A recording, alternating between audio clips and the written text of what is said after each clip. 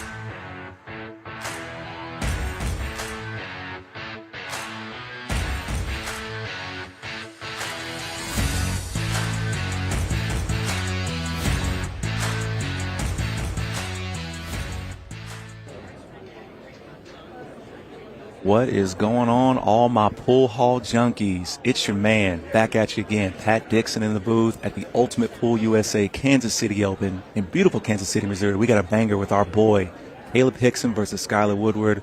And I'm joined in the booth with my ace in the hole, my man Pots and Pans, Corey Shemtov. How are you, man? Good. Just glad to be here. Excited for this match. Kaleb, homegrown talent from South Carolina in our Greenville-Spartanburg area. And we're very excited to see what he can do against, I don't know, who's this guy, Sky Woodward? Have you heard of him? I heard he's pretty good. We'll see. We'll find out. We'll see what he's got. We had to beg and barter to get our boy on the stream table, and then we begged and bartered to get in the booth to commentate for it.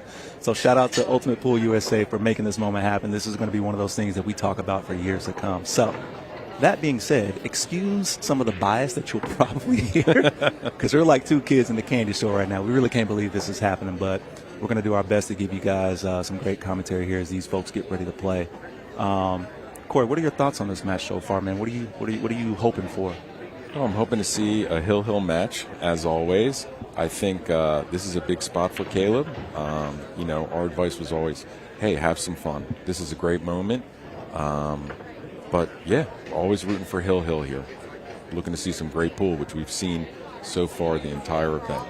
There hasn't been a match on the stream table that it hasn't been a nail-biting, just fun overall experience to watch, whether we've gotten the 6-ball shootouts that are happening or, 5-0, 5-1, whatever it is. It's always a great show at the Kansas City Open.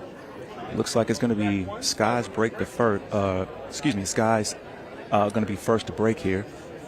The break is so important in these matches. You break dry.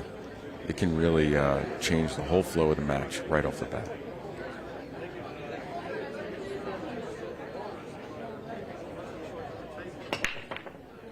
Gets a good break. Watch out, cue ball.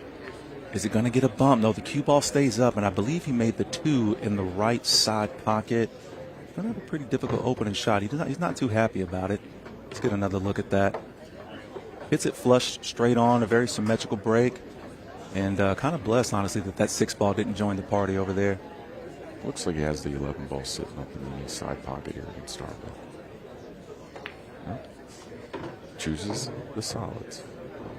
He got a really nice spread on that. He's got a couple of balls sitting in front of pockets here, nothing really tied up. It's really all about connecting the dots here for Sky as he's poised to open up this match with a break and run. It's going to be a race to 5, including the 40-minute match clock. Yeah, there's such a large field in the Open this time around in Kansas City. And it's 5 games instead of 6. What a great turnout, by the way, Pat. I mean, just the vibe in the crowd, the electricity of the event. It's just unbelievable. If you haven't been to an Ultimate Pool event, you got to get there. Got to get here 9 o'clock in the morning and 10 o'clock at night. It feels the same. It's just electric in the arena as Sky's putting the finishing touches on this opening break and run. Pocketing the 8-ball. He's going to go up 1-0. In this race to 5. It's going to be Kaleb Hixon's break coming up here. I know Kaleb was playing on the other Brunswick across the way. That's usually like the content table. A lot of players are going over there to play some doubles, stay warm, have a good time. But he was able to get on the table early and get some practice in. So hopefully we'll see that show up and he can compete a little bit, have a little fun. No doubt. The feature table here, the arena table, the cloth is so fast. The speed is way different than the tables you're playing on in the Open tournament. So it'll be important for Kaleb to adjust to the speed and also adjust to the pressure of playing in the arena. I mean, Sky's been there. He's a world traveler. He's used to being on these streams and on TV and all that. And now Kaleb has to step up to the plate, and we'll see how he reacts to the pressure. That's a great point. Because I'll tell you, I've seen Kaleb play a handful of times in some local tournaments that we have down there in North Carolina. And as far as adjustments goes, like to the table, he's fine. Mm-hmm. He can adjust to the speed and how the cloth is grabbing when using English very well. So I think to your point, it's going to be huge to see how he deals with the pressure of being on screen. Right now, looking cool as a cucumber over there, No doubt, ready to go. Fire in his eyes. By the way, who's that racking up them balls over there? Is that Nate Kane in his first appearance in the arena as a referee? Doing a great job. I think he just got certified, if I'm not mistaken.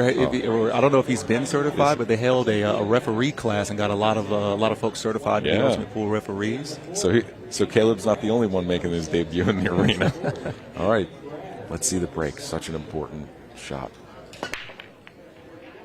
Gets a really nice break. A few balls make it into the pockets. He's going to get a good spread. Not a lot really tied up. That 8-ball got covered up by the 9 in the bottom right-hand corner pocket. Hits that 1-ball flush, couple of stripes. He made 3 stripes on the break. See how he chooses to attack this.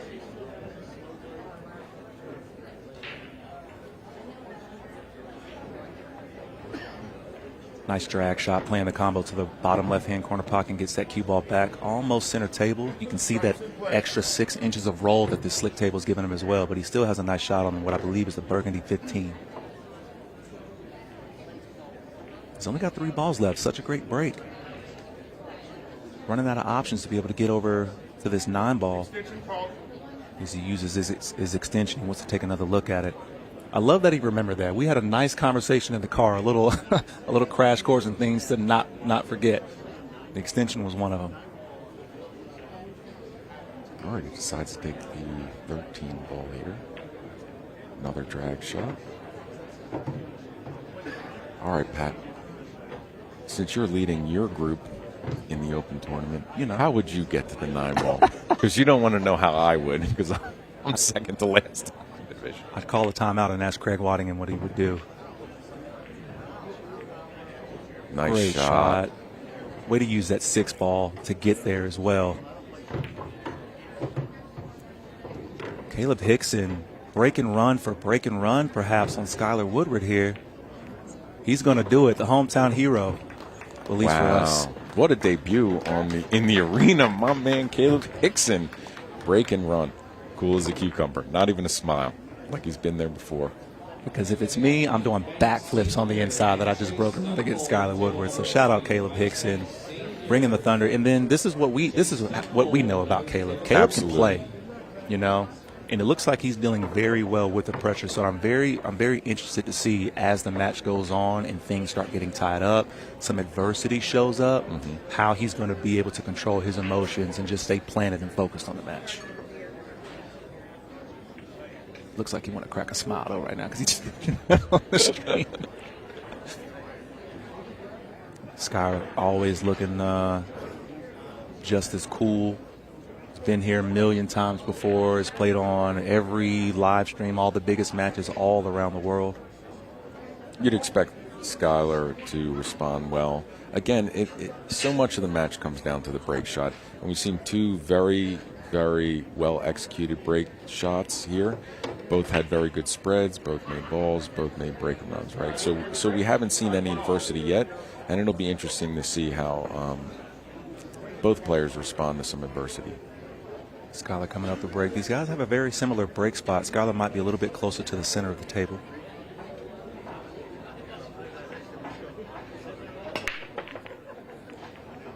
Went back with a symmetrical break, but he's going to come up dry here, Corey. All right. Kaleb has an opportunity. He's got a really difficult opening shot. If that's how you dry break, that's the best dry break you can probably have. I mean, cue ball just stays up there at the top of the table, covered up by a ball. It's what I call my safety break, because that happens to me all the time. I break dry, but I get a little lucky. Might have a thin little window that he could take this cut on the 2 ball. Oh, it's open. Oh, he's going to come around for the 4 ball. Solids in play. He's got a very nice touch shot with those thin cuts. You can really lose control of the cue ball quite easily. A very nice shot. It's a shot like that that can really lock you in. If you weren't locked in before on that break and run, a shot like that will really help you settle the nerves and hone in on what you need to do. He's controlling that cue ball very well. He wanted to get a little window for the 3. I don't know that it's there anymore. And also, if you take a look at that top left-hand corner, one of his solids, I believe that might be the orange 5. Yeah, I think that's the 5 ball, Pat. That is a problem that needs to be solved. Oh, he's going for the 3 here, Corey. Looks like it's available. Only just. It was tight now. Skyler with the chance at the table like here. It looked like he got a little bit quick on his stroke there. Yeah. Maybe a little bit of a slower speed on that stroke as well to help that cue ball rotate around with that bottom left-hand English that he was using to kind of throw that ball in as Skyler's working on these stripes now. Only really, I guess if you want to call it a problem ball, is going to be that 10 ball that's hovering just above the left side pocket. Again, not many problems on this rack. You'd expect Skyler to be out here. Just got to navigate around these 3 solids. Going to do just that. Bumps into the 1 ball. I believe he does have a shot on that red 11 to the bottom left-hand corner pocket. Shooting off that rail is always a little bit touchy. Handles it nicely. Great cue ball control.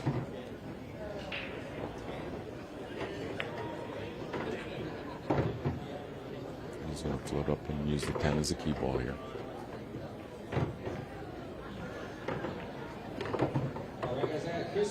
Nicely done. Just enough space for that 10 ball to be above that side pocket so you can shoot this pretty comfortably.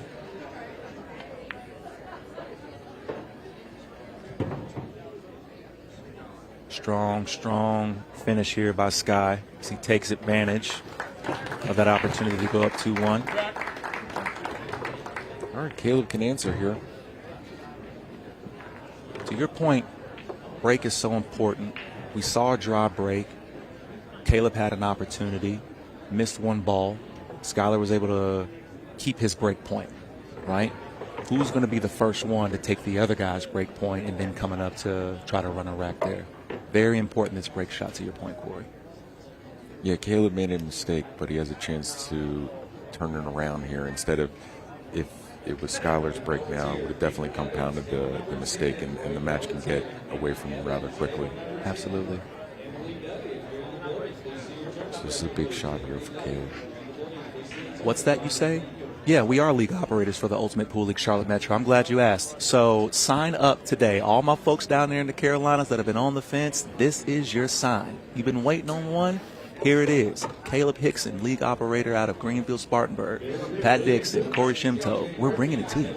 It's here. We're starting August 25th, baby. Hit me up. Did you say they have an email address you can email the league operators at? What is that email? ultimatepoolcharlotte@gmail.com. Hit us up. We'll reach out to you. We'll get you signed up to play Ultimate Pool. Kaleb with another great break. Makes 2 balls, I believe, a stripe and a solid. It's going to have a nice opening shot here as well. The break really working for both these players right now. We've got a little bit of a tie-up down here in the bottom right-hand corner. That 10 and the 3 ball. Outside of that, everything is opened goes up. in the corner pocket there, Pat. So I would expect him to take the solids here. Solids in play. Yeah, it's going to be interesting to see how he decides to address it, because to your point, it definitely goes, but you got to be in the right spot to be able to get there. So does he take it as it is, or does he go for the breakout later on?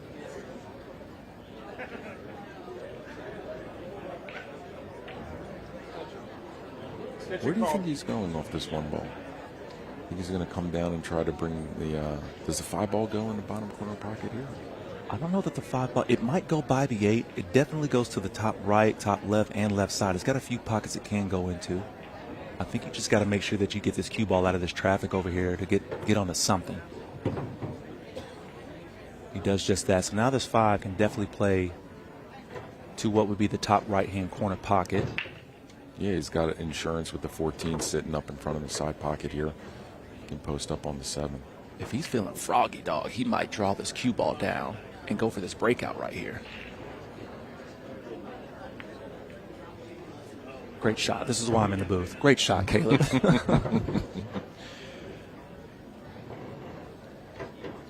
Going to take a look at that 3. Kaleb, young man, I believe he's just 21 years old. Got the whole world in front of him. Really fantastic pool players you all are witnessing here live, showing great poise. He's got to be careful. Watch that 15. Oh, tried to go for the breakout and didn't get it. Maybe some defense coming here, Corey. Can he lock that cue ball up behind the 3? That's the play. Only just. Really nice attempt, but he does leave that problem for Sky to be able to solve. I will say this, we talked about it at the beginning of the match, the adjustment to the felt in the arena, the plays faster than the other tables that you've been playing throughout the tournament on. And it's just that extra roll. It just has a little extra roll. And it shows up. If he shoots that shot on any other table in America, he's locked up behind the three. Locked up. But that's CPBA cloth. It is no joke. And I believe that this is now going to be a Brunswick arena. Yes, here at Side Pockets. They're going to have these beautiful, great playing 7-foot Brunswicks all the way around this place. So if you're in the Kansas City, Missouri area and you want to come to a great pool hall, it is Side Pockets. I've been very impressed with this venue. Good food, great people, the staff is awesome. And with all new Brunswick tables, the pool is going to be exceptional. It's a really nice shot. Sky's got a good angle to be able to manipulate this cue ball for that breakout. But he might just play short side position because, to your point, I think the 10 goes.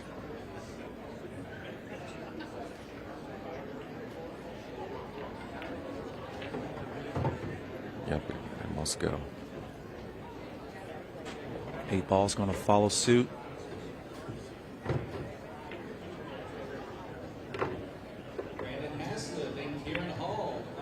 Oh, and he misses it. It looked like it came off the 3 a little bit. And what a jelly roll. Call him Krispy Kreme, because he's got all the jelly rolls. Oh, my goodness. Let's take another look at this shot. I don't know that it was going to go ever. It was very close to a foul, if I'm being honest with you, but Kaleb's going to be kicking here. He's got to try for the kick here. Is he going to get a little jelly himself? Not quite. This is a very difficult shot. You think he back cuts, or you think he's going past the 8 ball here? I think you have to back cut. I think you have to back cut this 10 to the bottom right-hand corner pocket, because you'll probably miss the 8, but if you bump into it, you'll also be fine. Bumps into it. It's going to get a little bit wild. I take it all back, America. He's got another difficult shot coming up here. But you're talking about the bank champion. He's banking this, without a doubt. I think he's a favorite to make this bank, to be quite honest. But what do I know? That's why that's why I'm in the booth and not on the table. Or I should be on the table and not in the booth with that type of prediction. And right when you think Sky was going to prove our point right about stealing a break point, an opportunity for Kaleb to tie things up here 2-2. Kaleb has to take this rack. How many times are you going to play Skyler, Woodward, bar box 8 ball, and get multiple innings? You have to finish here. Beautiful speed right here as he sets up perfectly on the 8. Special things happen when you shoot at great players. Absolutely. Got to punch back. Kaleb Hixon coming through, tying things up 2-2 at this Kansas City Open. Getting a little bit of applause from the crowd as well. People might have caught some flights from Charlotte out here. Never know. He's making a name for himself. Soon they're going to be like, that's Kaleb Worldwide Hixon. I'd love to see it. Sky looks on. There's still a long way to go in this match. And it looks like Kaleb is. He's sitting back. He's just living his best life here. It looks very calm. You can control those emotions, you know. Pool is such a mental game. Such a mental game. You know, you got that tornado going on inside sometimes when things aren't going your way, but can you quell the weather? Can you calm the storm and just focus on the task at hand? It looks like he's doing a great job at that. Absolutely. I just want to say, because I know some folks back home are listening, y'all know how much I love food, all right? The cheeseburger and the apple cobbler out of this place, I almost moved. I was about to be a very difficult conversation with the wife. Maybe we might need to move to Kansas City. There's this pool hall that has some great apple cobbler. It is very good, the apple cobbler. I've been double dipping, I got to tell you.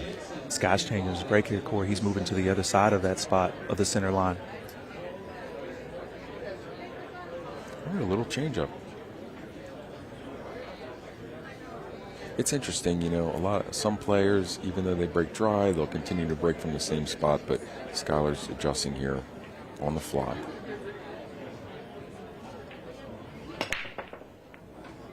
Good break. Looked like the balls in the middle were a little bit loose as the one holds up. That one ball probably falls yesterday, but as we've been getting more play on this table, it's slowing down just a tad. Yeah, it's breaking in a bit. Good call. This is a huge opportunity for Kaleb here. Let's see how it works out for him. By the way, all you folks here in Kansas City who've been thinking about joining Ultimate Pool League here, today is the day that you want to come out and do it. They're running special promos all day. They'll get your sign up. They'll find you a team if you're not bringing your own. Head on down to Side Pocket Billiards, guys. Great opening shot right there. A couple of bumps, but not too bad. That 4-ball is not in a great spot, Corey. We'll see how he navigates. There's a lot of traffic on the bottom of the table. I think he's shooting this combo 3 to the 1 all the way up. Good shot there. Yeah, that 9-ball's covering up that 4. It's also covering up that 7. It's got just enough of that pocket to let Skyler own it.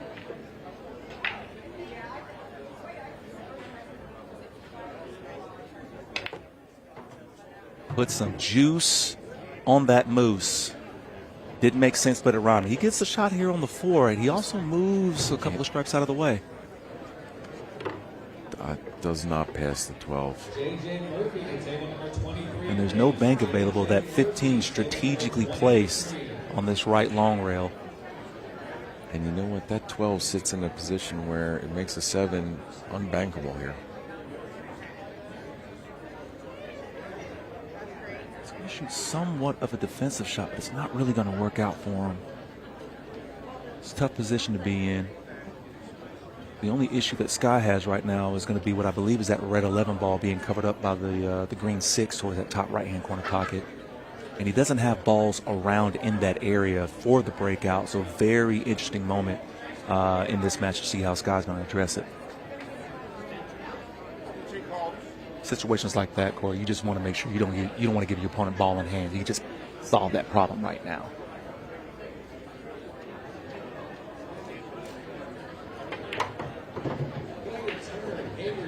Found the window. He was trying to go for it right then and there. Absolutely. Well, that's what they say. Try to deal with your problems early. And as this rack continues, the opportunities will begin to run out more and more. And now that I remember who this guy is, he could definitely set up for the bank here. Right towards the right, that left side pocket.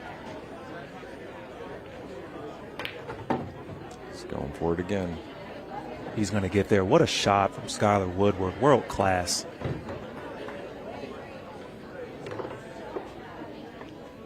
Just taking a look down here. Not really a problem, but something to pay attention to is where this blue and green stripe are towards the bottom of the table. Once he's able to dispatch of that 9, that's really going to open things up for him if they're kind of too close together to go to that bottom left hand. Let's take another look at this shot. Perfect. Really got to let his stroke out there.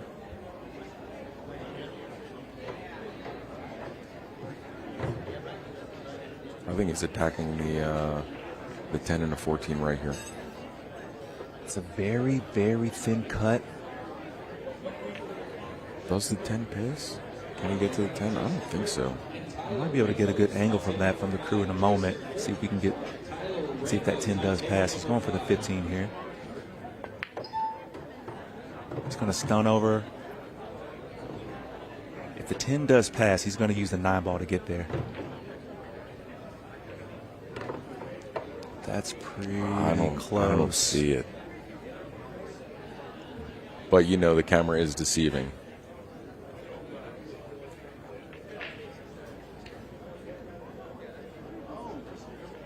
I must think it goes. It holds up. An errant mistake from Skyler Woodward, and he hangs. How does that stay pocket up?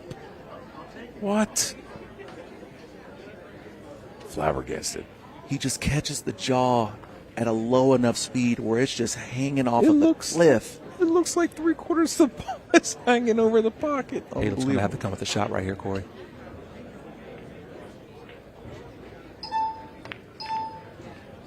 Absolutely drills it. How's it going to end up for him? It's so hard to control the cue ball because you have to put speed into it to keep it off the rail. I think he does have a shot here. He just needs to avoid this right side pocket. It's definitely in play. Beautiful shot here from Kaleb Hixon. He's giving himself an opportunity.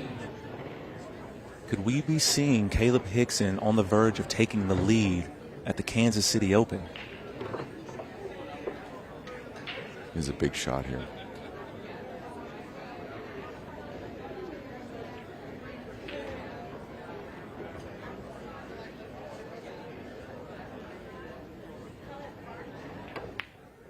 Oh, and he's going to jaw it. How's it going to end up? He was a little bit elevated on the cue to hold that cue ball for the 6 next. And that's going to throw your accuracy off just a bit. It's a very difficult shot under the circumstances. The pressure, knowing that you can go up. Definitely. Only a few balls left on the table. That was basically the rack there. That was the biggest shot of the rack. So all the pressure was on that shot. Skyler's going to clean up here and take the lead, 3-2. An opportunity missed for Kaleb, but it's not over. We are racing to 5. Anything can happen. Skyler looks on, takes a big breath. Maybe feels like he probably got away with one right there. It'll be interesting to see how Kaleb reacts to missing that pot right there. And, can he bounce back, or is it a point in the match where, hey, things kind of get sour? So we'll see. But he has fought back earlier in the match, so you'd expect him to get up and punch back here. This is that moment we were talking about. Adversity has shown up at your doorstep now. Had an opportunity, you missed the ball, your opponent goes out. You could have been up 3-2. It's the other way around. How do we respond? Absolutely. And that's part of the mental game that's so important, because at the highest levels of pool, everybody has a ton of skill. Everybody can make shots. Everybody can move the cue ball. And it's the mentality that really separates the upper echelons of the sport. It's a big break here. Caleb's been breaking well. Sticking with the same one, too. He's not switching things up, which I like to see.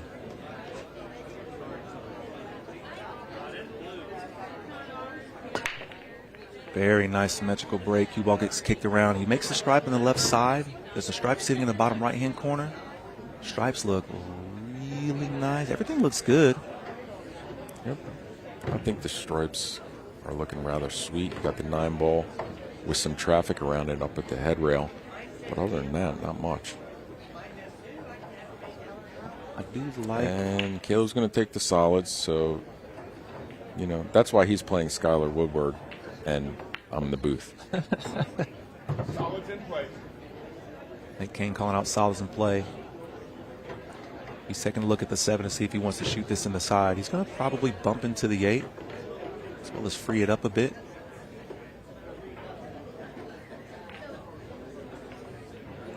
It's a good shot. Might be able to go ahead and get this 1 ball right now. That's the... I think he can play the 1 first and then come back for the 3. It might slide right on by. That's a really nice camera angle there. Getting that over the top view. I think that does slide by, Corey. I think the play 1. Position.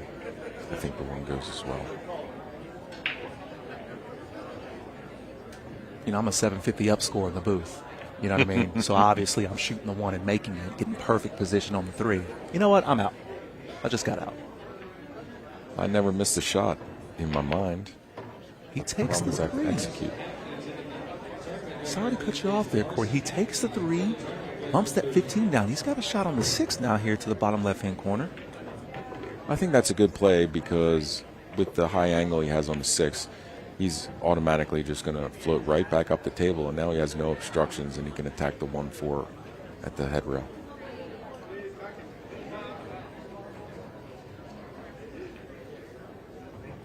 Great call.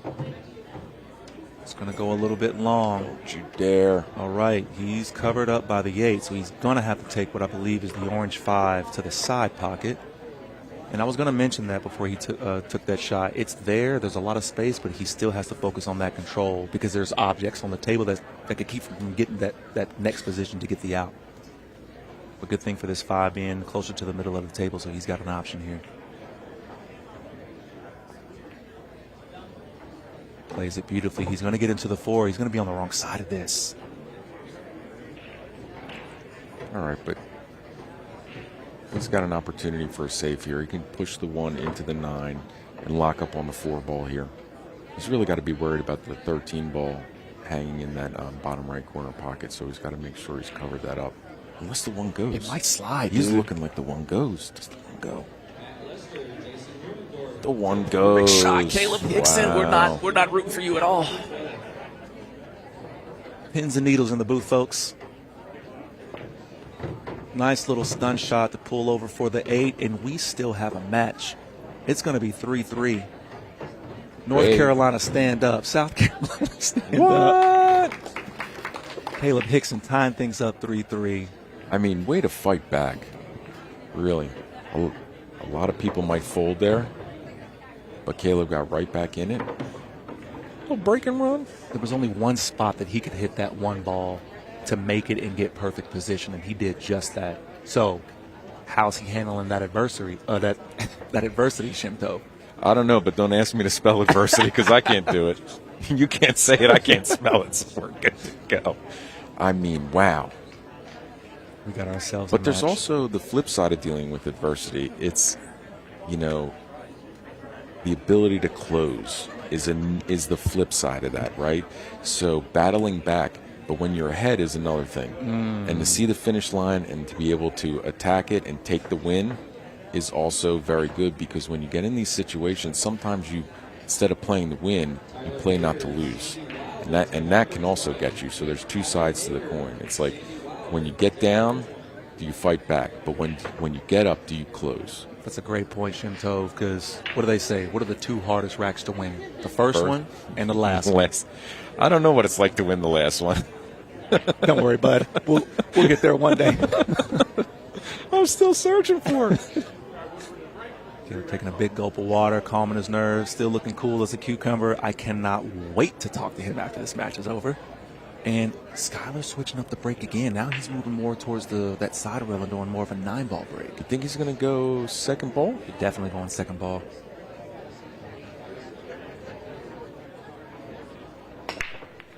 Cue balls, 8 balls flying around. He made a run, In the open, the 8-ball does not count on the break, but in the shootout it does. So if Skyler makes the 8-ball there, it gets spotted regardless. Great call there. And just for all of our new viewers, if he were to only make the 8-ball and nothing else, it is spotted and it would be his opponent's shot. You would have to make the 8-ball and an object ball to continue shooting, and it's going to be open after the break.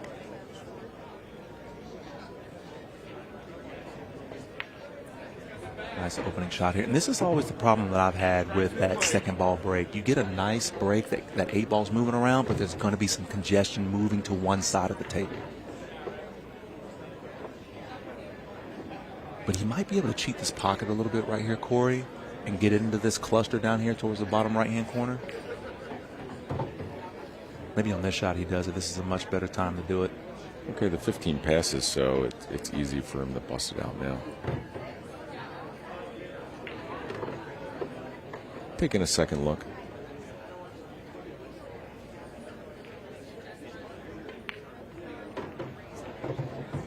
Oh, does it drop? It drops. No sweat off his back. He does have a couple of more shots here. He's got the 10 balls in insurance. That's also something you got to think about as well. When you're going for the breakout, it's always great to think, hey, where's my insurance ball here in case the breakout doesn't go well? And that's a huge factor in straight pool, 14-1 continuous. You're always thinking about, hey, I got to go in the stack here and break stuff out, but you always want to have that insurance ball. So if you're looking to get out, that's a good thing to do. So Skyler here had the 10 ball. So as long as he came off the rail enough, even if the 14 goes here, he's still good on the 10.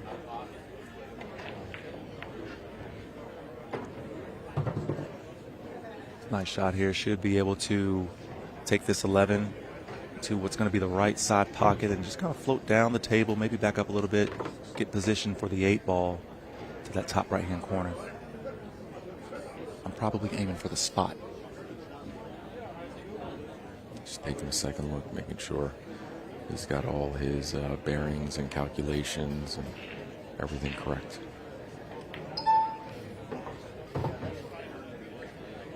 He's gonna get there. Only just. Is he there? I think he's there. Yeah, he's got it. How does he do it? Because when I do that, I'm behind a 6 ball every time. I don't understand how it's possible. Yeah, my cue ball and that 6 ball are definitely holding pinkies as they go to get some ice cream. Come on, man. Skyler Woodward takes it 4-3 on the hill. He needs one more rack to close out this nail biter of a match at the Kansas City Open as we're getting to the nitty-gritty in the group stage.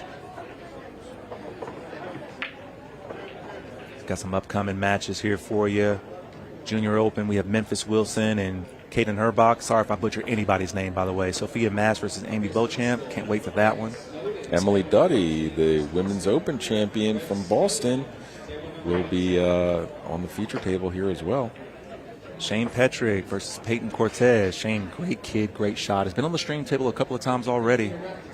Playing super well. Corey Duel, Dennis Hatch, and then the last of my group, Derrick Blackman versus Brandon Agee. That should be a fun one to watch as well. Very close match there, I think. And when Pat Dixon says his group, he means it's his group because he's currently #1 in his group, just in case you're looking. And you can go to ultimatepoolusa.com and check out where anyone is in the tournament with the live scoring. Go check it out, ultimatepoolusa.com. You can follow all the action online in real time. We got a draw break here. If there was ever a moment to not have a draw break, it's right now. You can see it on his face. He knows. Not out of the woods yet. Anything can happen, but like you were talking about earlier, at this skill level, this kind of opponent, this situation, you need everything going your way. I want to be breaking and running. I need a ball on the break. I need some opportunity here. I don't want to give my opponent any chance to get to this table, and everything's pretty open as well. Yeah, there doesn't seem to be much to this rack. Stripes or solids, to be quite honest. If he didn't have to stretch and cue over the top of that 9, I think he would have taken stripes. And that is a weird position. He's going to have to stretch and shoot over the 2 ball a little bit here. Might have to get a bridge.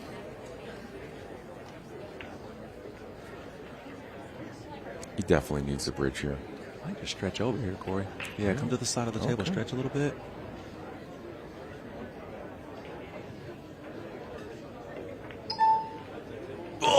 Oh my goodness. Wow.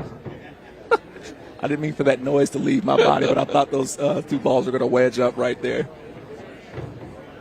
That was a key shot he needed. I had to catch Pat there, guys. He was going down for the count. I had to revive him. Wow, it almost hung up. It's interesting how the 6 fell, but the 1 earlier in the match didn't fall. But those are the breaks, right? Those are the little things, too, that can affect the match. Definitely can, as Skyler Woodward is 4 balls and an 8 away from moving forward and I believe keeping that undefeated record so far in this group. He's a big favorite to get out here.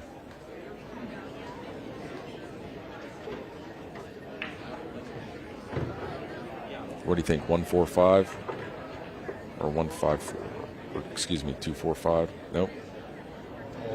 No, I'm thinking whatever Skyler is. Yeah, 5-4-2, exactly what I was going to. 4-5-2. 5-2-8. And if he gets out here and takes this match, Kaleb Hixon, you got to hold your head high, my guy. You played fantastically this match. Couldn't be more proud.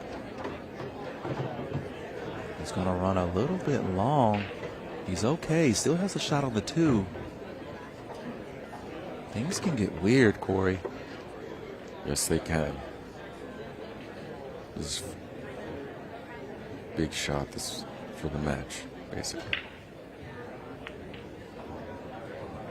It's going to be just fine here. Gets perfectly straight in on this 8-ball of Skyler Woodward, doing what he does. Closing out racks. It's going to be 5-3 his way. Great match from these two. We'll be back with you guys in just a minute. Bear with us. Keep it locked right here at the Kansas City Open.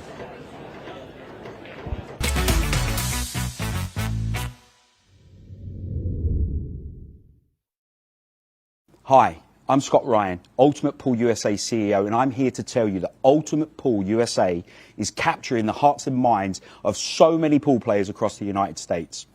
To the players, league operators and supporters, you are the reason we do this. We thank you. As we approach the end of our first season, I'm delighted to announce that our monster prize pool, including that groundbreaking $100,000 first prize, is ready to pay out at our nationals. You heard us right. No gimmicks, no gifts to the value of, just $100,000 in cash for the best team playing Ultimate Pool USA at our nationals. For the players, I'm going to hand you over to Ultimate Pool USA President Jordan Chavouche, who's going to reveal where our nationals is being held this year. Hi everyone, we're delighted to announce that the 2025 Ultimate Pool League National is going to be held right here in Cherokee, North Carolina at the stunning Harrah's Resort and Casino from Monday 10th through to Saturday the 15th of November. And guys, we've got you covered. Don't worry about too little playing space. We've got over 40,000 square feet. Don't worry about staying up too late. Our tournament team have got you at the heart of everything they do. Plus, when you're not playing, you can use the incredible facilities this resort has to offer, such as the spa, the bowling alley, and the many amazing restaurants. The whole team are really excited to welcome you here, so I look forward to seeing you in November, and good luck. This will be the biggest party in pool. Teams and players fighting it out to be the best of Ultimate Pool USA. But that's not all. We will have many special attractions, including our shootout, an open event, and many surprise guests from pools past and present. Get ready for all of the high-octane, fast-paced action you've come to expect from Ultimate Pool USA.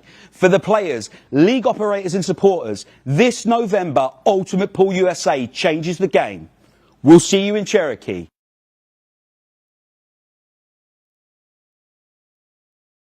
At APD Studios, we don't just design pool rooms. We build experiences around the game that we all know and love.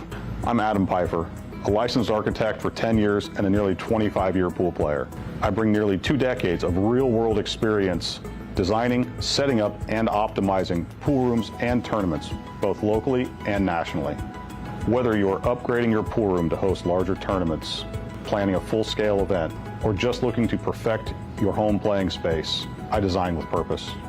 From traffic flow and lighting to vendor zones and spectator comfort, every detail is considered, making it efficient for staff, welcoming for players and spectators alike, and compliant with local building codes. For residential spaces, I bring the same precision, crafting rooms that feel luxurious, play beautifully, and reflect a true passion for the game. At APD Studios, we design for more than just gameplay. We design for the future of your room.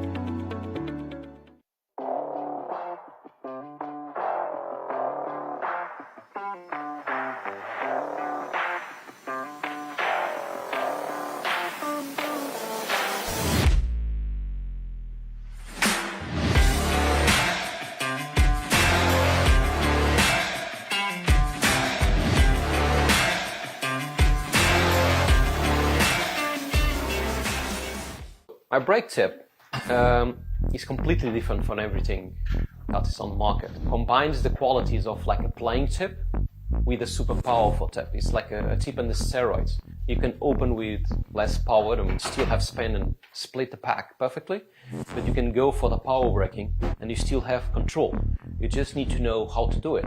A lot of play.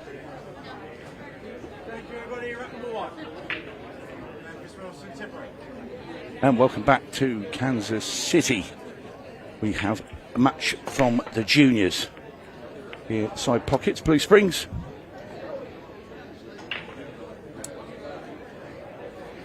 Mimphis Wilson versus Kaden Herrbach. Kaden, one of the strongest juniors in this field. I'm Tony Holgate. And joining me in the commentary box, another young man who is in this tournament. We've seen him already this weekend. Shane Petrick, how are you, buddy? Pretty good. Yeah, I just got off a win in the Open, and I got my junior match next after this one on the TV table. Yeah, cool. Hoping to go through the next one. So you know a lot about this young man. I do. Yeah, I've played a pretty good amount of times against him. He shoots really good. And he just got a ticket into the World Junior in Spain next year. So you're going to that, aren't you? I am. Yeah. So we're going there together, and that'll be fun. I take that's in Valencia. Is that correct? It is. Yeah. Beautiful city. I've been there. Yeah. Lucky enough. It'll be my first time there. I almost made it to New Zealand last year, but just kind of ran a little short there. But it'd be good to go this year. New Zealand. Wow. That'd be a fair old place to go. Yeah. So we will see you on the match table as well later today. Yeah, I should be on there. I think it says 140. That should be a good match. I'm playing Peyton Cortez. I've not seen a bunch of him, but expect him to shoot pretty good. So I got to be on top of my game. Yeah. It looks like here, I think the 14 can pass up table, pass the 4 ball. So I think you should be all right if he just goes to the 9 here, because he doesn't have to force anything. Yeah, I was on commentary on your match against Tom Cousins. Oh, he's rolled behind the 1 ball. And I thought you played very well, to be fair. The first 3 racks, you had the chance first before Tom, and it just lost the keyboard just a tiny bit. Yeah. I thought you were a little bit unlucky. But it's so hard on that match table, isn't it? Yeah, it was the first, it was 1 shot on each rack, and it just kind of, I don't know, I wasn't able to, 1 roll away from running out, and that's just how it went. Yeah, it's incredible. And then you get back to 3-2. Yeah, and then he breaking runs. And then you go dry and he runs, and yeah, there's not a lot you can do. No, I mean, 4-2 down's pretty tough to come back against somebody like Tom, especially after I give him time to get in stroke. Yeah. Because I think if I would have gone up on him early, I kind of take a lead, but I let him settle in. So. Yeah, he's very hard to beat at the best of times. Yeah. Never mind just in the middle of a big TV arena in a major tournament. Definitely. But it's all experience. It is, yeah. I mean, I played better than I did last time against him, so I mean it's all progress. I'll be honest with you, I thought you played very well indeed. Yeah, just the start. I mean, it's just gotta get it. But it wasn't like you missed silly balls. It was just you just lost the cube on it, and because the table's quite small, the bar box. If you're a couple of millimeters out and you're out of position, you can't get on the next ball, and it's kind of it all just kind of plays on itself. If you're out of position on 1 shot, it just the whole run out's messed up.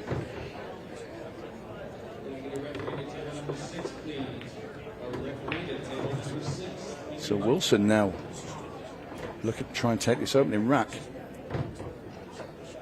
Yeah, he should be good here. I don't know if he's going to go. I can't see if he can just stun backwards or if he might have to go just 1 row below it. Oh, he's going to the corner. He's probably going to try to go behind the 9 ball maybe, up table, or just draw straight back. Taking it back. I think so, but 14, yeah.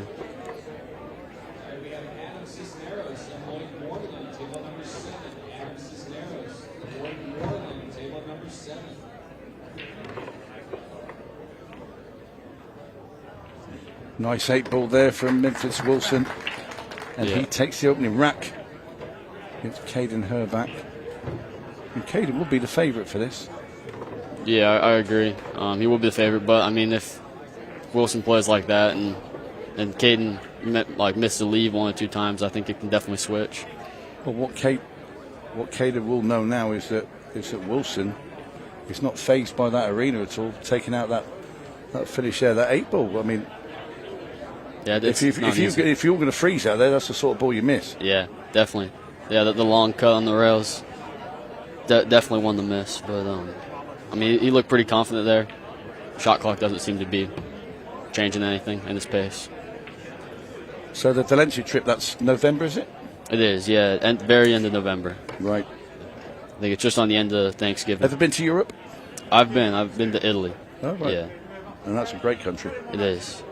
Yeah, that's where a lot of my family's from. So go there to visit them. Yeah. That's a good break. Cuba was bouncing. Yeah, made 3 balls. And the 14's trouble there. Caden's father in the background there, John.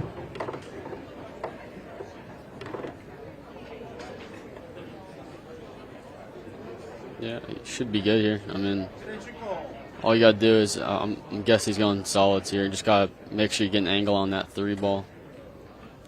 Would he play, just run the cue ball in and then nudge the 14 out of the way? I mean, you can either do that, or you can just take the 7, go 4 to the 7, and take the 3 ball and go around, because the 5's on this bottom left. So, yeah, because now he's gonna have to have 7 to the 5, which is it's a tough position off that shot. Yeah, very good. But he should be all right.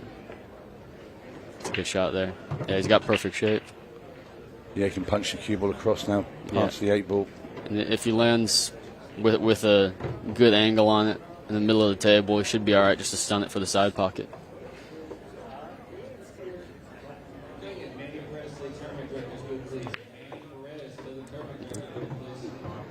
Yeah, very nicely done there by Kaden. Yep.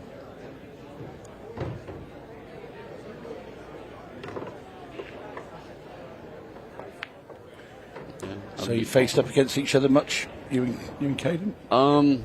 We faced up a decent amount in Boston. We played them twice. One in the Open and one in the juniors. Kind of unlucky that we had to run into each other early, but yeah. Yeah, I mean, it's always a good matchup against him. He's a true competitor. Definitely. Yeah, I was supposed to play him in Quincy again at Nationals, but I lost my match and he lost his too, actually. So, or no, he won. So I was supposed to play him, but I couldn't get him. I like the way he sort of just leans on the back of the arena wearing that top. Just reminds me of Justin Bergman. Just lay back, just leaning on the arena. There's Mimphis Wilson with a icy stare at the table. Yeah. Yeah, I think he'll be looking to probably try to get a break around here. I mean, the breaks have been pretty good on this TV table. I mean, in the valleys out in the back, they've been pretty hard to make a ball, but on this one, they seem to be spreading and at least getting the ball on the side. So I think he should be all right. But it's all about the break. Our ref finished racking the balls. Yeah.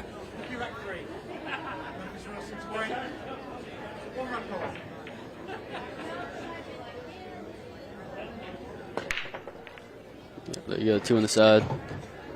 Stopped the cue ball nice there, didn't he? Yeah, good control. The pretty good spread, but I think that's a 13 ball. I can't tell if it passed the 13, but might be a little trouble. So when you go up to break, Shane, do you, if it's not working, say, with the original break, do you switch over? Yeah, I do. In this last match, I did a different break. Twice, like I switched up 3 times. On the 3rd time, it finally worked, and so I stuck with it. And I was able to get 2 breaking runs off it. But yeah, because I was starting off. I mean, on the TV table, I was doing the center ball, and just breaking straight down the middle.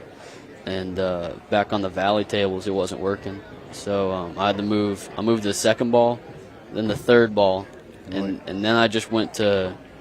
I switched to it's a wing break, like you're doing 2nd ball, but you hit the head ball full. Just straight on. and seems to be working. Yeah, that was my break, actually. I was always stubborn. No matter how many times I didn't make a ball off the break, I just stuck with it. Because every time, if I switched, and I did occasionally, and started playing second or third ball, the cue will be off the table. Yeah. And no matter how hard I hit it, I thought, well, I'll just soften it a bit. I'll be off the table. Yeah. I said, I can't keep doing that, so I just go back and just like you said, that windbreak with a head ball. Yeah. We overran a little bit. I think he was trying to play for the side pocket, but I think he just kind of nudged a little too much and ran into that one ball.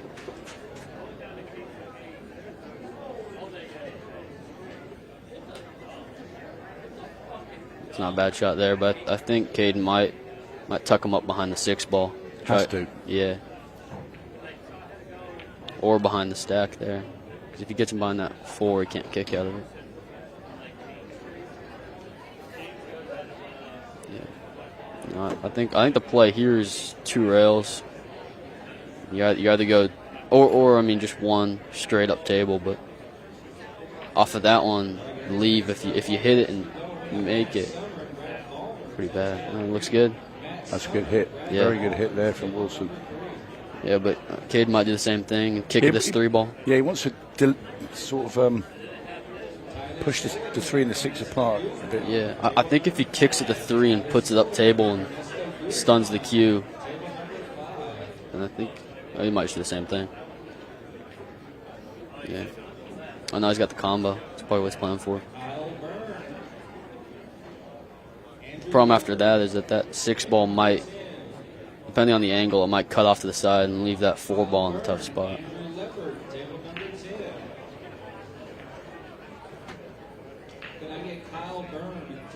Well, he's hanging in there. Yeah. But you feel it's only a matter of time before Kaden gets a clear view of these solids. Yeah. No. Would you go for it now? Would you play the 1 and then just play the little combo with a 6 and a 3? I'd give it one more try. Okay. I'd get one more. You want him to either get the 13 out or get just the leave 13 the ball in out. hand? Yeah, because right here, if he kicks at it now, which it's good that he gave him a spot, because now I think he can kick out with spin. The 13 should come to this bottom rail. Yeah. And he'll leave that 1 ball sitting right by the 8 for the break, or I mean for the shot out of the rack.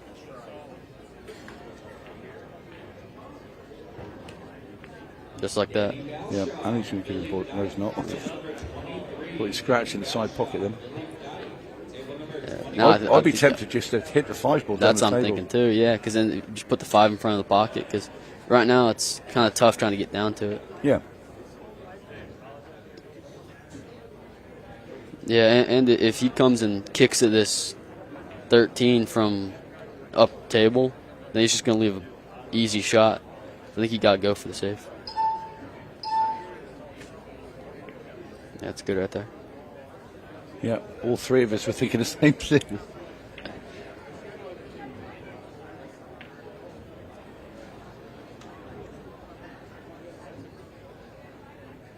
Oh, he's kicking that one. He's kicking short. Looks good. I'll tell you what, I'll give it to Mimphis Wilson. He knows his angles. Definitely. Yeah, he's Very not missed well. a kick once. No. No, I wonder if Caden's going to go for it here and try to cut. I mean, you either just play the safe again, get him behind that 6 ball, or you go for that 7 ball. I think I'll go now because sooner or later, the way Wilson's not missing that 13, sooner or later he's going to get very close to making it. And I wouldn't expect that miss there from Kaden Herbach. No. I mean, on these tables, you kind of expect it to deflect a little bit more, and I know that feeling that you kind of feel like it's going to catch the spin a little more off the shot. But play the bank shot here. That's in. Yeah, it's perfect. And Kaden will be hurting with that rack there because that was always his rack. Yeah. But Wilson just kept hitting the 13, never missed a kick. Yeah, that's a good rack there by Mimphis. Yes, showing some real resilience. Yeah. And mental strength as well. Been impressed with him. Impressive display by that young man so far. Yeah, now he's going to have the lead 2-1 going into this break that Kaden has, and so I think Kaden, I mean, of course he's going for the break around, but he can't give it up. So, I mean, I wonder if he might switch that second ball to not leave a run out. Because if Mimphis gets on the hill here 3-1, it doesn't look good for Kaden.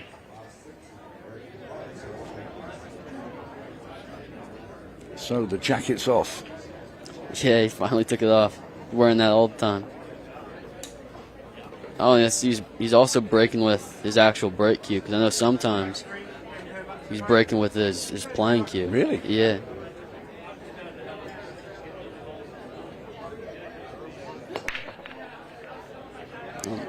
Might be dry. It is going to be dry. Yeah. And a disappointed Kaden Herbach. Yeah, there are definitely some problems, though. I mean, you got that 7 and 13 tied up. And I think, I mean, the solids, I mean, the stripes on the bottom, I mean, on the right rail, they're tricky, but they shouldn't be too bad. Is he taking it? Oh, he's taking it now. It's a risky shot here because he might just give it up. Or tuck it there. Good shot to make that ball, but a bit of bad luck as well. Shoving the 11 ball right between the 3 and the 6. Yeah, I think the better play there was solids, honestly, because he got that 4 ball to break out the 7. And if you break it out, then the 2 ball goes easy, because now you're just playing with fire, trying to leave Kaden the run out. Yeah, he's put Kaden in a stronger position. Yeah. Been sat in his seat. He's just going to bring the 7 off now. Try and stick the keyboard down behind the 6. Maybe. I mean, but if he runs into the 2, he's, I mean, yeah, it's risky. Unless he's running that 2 ball up. Yeah. That's not a bad shot there. But now the 2 ball's for trouble.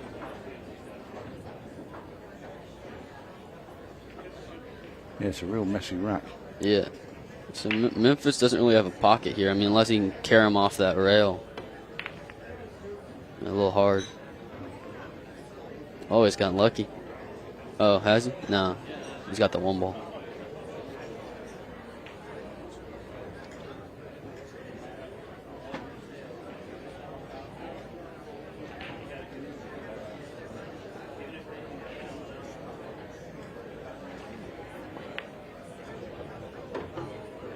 Should be all right. I mean, yeah, it's a little stronger of an angle, but should be all right to break out the 7 and miss the 13 ball, which I think is exactly what he's wanting. Oh, he's missed it. Yeah, it looked like he didn't quite have the angle there. Yeah. I feel like he was trying to rub off it too much and try to get a shot instead of just going straight into it. I think he was trying to nudge it into the middle of the table, which made the breakout pretty tough.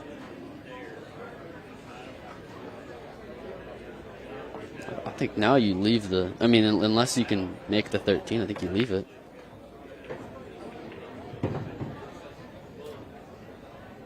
Okay, we just hands over the table to Mimphis Wilson. Who I believe he's got a shot in that 10 ball there. But I think the safe, I mean, yeah, the safe should be a better shot.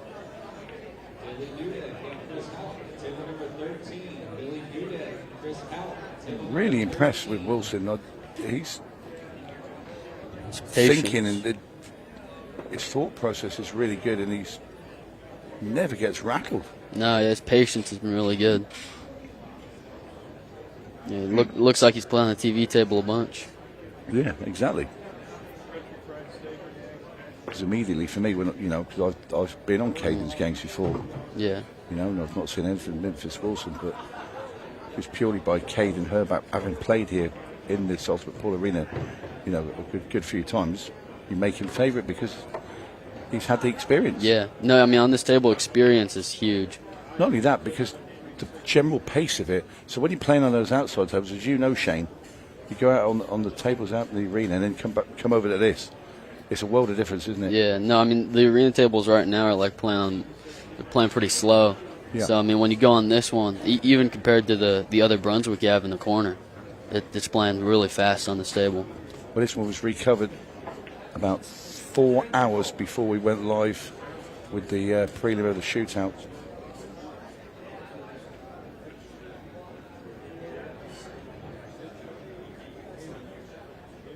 Now, the safe is that. I think it's a good shot, but I think I would have just gone for it there. Because I think he had an out. I mean, the 5 ball went, and it went to the 2. I think the out would have been strong there. Get a little bit momentum going. Yeah, the thing, when you get into a sort of match like this, you try not to lose it rather than win it. Yeah, but I mean, yeah, I think that if the 15 passes past the 7, I think he's got a pretty good out.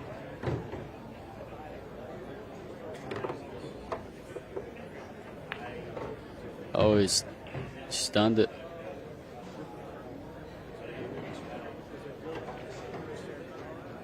Yeah, that's one thing I found on this table is that after you play it for a little bit, it gets a little bit worse because you try to overcorrect for your mistakes. Yeah. And so like on that one, he didn't put as much top on it. So I think he's probably trying to not overrun it, and he ended up just kind of stunning off the rail.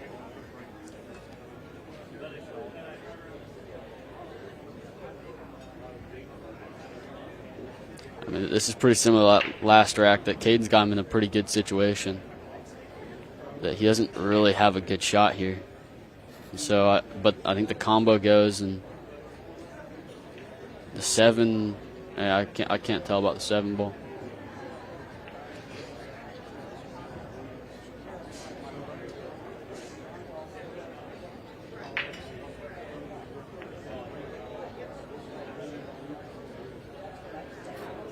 Do you go for it now? Yep.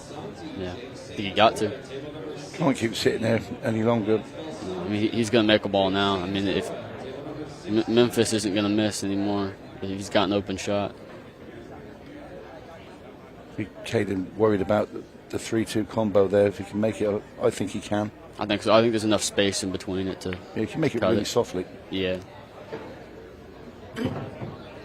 Yeah, and Mimphis opened up that 7 ball, so the run out's pretty good. Do you think the way Kaden plays it, if he played the cue ball into between the 3 and the rail, will it push the 3 towards being underneath the 10 ball so he can play it across there?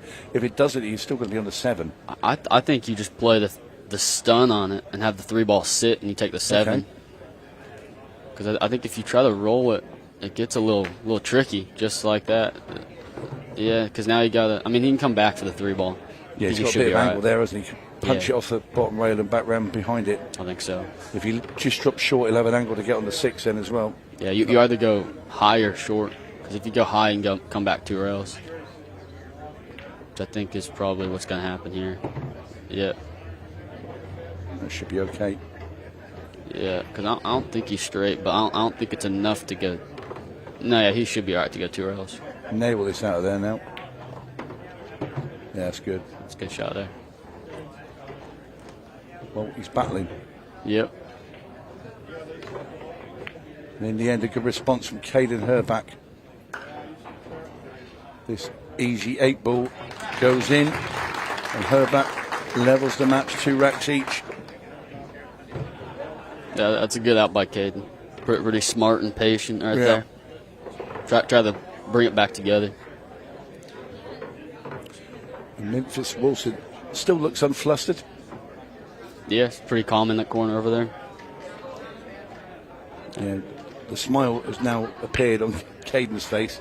He wasn't smiling a little while ago, was he? No, a little worried he was going to get 4-1. Yeah, he's right back in it now.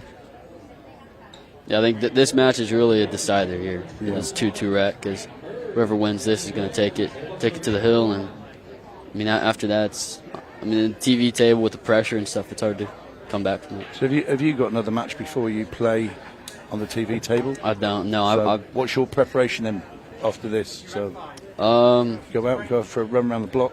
Yeah. I don't know. I mean, go shoot on the practice table we got over there. Okay. Yeah. No, you don't want to shoot on there too much because of the difference of speed of cloth. Yeah, I mean, come out there and then the first couple of shots you've overrun. Yeah, I mean it's better than shooting out on the valley tables, but I think that he's got. I didn't see Mimphis scratched. So let me get this right. So let's say 30 minutes before you're due to come out there, you just want to do it to loosen the arm up before you get out. Yeah. Yeah, because I feel like I'm not really when I'm shooting. I'm not really trying to get the speed down the table. I'm really just trying to get my stroke in play. I think that's the key thing for me, because I feel like even just one rack playing on the table, I feel like I can get the speed down. Yeah. But I think it's my stroke that might take a little bit longer, so I need to really take time on that. And the thing is, you've already had 2 matches out there, in the shootout. Mm-hmm. You had a good win to start off with, and then obviously you had your match against Tom. Yeah. Got a bit unlucky there. You went for the break. Oh. Yeah, there's an empty seat. That's where Yeah. Kaden was sat. Yeah, he should be all right here. I think the angle comes just below the 14 ball. I believe so. But the tricky thing is the 6-1-2, because if you come too short, you got a weird combo. If you come too high, you're dealing with the stripes over there on the left. What is noticeable, Shane, is there seems to be more purpose in the way Caden's going around the table now. There's a quickening of the step. Yeah. Since he's got that second rack. Yeah. I think he thinks, right, now's the time to push on, get this done. Yeah, and definitely more like oomph in his shot. He's definitely putting more confidence into it. I feel like at the beginning he was kind of maybe a little bit timid, shooting around, trying to play 2 ways. Yeah, well, he missed the ball, didn't he? A couple of racks ago up into that top left corner. He Yeah. missed it by a fair distance, which you wouldn't expect him to do. No, yeah. But now since he ran out that last racket, he seems to have arrived at the match. It's the Kaden Herbach I'm used to seeing. Yeah.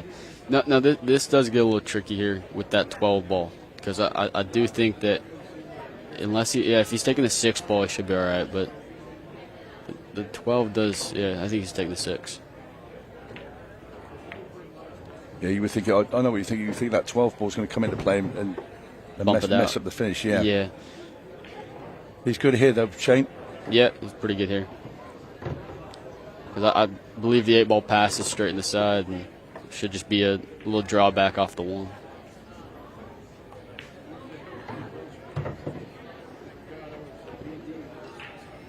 It's pretty good. Perfect there.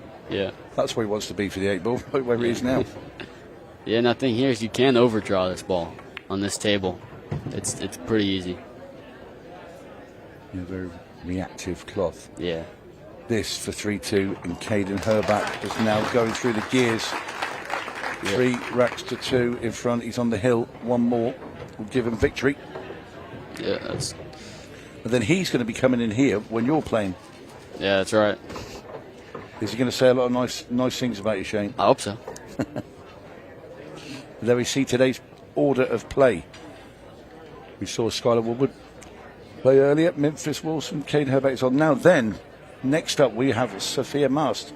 She'll be playing England's Amy Beauchamp, followed by Sandy Wilder against Emily-Duddy. Shane Petrick, who is sat right to the left of me, will be taking on Peyton Cortez. Then we go back to the Open to finish off the afternoon's play with Corey Duel versus Henry Chard, Dennis Hatch, Julian Stahl, and finishing off with Derrick Blackman versus Brandon Agee. And that is our day's play. And then we will have a break. And this evening will be the mixed pairs shootout. Yeah.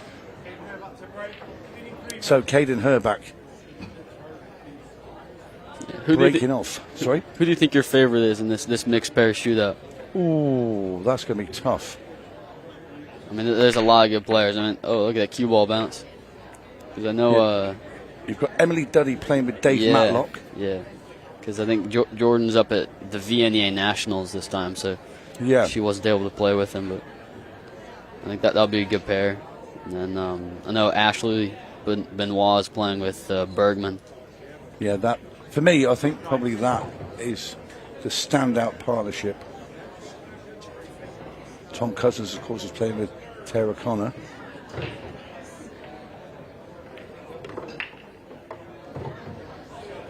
Yeah, and Skyler Woodward is playing with Janet Atwell. That's a good matchup. Yeah, that's a very formidable pairing. Yeah. Craig Waddingham is playing with Amy Beauchamp, the all-English pair. It's tough here.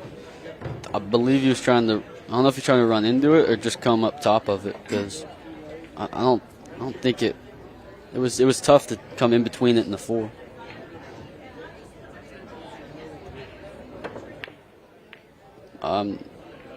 Not sure what he's going for there, but maybe the bank.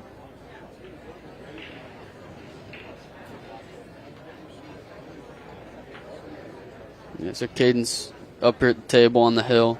He's got a few good shots, but the stripes are really blocking most of his balls in that pocket, so he might take care of that right now.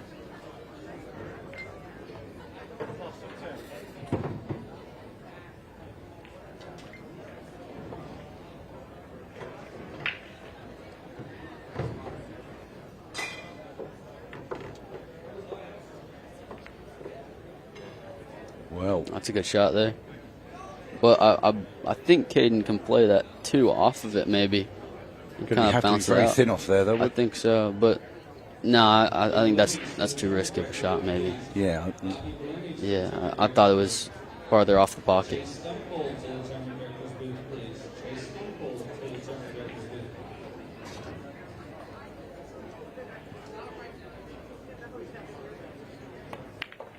What a shot. That's a good shot. That's the one you called. And part of the 7 ball. That was a really brave shot and so well executed by Kaden Herbach. Yeah, no, I think he can just roll just an inch forward and cut this 4 ball without hitting that 14. And then from that on, I think he should be all right.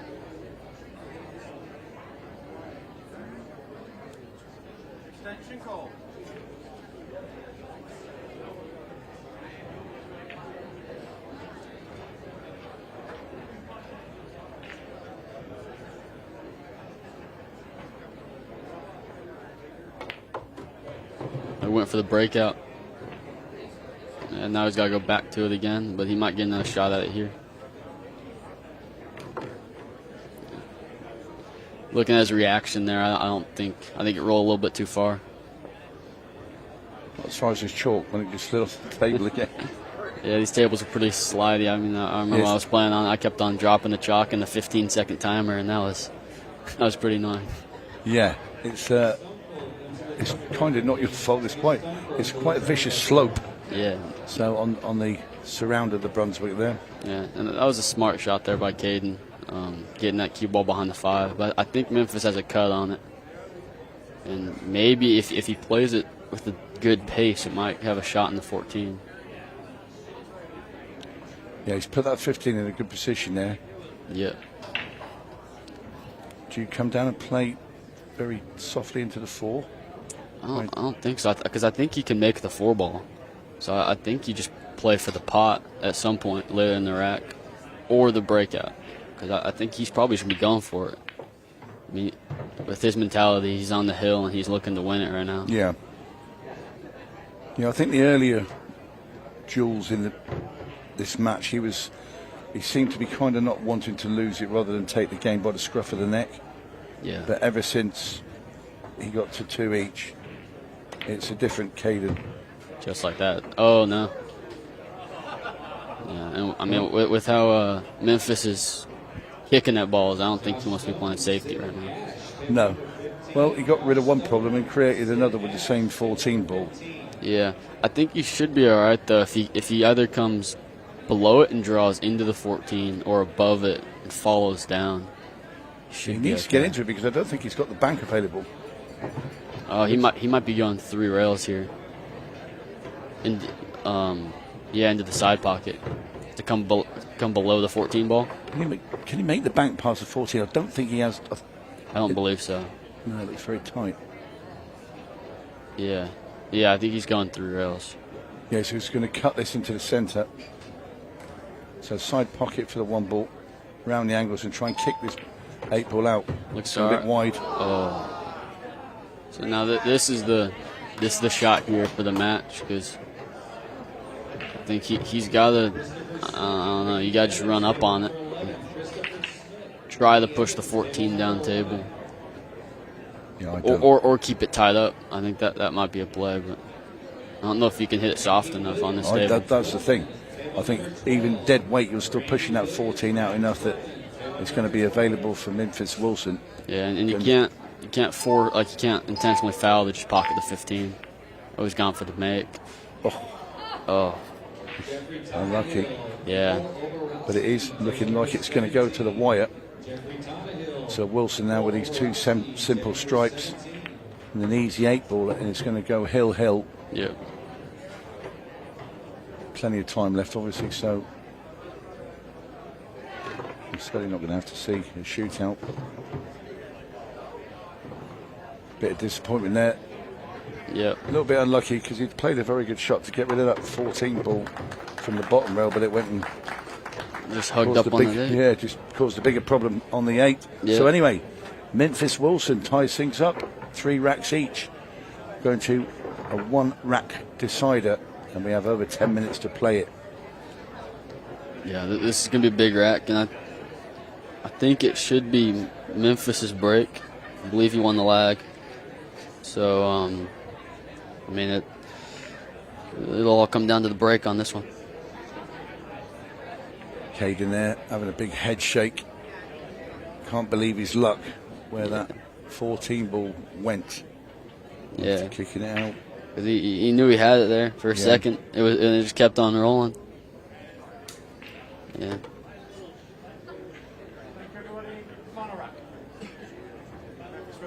Yeah, I can see that they're doing the exact same break on that side there. It seems to be working sometimes, but it's a lot of scratches. Oh, it's dry. Oh wait, no, 15 ball. It's pretty open. So where'd you go here then, Shane? I think you gotta take solids because unless the 9 and the 13 are pretty wired, I think it's kind of risky taking a shot you're gonna have to break out when you know Kaden can run out pretty easily.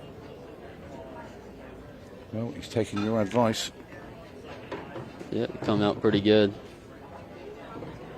So when you're looking at the run from here and the pattern, which way would you now be thinking? And what's your last ball to leave to get on the 8? I mean, I'd probably think about either the 4 or the 7 ball, just because I want to get the 3 and the 5 out of the way down table, and I think I want to go. He's come a little long. Gonna go into the 9 ball, but yeah, that changes it a little bit. Because I would think you'd want to take the 4 ball in the corner past the 10 and just, yeah, I don't know what the play is here unless he go in the corner pocket and run into the 8. It's big long 7 into the top left here. It's a missable shot. And he's missed it by a long way. Yeah. Not a great opportunity for Kaden, but definitely a chance. I think he's got the 10 ball on the side. Yeah, the thing is as well, Shane, he heard the chime there for the 15 seconds of shot. Yeah. And I think he looked a little bit rushed when he played that 7. Mm-hmm. Yeah, it's interesting when, if you're shooting when the timer goes off, it switches down immediely on you. So it's a little bit kind of worried. How do you find it when you play out there under 15 seconds? Yeah, for this time, it did feel. Did he? What was he playing? Oh, he's tying up the 8 ball. Yeah, I feel like against Tom, it was interesting. I felt like it felt quicker than it did last time when I played against Hank on it. I'm not sure why, but it just maybe my mentality was different because I was trying to come back from down. Yeah. Well, is he on this 8? He's come perfect. Oh, wow, what a shot. Yeah. This 8 is for the match. I think Kaden should have just gone with the out because he's... Down it goes. And what a finish there from Mimphis Wilson. And against the odds, he has taken down Kaden Herbach by 4 racks to 3. Very well played. I'll tell you what, there's a man to watch for the future. Anyway, don't go away. When we come back, we're going to have some action from the Women's Open when we see Sofia Mast take on Amy Beauchamp.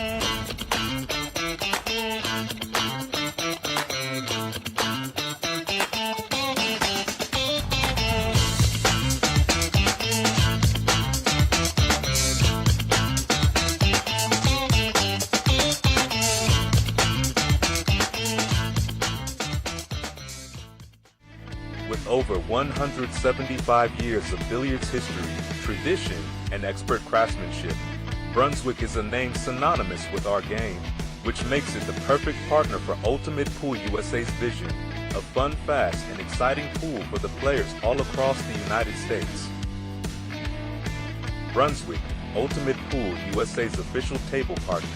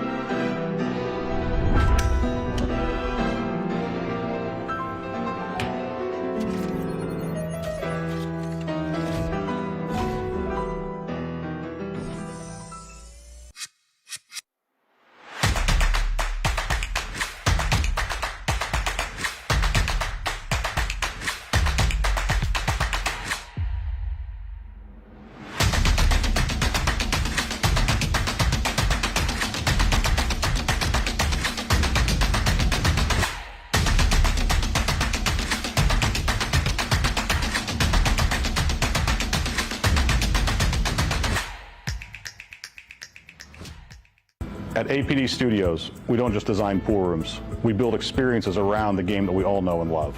I'm Adam Pfeiffer, a licensed architect for 10 years and a nearly 25-year pool player. I bring nearly 2 decades of real-world experience designing, setting up, and optimizing pool rooms and tournaments, both locally and nationally. Whether you're upgrading your pool room to host larger tournaments, planning a full-scale event, or just looking to perfect your home playing space, I design with purpose.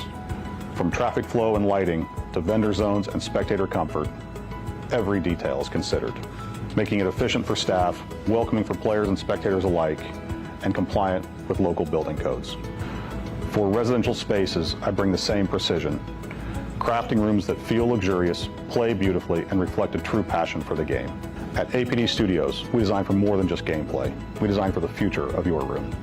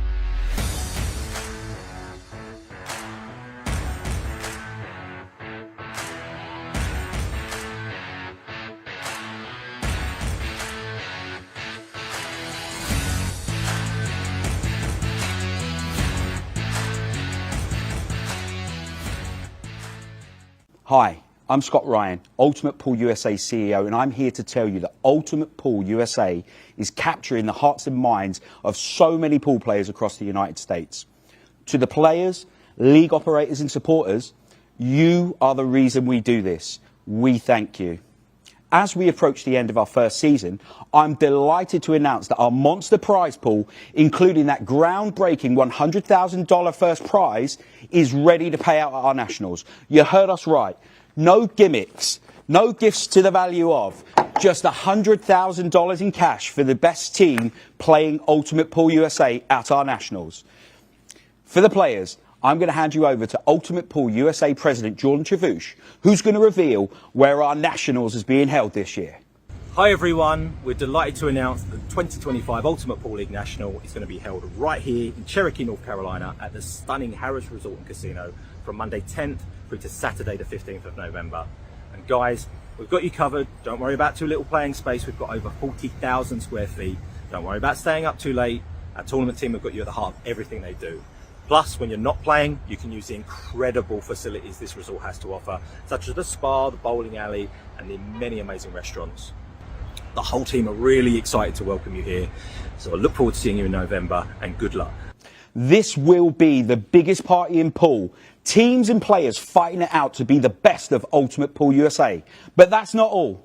We will have many special attractions, including our shootout, an open event, and many surprise guests from pools past and present. Get ready for all of the high-octane, fast-paced action you've come to expect from Ultimate Pool USA. For the players, league operators and supporters, this November, Ultimate Pool USA changes the game. We'll see you in Cherokee.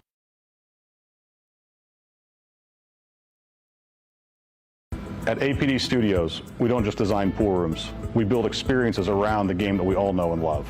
I'm Adam Pfeiffer, a licensed architect for 10 years and a nearly 25-year pool player. I bring nearly 2 decades of real-world experience designing, setting up, and optimizing pool rooms and tournaments, both locally and nationally. Whether you're upgrading your pool room to host larger tournaments, planning a full-scale event, or just looking to perfect your home playing space, I design with purpose. From traffic flow and lighting to vendor zones and spectator comfort, every detail is considered, making it efficient for staff, welcoming for players and spectators alike, and compliant with local building codes. For residential spaces, I bring the same precision, crafting rooms that feel luxurious, play beautifully, and reflect a true passion for the game. At APD Studios, we design for more than just gameplay. We design for the future of your room.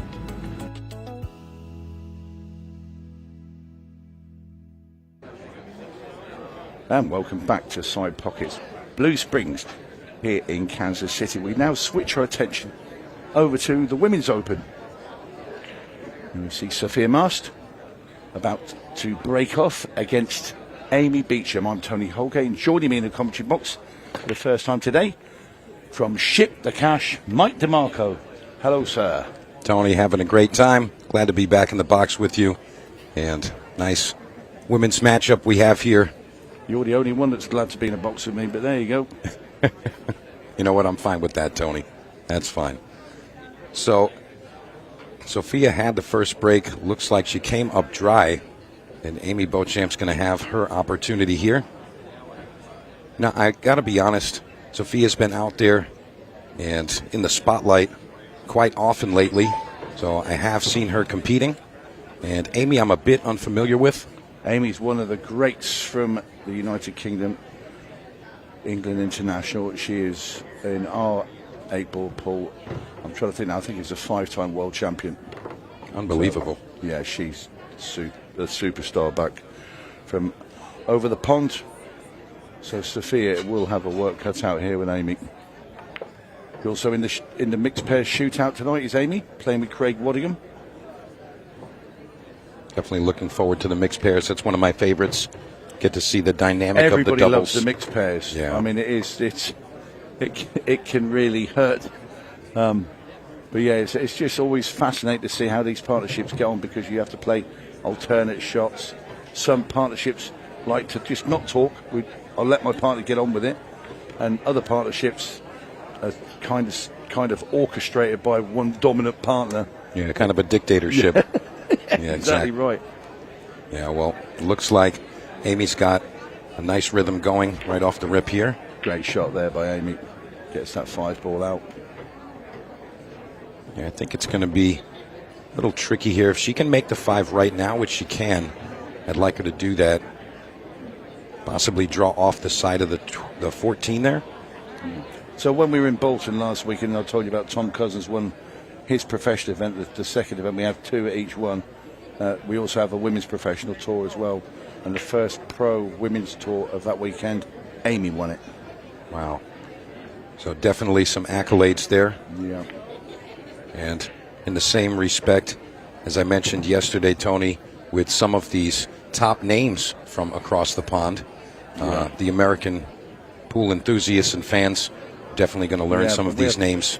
Yeah, we have a lot of the Europeans play. I mean, when she won, she had to get rid of Marion Jude in the semi-final, who's also a former world champion from France.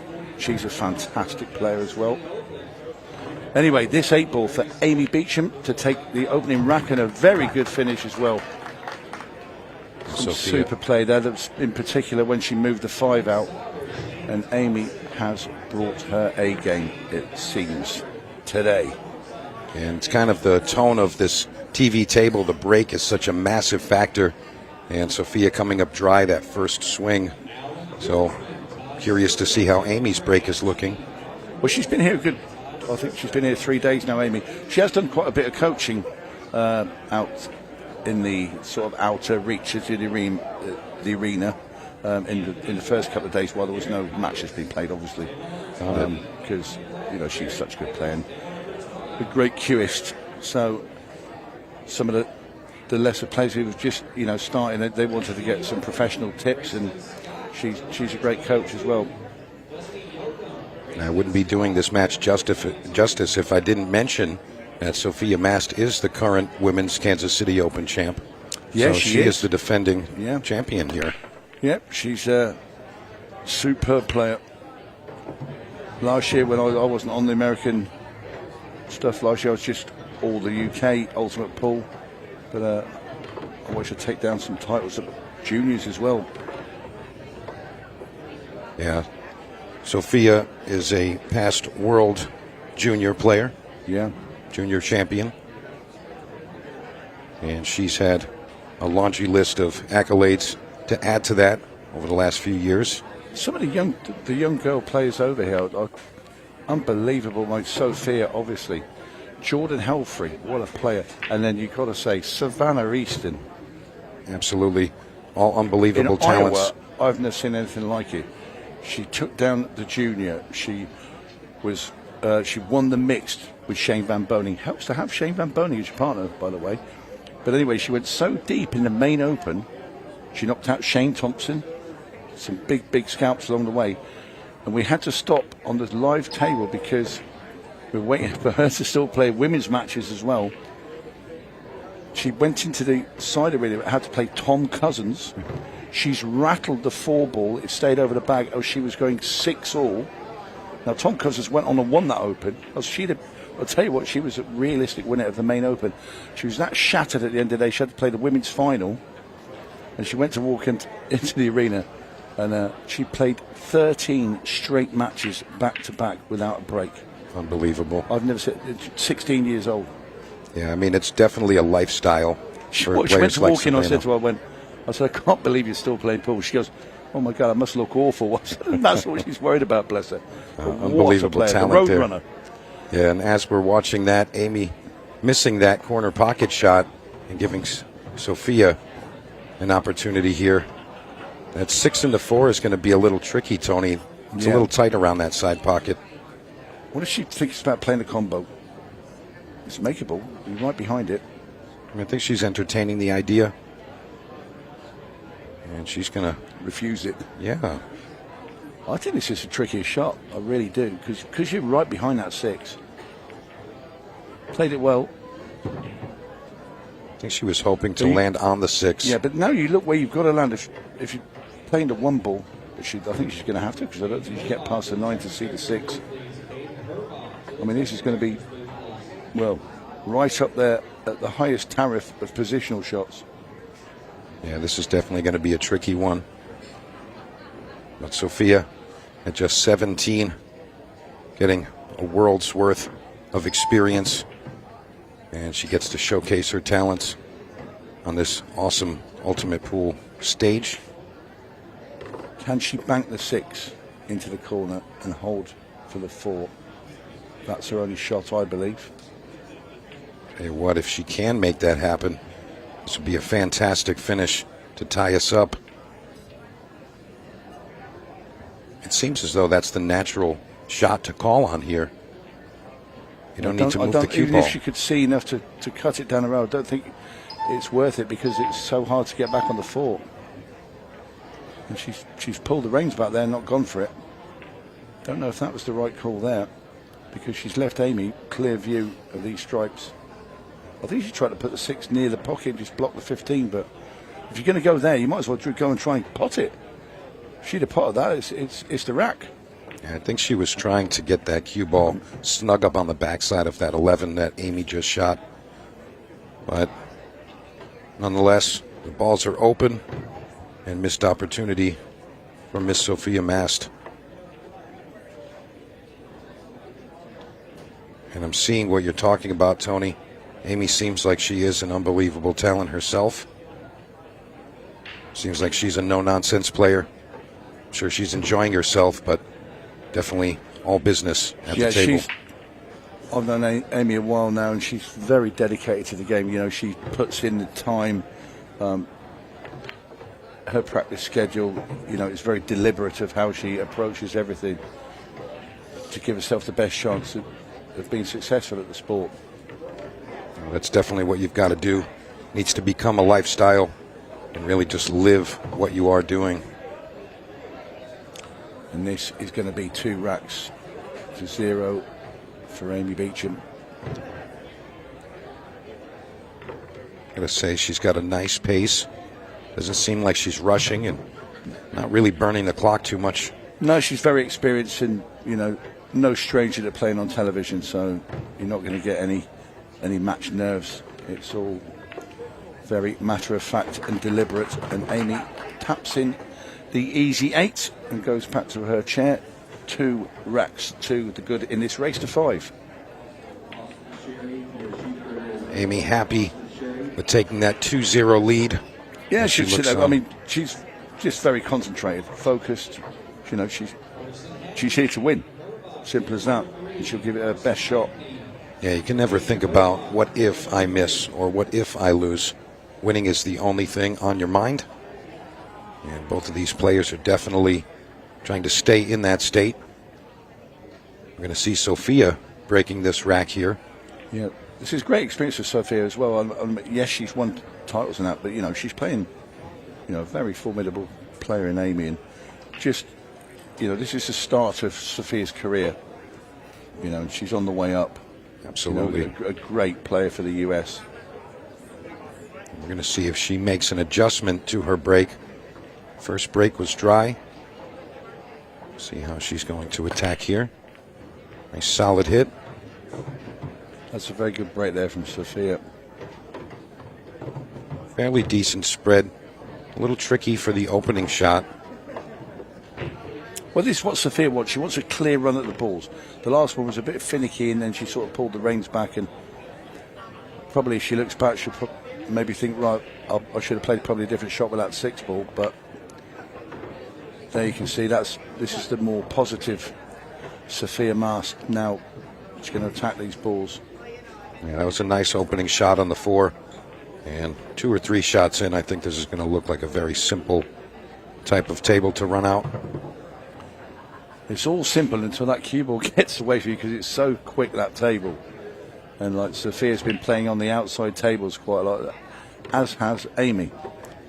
Yeah, I got to see Sofia playing one of her matches on the outer tables, and she seemed pretty comfortable out there, but the major difference is the speed of the cloth. As you mentioned, this arena table is much faster, and you really have to maintain control of that cue ball because it can get away from you easily. You see Sofia taking a quick lap. Always a good idea. Yeah.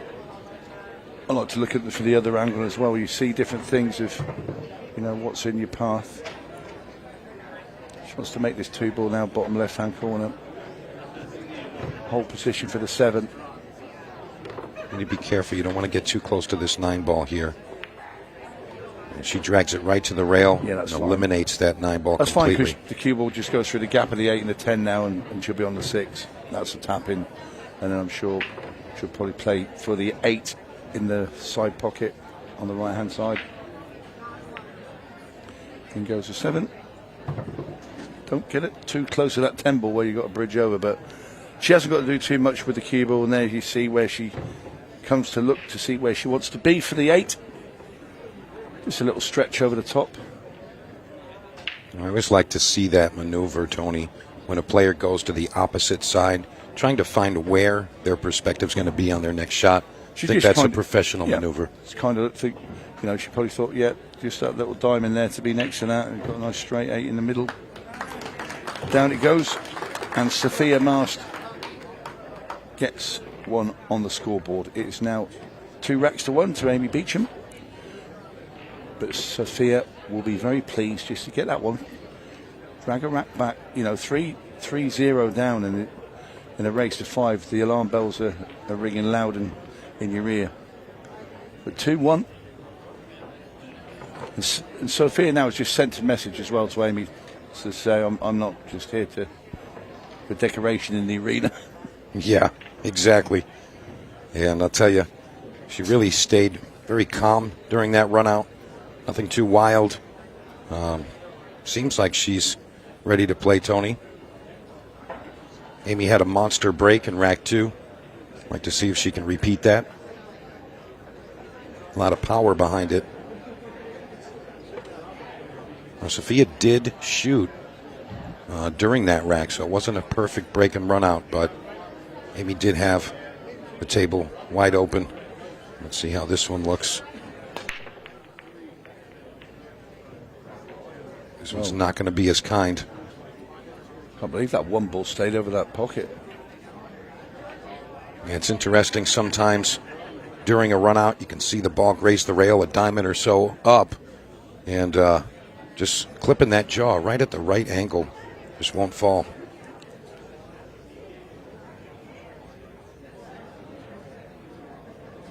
So Sofia Mast chooses stripes. And just having a little look, and that is definitely the best ball. Super clean. It's a lot of close position shots that Sofia's going to have to play here, but everything is available. So this is going to rely heavily on Sofia being able to judge the weight of her shots now in close proximity. So these are easily messed up if you lose a cue ball. Yeah, nice judgment call there from Sofia, stalling the cue ball. I think the thing is, but it's just pushed it over the 14, stops it going in that top left. Yeah, it seems as though she's caused an issue while resolving another. I think she might have to get a little aggressive here, Tony. Move some things around. I mean, the 15 is really the open shot that has an angle to maneuver that cue ball. Extension called.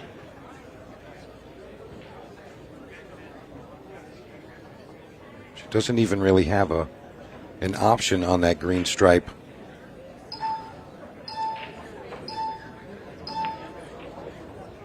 She goes ahead and pots the ball.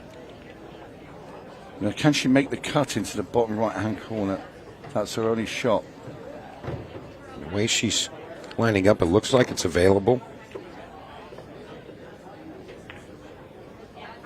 I like the way she attacked it immediately. That's the very, very big thing. It was brave because she took on the harder shot, but it has given her the chance to run out. Well, that's really what you're supposed to do there, Tony. Absolutely. And just trust your stroke. But take the right shot. Even if it's the harder shot, if it's the right shot, it's the right shot. That's right. And Sofia comes up a little short on position on this 15 ball.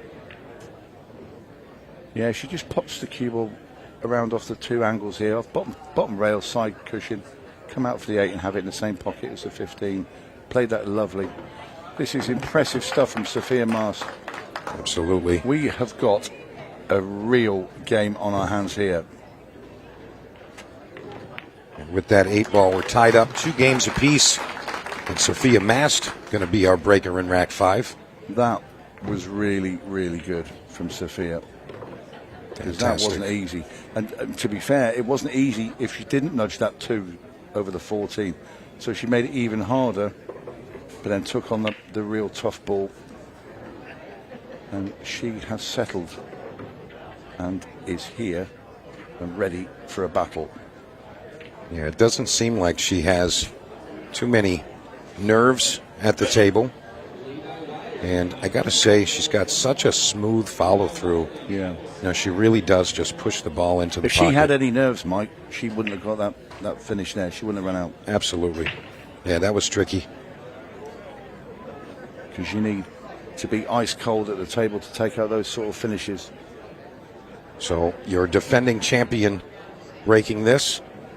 And let's see if she can repeat her previous break and run out. Ooh. She goes right into the side pocket with the cue. And that's the one that every pool player hates, because you should never go and scratch in a side pocket without it canning a ball. If you go straight in the side pocket, it's the cardinal sin of breaking. Tom Cousins did one as well the other day, and I called him out and said, Tom, what are you doing? We've got to come up with a name for the break and scratch in the side. Yeah, something that makes absolutely no sense whatsoever. Yeah. I like it. We've got to label that maneuver. All right, Amy opening with the solids. She wants to eliminate the top part of the table. And she's anticipating going into that purple four. Should just be glad to get her hand on the table. The last couple of racks have been the Sofia Mast show. Yeah, you can never really get comfortable with a couple game lead. No. We saw she was up 2-0, and in the blink of an eye, it's tied up. So really the puzzle of this rack is that purple 4 sitting right above that 11. And Amy's going to have to figure out how to attack that one. And more than likely, she's going to utilize that 2 ball that's close by. Perhaps try to get underneath it. But this is really the focus of the rack.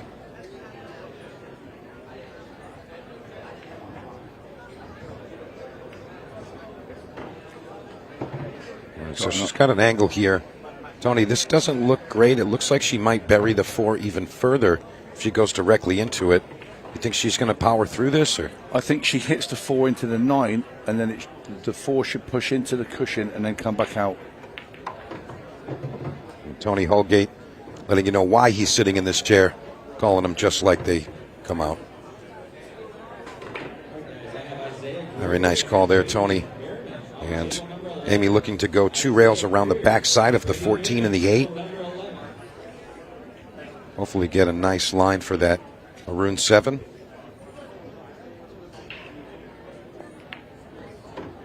Nicely done. She's going to be playing the 7 into the side pocket now. And that's okay. She could just run the cue ball down and probably play the 8 into the other side pocket. She's got to be careful with the weight. Yeah, perhaps just a touch of inside English here. Stall the cue ball for the 8 on the left side.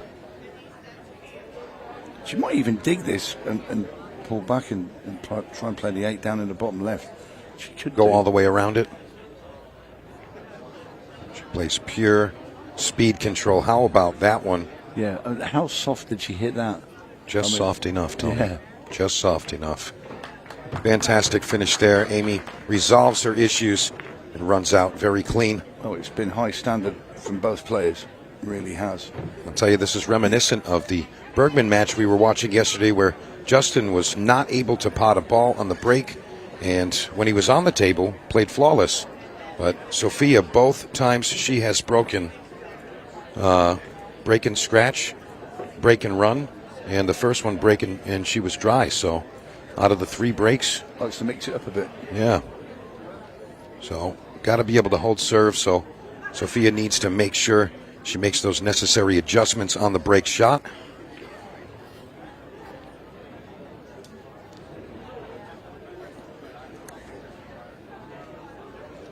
All right, here we go. Rack number 6, Amy to break. And again, she has a really powerful break. As Tony exclaimed earlier, a very experienced player, both in the arena and on the table in general.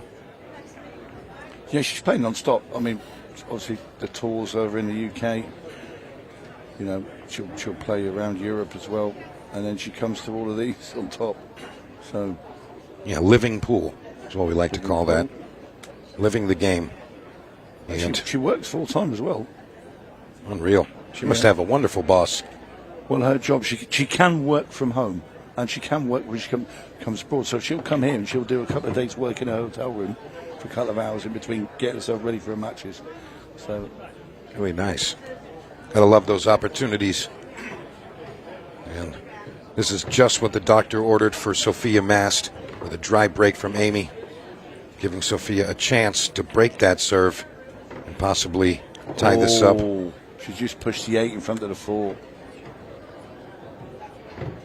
That definitely changes things, Tony.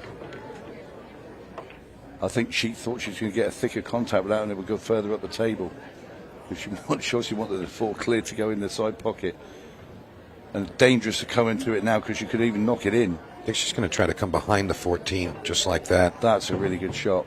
She can make the 2 into the other side pocket. It's a bit thin. Does the 4 go past the 5? I think she'd have to cheat the pocket a hair to make that 4. Yeah, I think if you can, you shoot the 2 into the side pocket.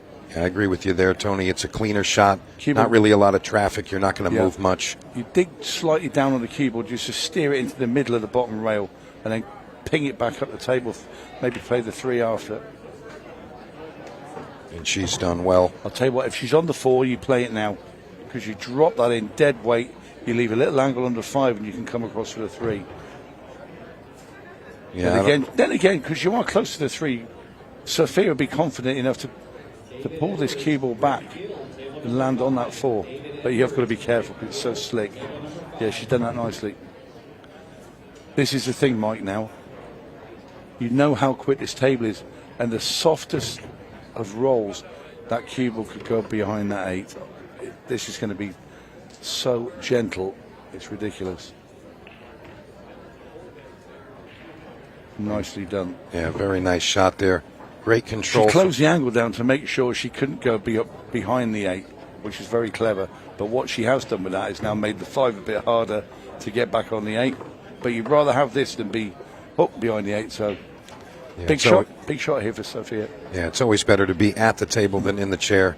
She's going to play one rail position. And she gets above the 8 ball. Ooh. And this is tricky. Well, the cue ball. I mean, I'm looking at that overhead. Can you keep the cue ball out of the side pocket? I think you've got to hit it just a little fat to maintain the cue ball. Try to throw the 8 ball to the pocket. Not sure if you can just cut it cleanly. The cue ball would have to hit the very point of the knuckle of that side pocket to not go in. Brilliant. Oh, it's not made it. Oh, she's hung it. I think she was scared of it, and rightly so. It was so dangerous. I'm a little surprised she played to go above the 8 ball there. I would like to see her go into that right long rail and come back down the table with some right hand spin. Try to get that 8 to the side, but nonetheless, Amy's going to have her go at this one.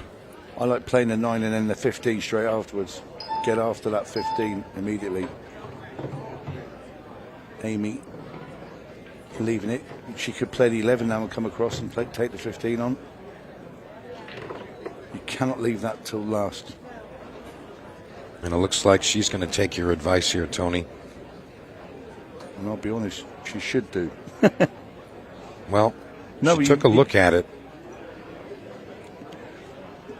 She's not keen, and I know why. It's because she wants to guarantee a decent angle on the 15 as well.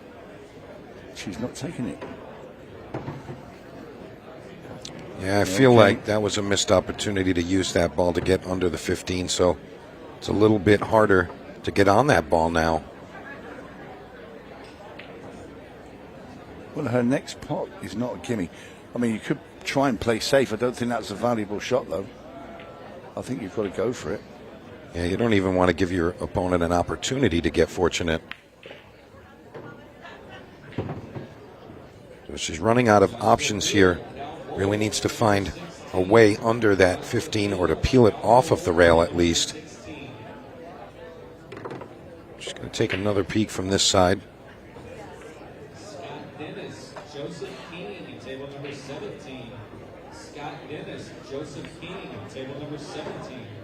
All right, this is the shot she was looking for. She's going to try to float under it right now, Tony. The problem with this unless you get on that 15, the cue ball's going to, if she comes behind it and bumps it away from the rail. That's what she's going to do. The cue ball's going to be there, so the 14 is somebody you're not going to want to shoot. Yeah, she's got on it. That's fine. Yeah, but she's moved it. I just thought that was quite risky, but it's come out well for Amy. If she hears this back, she'll come and tell me. She goes, I knew exactly what I was doing. What are you on about? Yeah, exactly. A lot of times, you know, the player is comfortable with a certain style of shot or a certain approach to a situation, and you know, you have to go with your gut. I like to say, Tony, if you don't feel the shot in the pit of your soul, you don't shoot it. No, you don't. Very true. And Amy Beauchamp gets on the hill. 4 racks to 2. Punishes Sofia Mast. And Sofia's really got to make a successful break here. Hopefully a break and run to put a little bit of pressure on Amy. But time is still taking 17 minutes remaining. So still a bit of time on the clock. However, still a 3-1 race overall. Yeah, just got to stay calm. I know it's a cliche and take one rack at a time.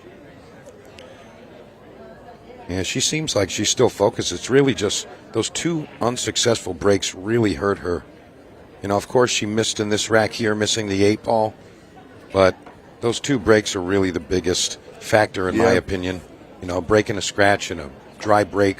That 8 ball in the last rack, it was a scary one because you look at it and you try and you think, I could scratch here, and you're now trying to convince yourself that you won't. And it was just, it was a very tricky shot. And I think she tried to borrow a little bit to make sure that white wasn't going in, but it then missed the 8. And obviously, Amy mopped up from there. But anyway, Sofia has made a ball. Obviously, the talk of this rack is the 8-3-12, the bottom left portion of the table. And she's going to take solids to start. Yeah, I don't mind that. I'll tell you, there's not really a lot to work with to get onto that 3 ball. And with the 11 right there, the safety option is a lot more difficult as well. Do you know what? You could play off this 2 and dig really deep and scream down the table into that 8 and 3. It's funny you say that, Tony. I was thinking the same thing. But Sofia's going to get an opportunity again, perhaps with this 6 ball. The 1 ball is really her insurance right now. It's sitting pretty up in that top corner. So if she has this chance now, I think she needs to take it. Yeah, she's just looking at the angle, and it might be just a millimeter off from sending her on that proper line. She may try to cheat this just a bit. And she's caused another issue for herself. Yeah, that couldn't have gone much worse. So a little deep breath from Sofia. What you've done now is taken away the bank shot that would have been, let's say, the last chance saloon on that 3 ball if she just rolled in the other solids. So looks like she's in survival mode now. And she tried to play the loss of turn, and she has. She has, but wrong side to leave the cue ball, as she's given Amy an open table. Only thing that Sofia has going for her is that 8 ball being blocked by her red 3. I'm sure Amy's going to attempt to maneuver that at some point. You see where that 10 ball is, Mike?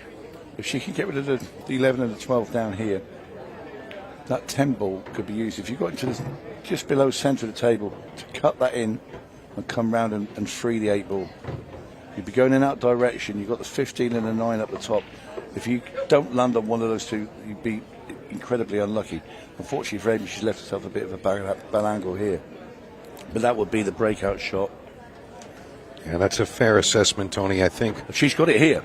She's actually still got it. So it's a cut into the right side pocket with the 10 ball.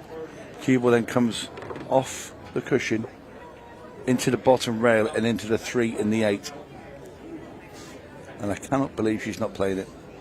Yeah, I think it's a little deceiving from here. I think that angle is a bit sharp for her liking. I think she's going to try to use this 9 ball to give her that ideal line. Maybe she's going to run the 9 in. The 10 goes past the 4 in there and just bank the 8 in the side. Looks like she's going to dig a bit here. And that was not ideal. Not sure about what Amy was trying to do there. I mean, last resort here, she's going to go one rail off the top short rail, trying to go square into the 8-ball. Does it go wide? I don't know. Possibly she could narrow that angle. Yeah, I think she's got to shorten it up just a touch. This will be for the match if she can figure this one out. Yeah, it's gone a bit wide, but she's going to have a bank shot. Now, the way that's landed there, you could also play a twice across. So it's, you bank it into the right-hand rail and come back and it goes into the left-hand side pocket, but she'll probably attempt the straight bank into the right centre. And she has made it, and it's won the match for Amy Beauchamp. Fantastic 8-ball at the end. And we'll just have another look at this. This is great. Fantastic 8-ball to win the match, Amy Beauchamp. She does defeat Sofia Mast 5 racks to 2. Don't go away. We'll be right back with some more action from the Women's Open.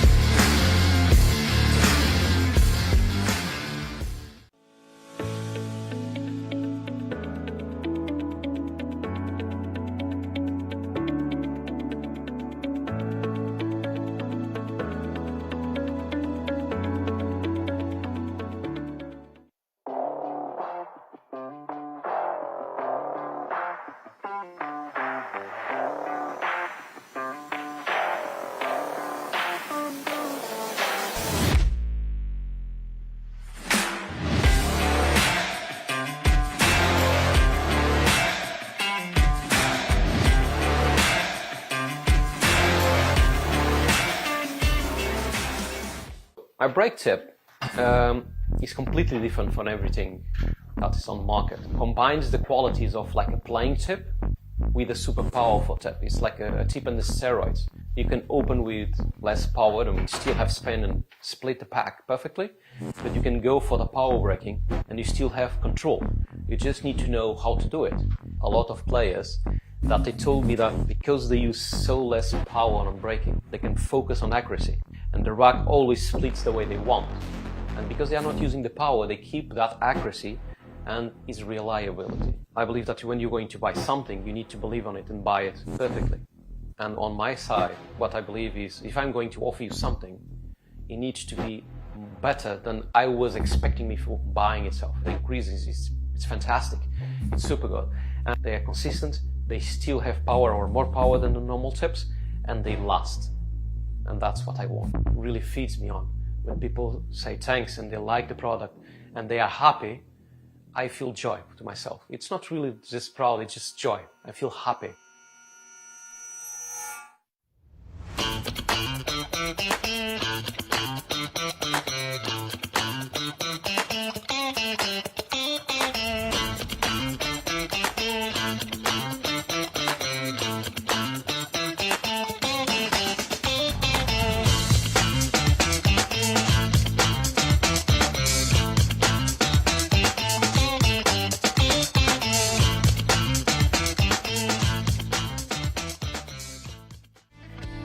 over 175 years of billiards history, tradition, and expert craftsmanship, Brunswick is a name synonymous with our game, which makes it the perfect partner for Ultimate Pool USA's vision, a fun, fast, and exciting pool for the players all across the United States. Brunswick, Ultimate Pool USA's official table partner.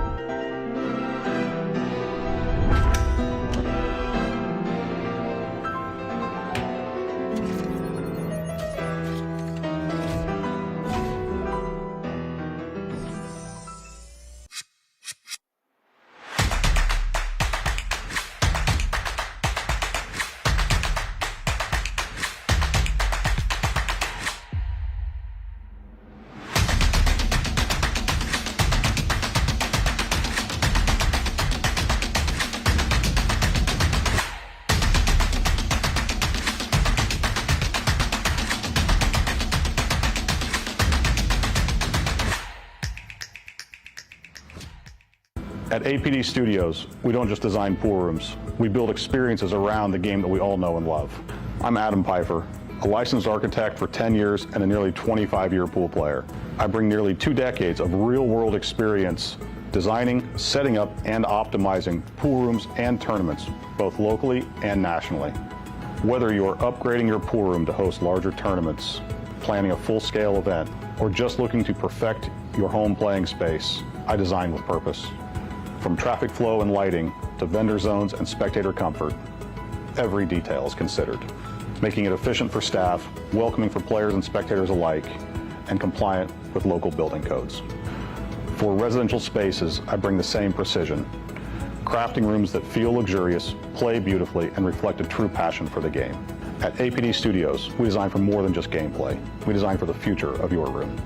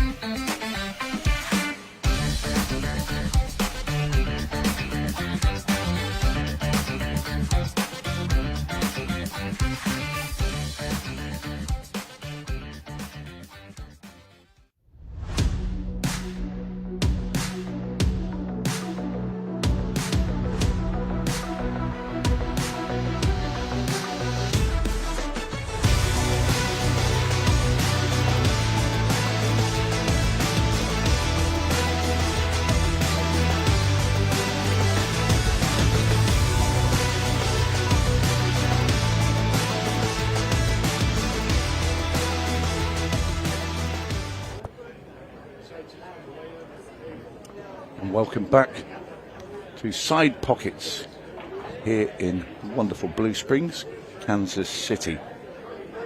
Just saw one ladies match in the Women's Open. Amy Beauchamp defeating Sofia Mast 5-2 in a very, very high standard game. And next up we have Sandy Wilder against Emily Duddy. There, I just lost my thing. Where somebody put an arm across the front of me? And this promises to be another great encounter. Emily Duddy, of course, was very, very good in Boston. I'm Tony Holgate, and joining me, somebody who knows Emily very well, Mike DeMarco. How are you, buddy? Doing fantastic. Glad to be here. And you're one of Duddy's buddies. That's right. Going to make a Facebook page for Duddy's Buddies. And Emily definitely prepared for this one, coming off of a first-place finish at the Boston Open Women's over Ashley Benoit in fantastic style, banking the balls in. That was a great final, by the way. So yeah, it really was.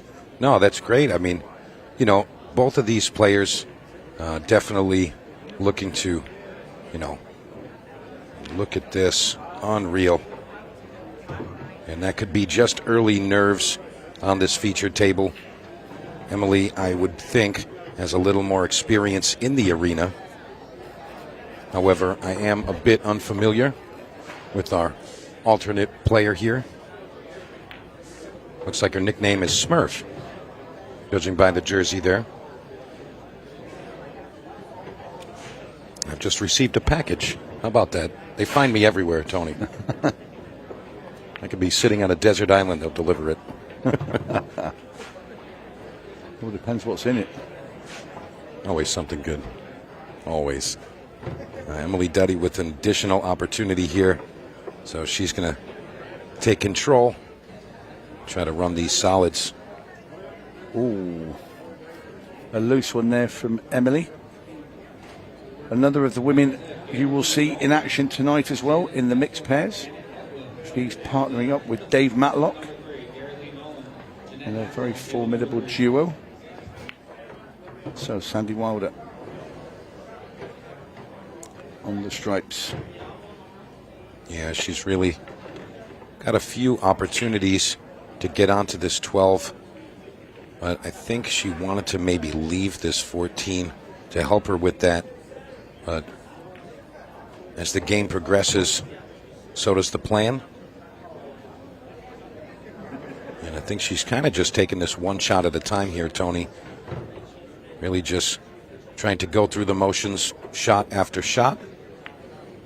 But as we know, if you leave that problem for the end of the rack, it can be very... Look at her. Focused on this one. Yeah, she was trying to work the cue ball, and she gets fortune on the 13. Double kisses it in, but really not much to do in this situation. Tony, what's she going to do at this point? She's in a tough spot. Yeah. And that's not going to help. Emily Duddy now big favourite to win this first rack. She can take her time here and keep making Sandy fire down into those stripes. And eventually she's going to push that 8 ball out.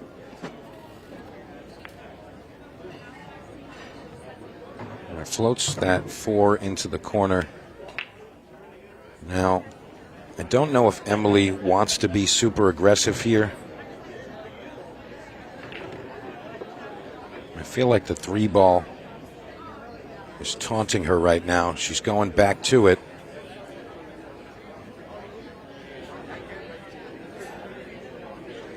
Yeah, she takes the 3 out. Now she's kind of figuring this out as she goes. I'm curious if she's going to play this combination.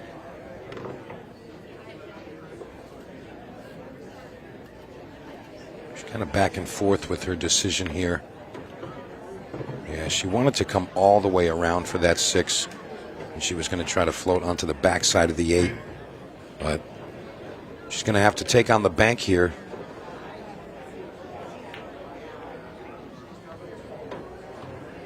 Almost comes with a double, but she does pocket the other stripe. So Sandy Wilder, not really with much to work with. Depending on how close these are, I don't know how lucrative the safety option is going to be. She's going to try to just float it underneath here.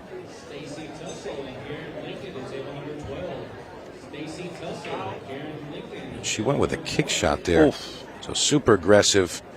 And that's going to be ball in hand for Emily Duddy, who will quickly take rack 1 with these 2 shots here.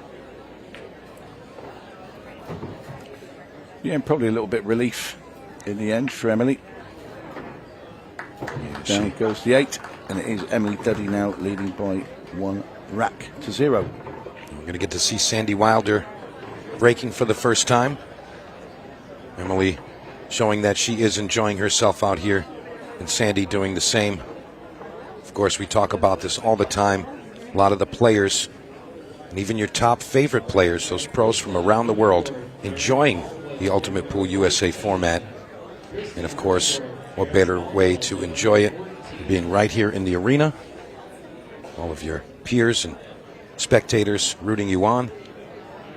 I'll tell you, when you finish a table in the arena and that crowd starts applauding for you, that really gives you some momentum and some power.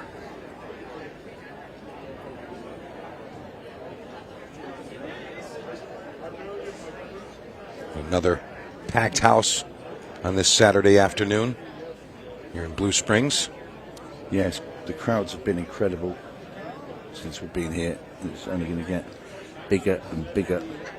Last night for the shootout, it's incredible. One of the great moments I've seen since we come into the US is the standing ovation for Dave Matlock last night. Yeah, it was definitely a touching moment. Oh, fantastic.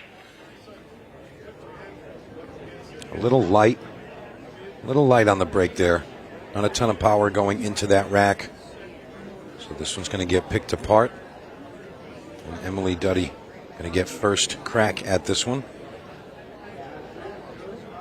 Remember, we are racing to 5.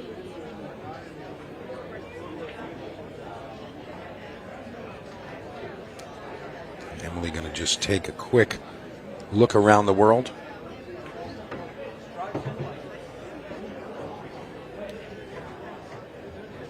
Yeah, they're all there, the stripes. 13 is available down into the bottom left. Just going to shoot 11 now. Don't you think you maybe shoot that ball on the side for your out ball, the 12 ball? I want to get rid of that early doors. I think I'll play the 14 now. She can get it in the side pocket. I'll leave that 10 there. That's going to get me onto the 13. So I play the 14, then I play the 12. I play the 15 into the top right.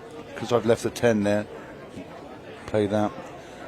And then make the 13 across. And as long as you leave yourself low, so lower than the 7, if you make the 13, the 8 will go in the side pocket. You'll get past the 1. But I think Emily's opting for a different route. Yeah, I think she's going to play the 10 to the side and just come above to shoot the 13, maybe just back and forth, 15, 12, 8.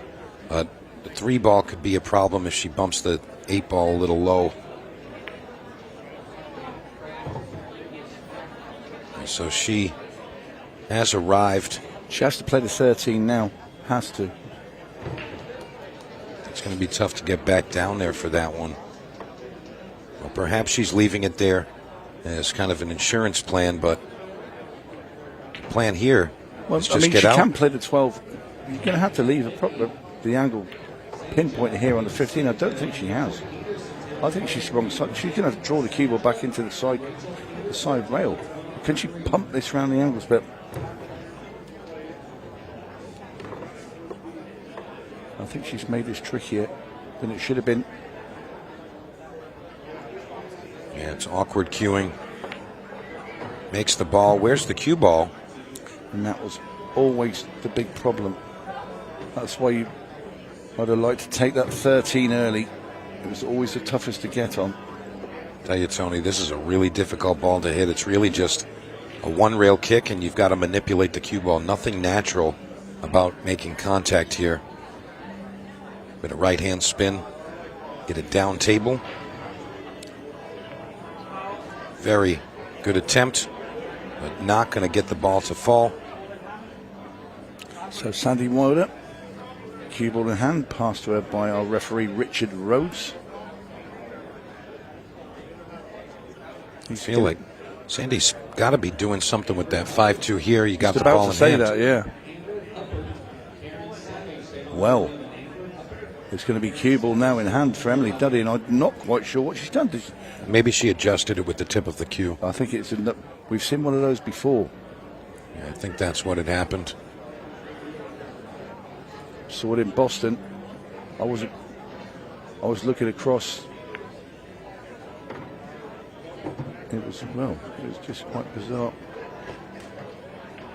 So, I mean, Emily Duddy's going to gladly accept the ball in hand and shoot those 2 balls in.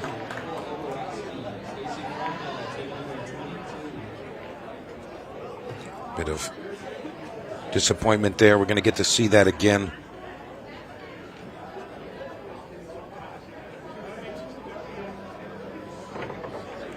Well, no, she didn't.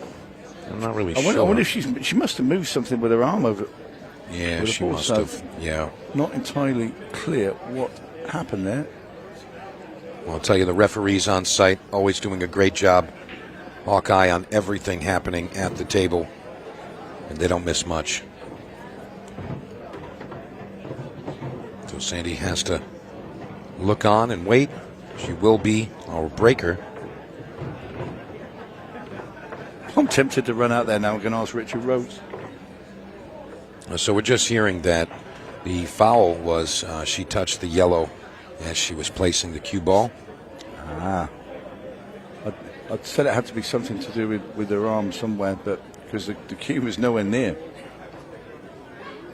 But just to say about that rule, if you do, and a lot of players move the cue ball around when they've got ball in hand with the edge of their cues, and that's fine. But if the ferrule, which is just underneath the tip, makes contact around there, that is deemed to be the tip of your cue, and that will be a foul and ball in hand. I always say, I did it once myself at the start of my career. I did it, I got called foul. My opponent ran the match. I did it at 7 racks each, and it cost me a tournament. I never ever did it again. I used to always move the ball with my hand. Every time. Well, that's really the theme of you can't not knowing a rule. Yeah. If you move it with your hand, you cannot ever commit that foul. You take it out of the equation completely. Yeah, that's really the theme, Tony.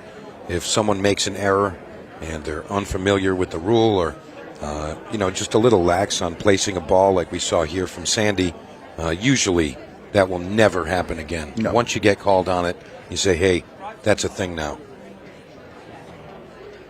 Sandy with a nice look at this table here. Dry break from Emily.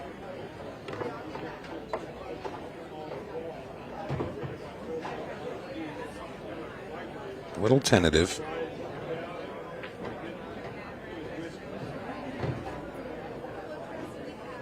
Not really sure what her plan is here. She's going to go with the 13 to the corner.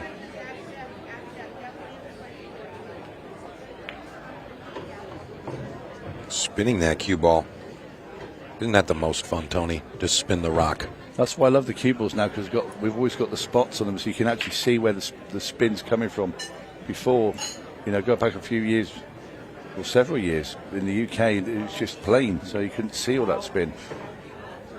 And that's an unfortunate bump there. Missing the shot is one thing, but scratching off of another object ball. She scratches off the 4 in the top left there. And that's really disheartening if you're Sandy Wilder.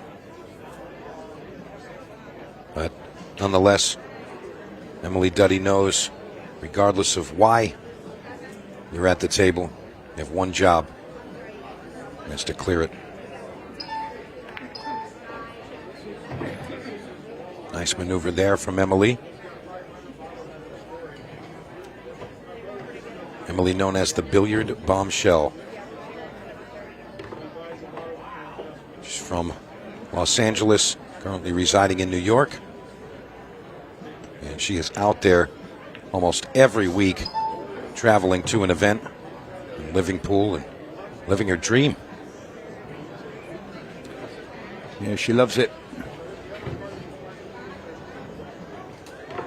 Quite a character as well. Yeah, she's always a fun time.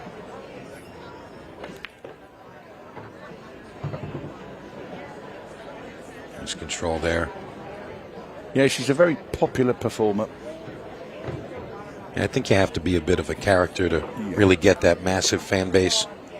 The talents are one thing, but really just Tara Connor as well. They get on very well. Yeah, just being likable and having a persona, being able to speak to your people.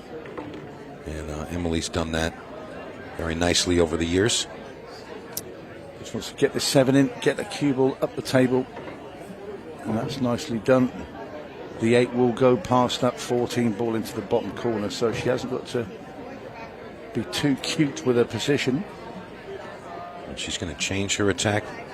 No, I think she's just make sure preparing. she's seen how far she has to come back so she can actually reach it without having to get the rest out. That'll be fine. Cut the 6 and then come across over to the side rail and back again. Almost on the same line she is now. Would be ideal.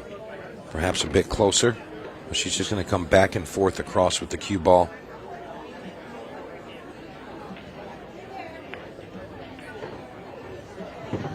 English reversed a bit on that one, so a little more distance than she would have liked. You need to dig down a little bit there just to pull it away from the rail. If you watch the likes of Shane Van Boning and Johnny Archer play that shot, they dig down.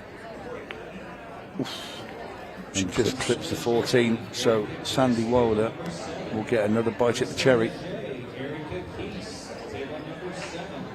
Yeah, normally in a situation like this, I would say Sandy's going to look for some kind of a natural safety, but really just needs to get on the top portion of the table. And I think she's done well with that, Tony. Yeah, indeed. Full ball eclipse. Emily looking to perhaps kick this up where that yellow striped 9 is.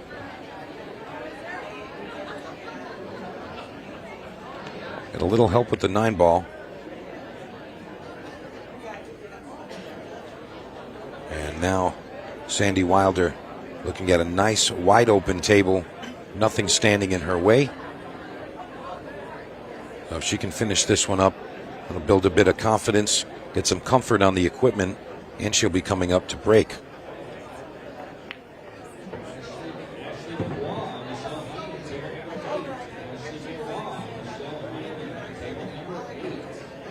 Just needs to float down. Needs to leave herself an angle. Yeah, that's fine. I'll just drop this in really softly now, this 14.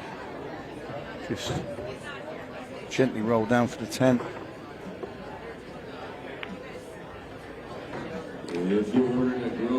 She's a little sharper than ideal. I think she's this one you want to dig down a bit and come off the 2 rails just to keep the cue ball near to the 8. You go too far up, you end up with being a long way away from the 8 ball here. She's overcut it. Yeah. She was trying to manipulate the cue ball to get on the right side of the 8 there. And in playing that inside spin, cue ball squirts, overcuts the ball, and the ball stays up. Frustration for Sandy Wilder. Can Emily capitalise? And yes, she can. And Emily Duddy now 3 racks to 0. Needed a couple of chances there. Two goes at it for Emily. You see that smile from Sandy Wilder, still enjoying the experience. And again, that's really just been the theme at all of these events. It's just a great time while you compete, and you can win a bunch of cash too, Tony. Yeah, it's not bad, is it? Not bad at all. See some of those lovely Kansas City Open jerseys in the back there. Yeah, they're great. There's a great selection of shirts over there from Jam Up. Go and see Mindy. She's over there rocking out with her speaker, playing some music. Yeah. She's always all smiles. Yeah, it's always a little nice sort of hustle and bustle around there, because there is a big selection of all the shirts as well. It's kind of like the Cool Kids Club. You go hang out over there at the booth. Yeah, there's the white Kansas City Open top, and there's a blue one. It's quite funny because Charlie Mizzle, who does our camera work, who's a cameraman, takes loads of shots around the place as we go along. He had one specially made. It's pink because he wears pink shoes as well, and so Mindy made him this one pink one. Of course, it's hung up there waiting for him to go and wear it. And I said to Mindy, I said, you know what's going to happen? People are going to see that one pink shirt and say, oh, is that the only one you've got? I want that one. Yeah, so now she goes, really? You think so? I said, yeah. I said, I bet you get about 50 orders. I don't know how many they're up to now, but they are taking a lot of orders for this pink. I bet. Well, it's a great colour.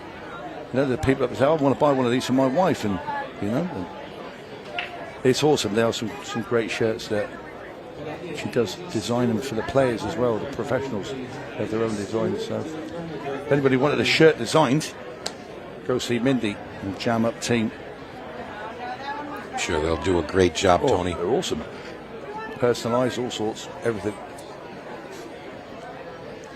So our referee is making sure that our rack is proper here. Sandy going to get another swing here.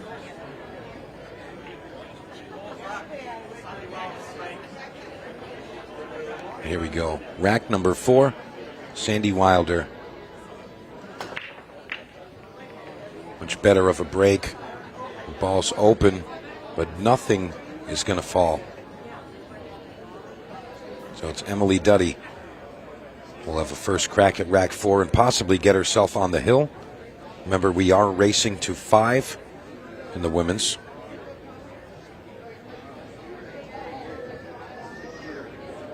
And following this match, another great one, Shane Petrick and Peyton Cortez. We've seen Shane a few times on the broadcast this weekend. Yeah, he's at a shootout. He's 15 years old. I believe that is a juniors match. It is indeed. Yeah, he was on the comms with me for the Kaden Herbach match against Mimphis Wilson earlier. And it's going to be a role reversal there. I think it'll be Steve and Wyatt will be in with Kaden coming in to do some comms on Shane Petrick's game. Yeah, that should be a nice duo. Calling the shots for you guys. Right now, Sandy Wilder looking to get on the board. It's been a frustrating go thus far in the match for her. So she plays the loss of turn. Can Emily just clip off the 7 ball then and send it into the little group of balls over that side pocket and knock the 2 in? Yeah, I think that's a great assessment, Tony. And she looks like she might be entertaining that idea. Well, it does 2 things. It gets rid of the 2 and it will open up that 7 ball as well.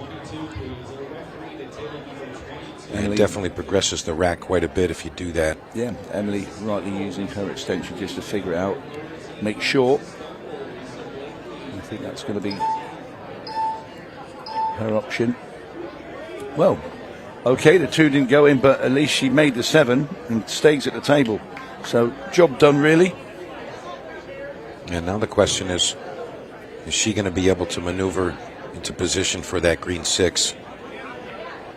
You know, usually there's at least one problem or puzzle to solve in the 8-ball racks.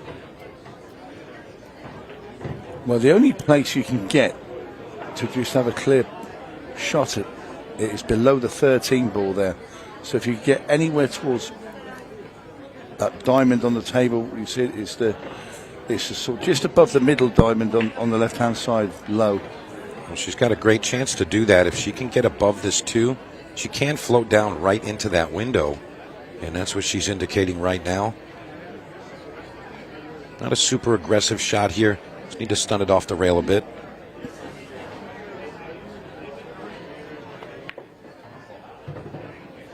That's not bad. Even if she can't get past the 13, if she could roll it into the 13, that'd be just as good. Yeah, fair enough. This is all about speed control here. And she comes out a bit thick. And I don't see her being able to pot this 6, Tony. No, that's not a great position there. I'm just looking up. Could she play it off 2 rails behind the 8 ball and back into the top left? I don't think she could probably get it behind there. Don't want to put it there where she can't make it, and she scratches well on top. So, not a great visit there in the end for Emily-Duddy. But she's 3 racks to the good, so no cause for concern just yet. Well, we know that things can change very quickly here in the arena. And Sandy Wilder looking to perhaps get herself on the board. Nice touch there. And the 8-ball still doesn't look like she's got enough to shoot it clean, Tony. Yeah, it's one of those, isn't it? Might just slide in off the jaw. But you want to be in the correct position. You want to sort of be just slightly as we look at it, to the right of it, and then you could drag it with a load of right-hand English and sort of push it in. If you know what I mean. I do. I'll tell you though, in this type of situation, I might be looking for a defensive option for Sandy. You know, if she's not confident to break it out or to get on the 8-ball clean, then I would be forcing Emily to make contact and leaving some of these open shots, kind of put the pressure on the opponent, versus on myself. Yeah, Sandy's got a bit out of position here. I mean, right here, I would like to just bank soft the 11 towards the 6 and block the cue ball. She's going to let her get a swing at this. Not really sure Emily's got a pocket to shoot at. And that 8-ball being that close, can't really play the bank shot to the left. I think the 8-ball goes in for sure if she plays that. Yeah. Perhaps a double bank. Up and down to the bottom left. Not many options here.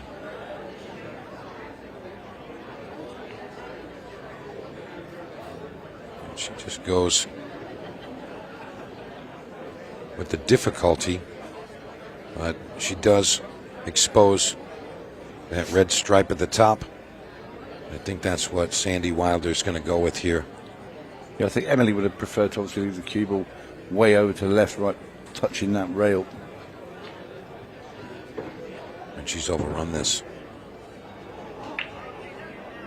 Perhaps a side pocket cut.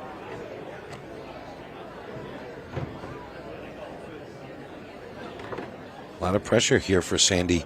Her opponent 1 rack away from the hill. Well, she's played the bank and got it. It's a great shot. Great shot from Sandy Wilder. Can she finish this?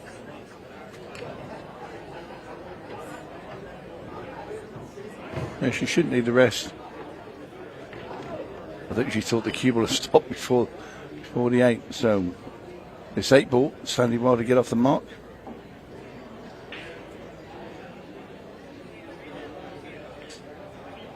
And in it goes, there. and Sandy Wilder feel quite happy about that. Yeah, the first one is always the toughest at times. But once it's up there, now you can kind of relax and settle in. But Emily-Duddy going to be breaking rack 5. So Sandy's got to wait for another chance at the table. And again, Emily-Duddy, our Women's Open champion from the Boston Open. So she's looking to pull that off once again. There are plenty of talented players in the field this weekend, Tony. This is fireworks in all divisions. And I believe we had a sold-out field in all of them. Very true. You couldn't get in to any of the events. It was sold out very quickly indeed.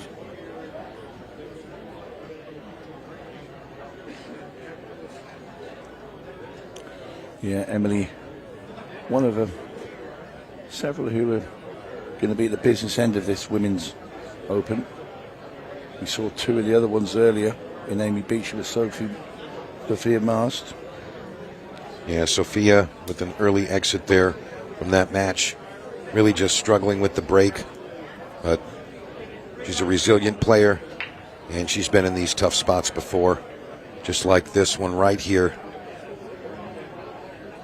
Right here we go, Emily-Duddy, rack 5. She's up 3-1.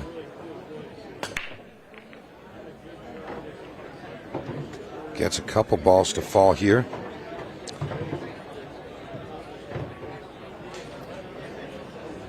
Yeah, Emily's one of those female players that really knows how to stroke into the ball. And a lot of times you can see a player really just rolling the ball and cutting, but she can manipulate the cue ball, fires the banks. She's really got all of the moves.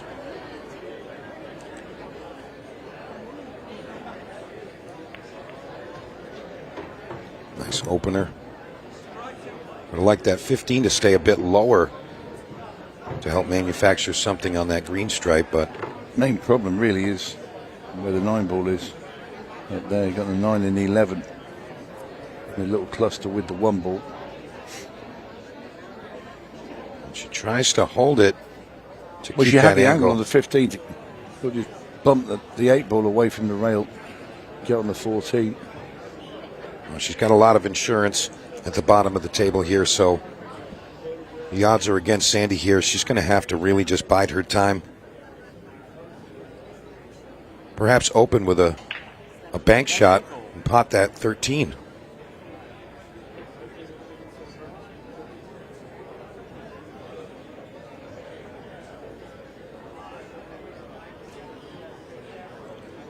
Square in.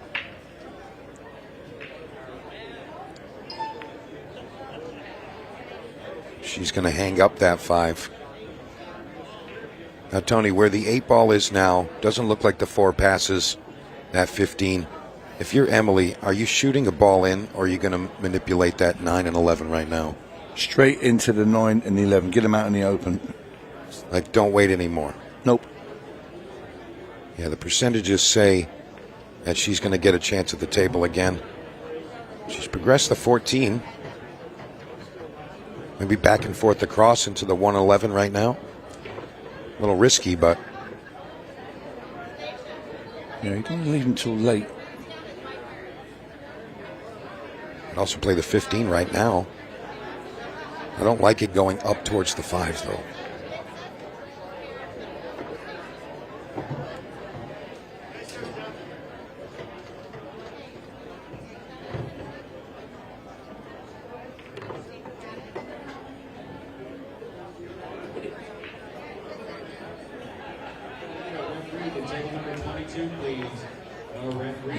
Great shot there. Yeah, great shot from Emily. I'm going to turn out well, though.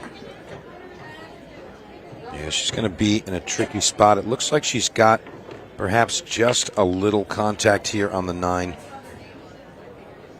Don't think anything is really available. Perhaps a carom off the 9 to the 11. She went for it. Good effort there, but Sandy Wilder going to have an open rack at this point. Going to take the 4 first, get that out of the way, because everything else is just next to each other. Those 5 solids at the top.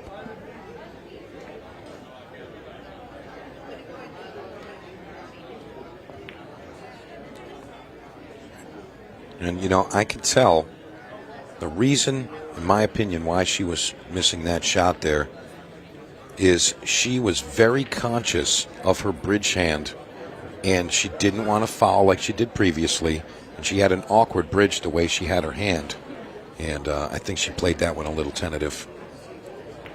Looked like she was just uncomfortable shooting it.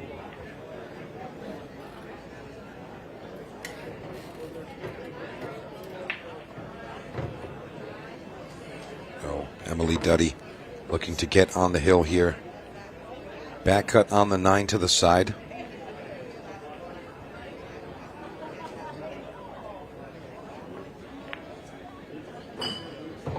She's come underneath the 8 ball. So opportunity perhaps for Sandy Wilder to come back into this one. I mean, you really just have to go try to make a shot here if you're Emily-Duddy.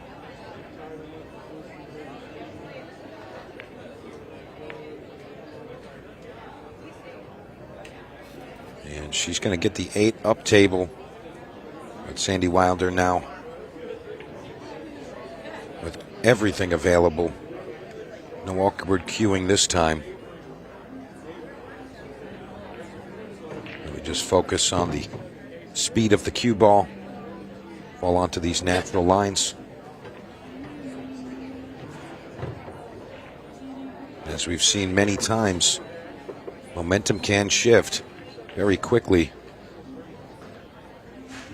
for Sandy Wilder to come a bit short there on the 2, and Emily-Duddy going to capitalize and get herself on the hill. In goes the 8. Emily-Duddy now 1 rack away from victory.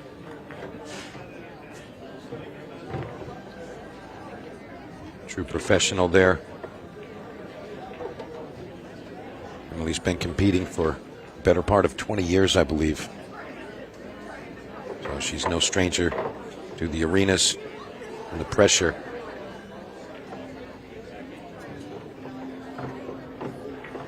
Again, currently residing in the New York area. And she's sponsored by Amsterdam Billiards. Right in the heart of the city. Ever been there, Tony? New York? Yeah. Many years ago. Gonna have to bring you back down there. I'd love to go. Yeah, I didn't really see much of it when I was there last time. Isn't that always the case? Traveled there and yeah, you're working an event or playing in an event, and you don't really get to take in the city like you want to. Yeah, been to Vegas twice playing, but those ones we did get to see plenty of. We were there for a week or 2 weeks. I think the World 9 Ball. That was back in the 90s. Played at the Bally National tournament as well. Break and scratch here for Sandy Wilder. And she's going to be a bit disappointed with that result. You know, she had the ball really close to the rail. Not able to really dig. She kind of followed it right to the corner. But Emily going to accept gladly as she's here to win. And that's what she's doing here.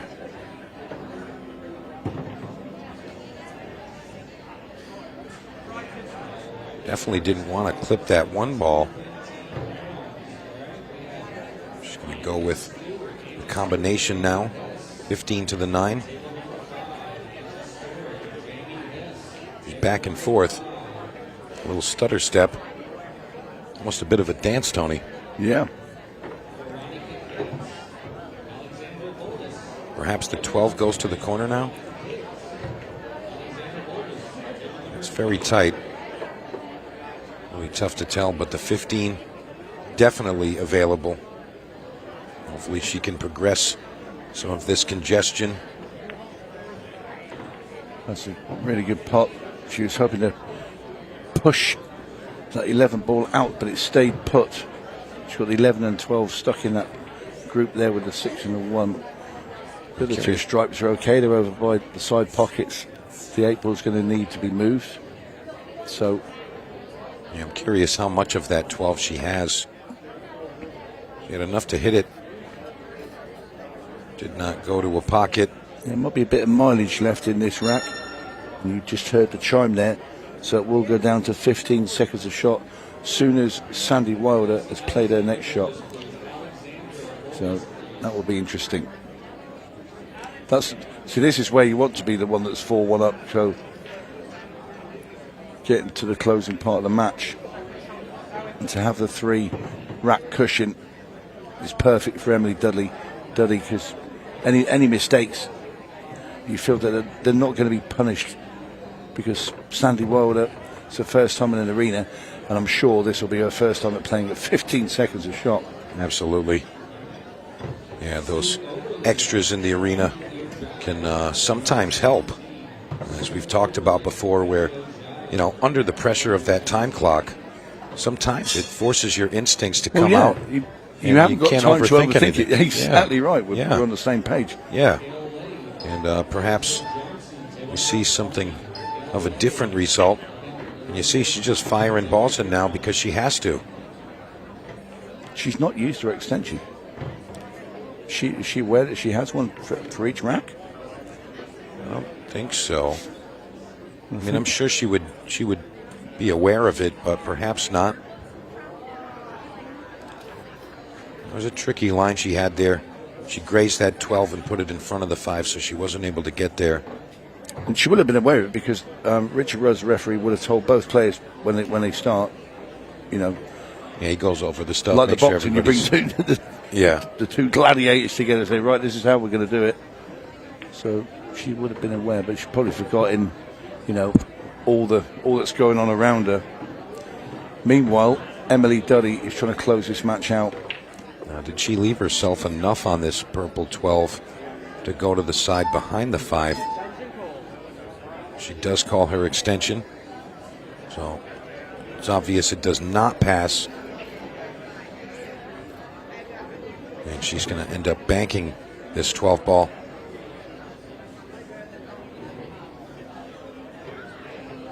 And this would be for the win. Emily-Duddy.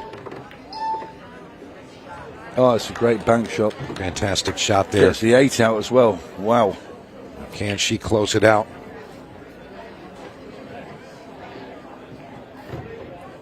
Oh, stays out. Unbelievable. Misses the 8 there. And she's still got that smile on her face. Sandy says, not so fast.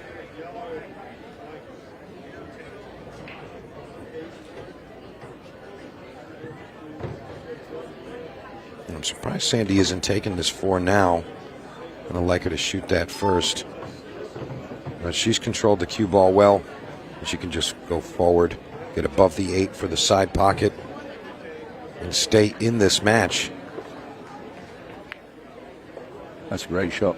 And she's done it. She's perfect.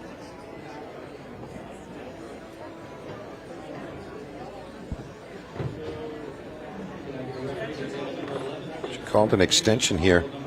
Perhaps this is deceiving. It looks like it's directly in front of the pocket. She called it because she heard Emily call hers. Oh, I've got one of them, haven't I? Yeah. We've got those. Ooh, that is a little deceiving.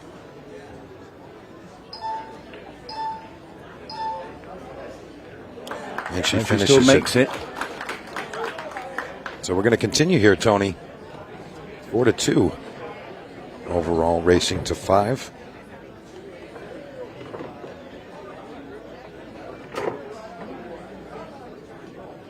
Love seeing those smiling faces out there. Really just brings the vibe to a positive place, and you know, just seeing everybody enjoying themselves. Yeah, it's great to watch. And it is a fantastic venue here. Side pockets in Blue Springs, Kansas City. We can't thank them enough. Bill and all his staff here really looked after us. Like you say about the vibe, I mean, yesterday was just fantastic. All day with the shootout, standing ovation that Dave Matlock got out, and that really was fantastic. Jova Bustamante winning the shootout against Justin Bourbon. Just a great evening of pool.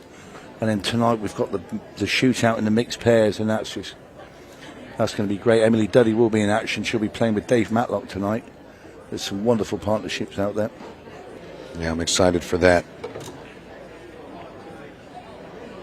Mixed pairs, one of the fan favorites. Getting to see that chemistry between two players.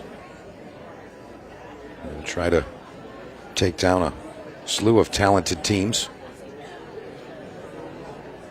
And Emily-Duddy breaking on the hill. Look out, cue ball. Yeah, got the leg in the air as well. And she literally kicked the 9 ball in from the head of the table. Perfect timing there. 9 ball avoids all the traffic, and then you see the gesture right there from Miss Emily-Duddy. Yep, and stroke's going to be the order of the day. As Emily stretches across. Yep, she gets moving. Well, changing her mind here. Just gets down and fires it in. You can see just that, you know, the knowledge and the instinct come out when that clock starts ticking down to the last few seconds.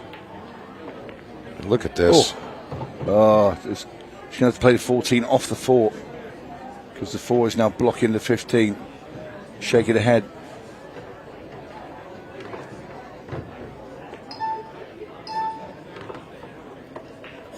Couldn't catch it thin enough there. Emily-Duddy, so Sandy Wilder back out on the solids. Little back and forth there. Yeah, she was going to play the combo. Switch to the 7 ball. Makes that. It seems like Sandy's kind of settling in to playing in the arena now, and she's definitely a lot more comfortable. You could see she was a little tentative early on, maybe a bit of nerves. And, of course, moving that ball while placing the ball in hand, that was another one right there, kind of taking her back. But all things considered, I think that as she continues, she's definitely performing at a higher level. She's playing better under 15 seconds because it's taken away the overthinking of it, I'm telling you now. But however, that shot wasn't a great one there from Sandy. And Emily-Duddy with yet another chance to finish this match, close it out. She's made position a little tricky here, Tony. Yeah, she's got to stretch again.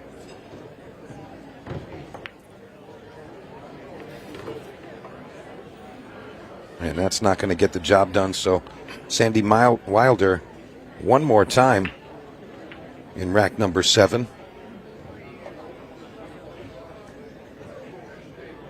And again, you can see that she's kind of falling into the game a little bit more.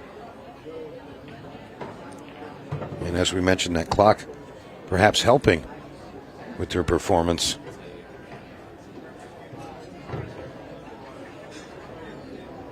And the balls are all wide open. The question is, can she hold it together and finish these last 4 up?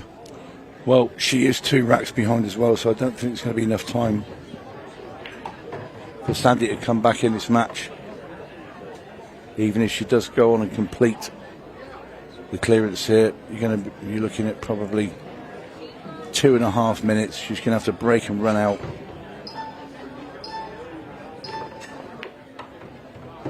And she's bringing it closer.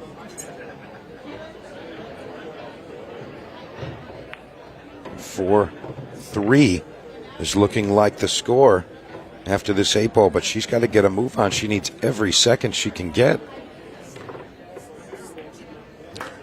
Now goes the 8. Sandy Wilder, 2 in a row. So 4-3 now. Sandy will be breaking. So a great opportunity to perhaps get us on level ground. If we can get 4 games apiece, Tony, what's going to happen?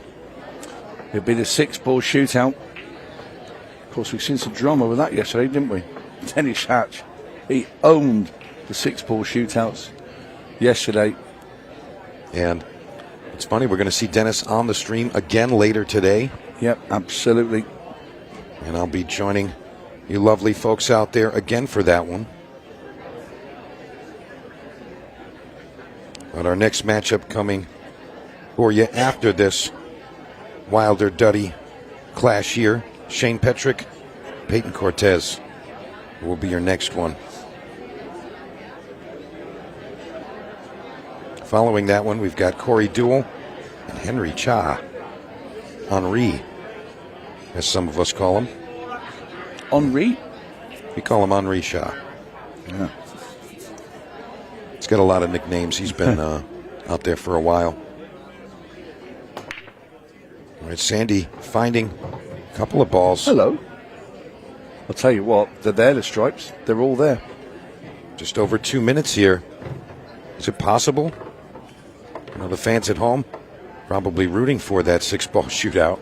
They'd love to see it. So much fun. Completely different player the second half of this match, Sandy Wilder. Totally agree with you, Tony. Definitely has a little pep in her step right now. And as the scoreline gets closer, you can see as she's just exuding some of that confidence. Oh. Well, Emily-Duddy now will have to start managing the clock. Let it get down a bit and then use your extension. Now, you never thought she'd be in this position when she's 4-1 up. She's not managing the clock. She's not thinking. I think you got to take the one here, Tony. What you've got to do is let that clock go to about 2 seconds and then call your extension and kill this match.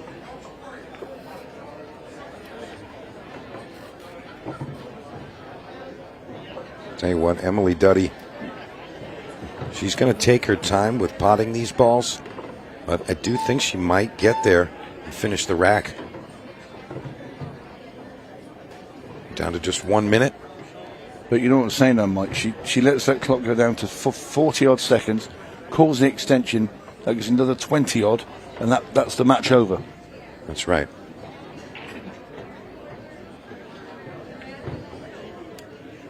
All right, just 3 balls remaining and 40 seconds on the clock. Now she'll call the extension, but she wasn't calling it to finish the match. She's still looking to just run the rack. She really is. I don't think she's aware of how much is left on the match clock. And we're down to less than 30 seconds now. So maybe she does know. She's just been very cool about it. Yeah, I think so. I think she's aware. You know, the experience of Emily Duddy, she's not unfamiliar with what's going on here. And just 10 seconds remaining. And that's just about going to do it. And there you go. A good hug there, Sandy Wilder and Emily Duddy.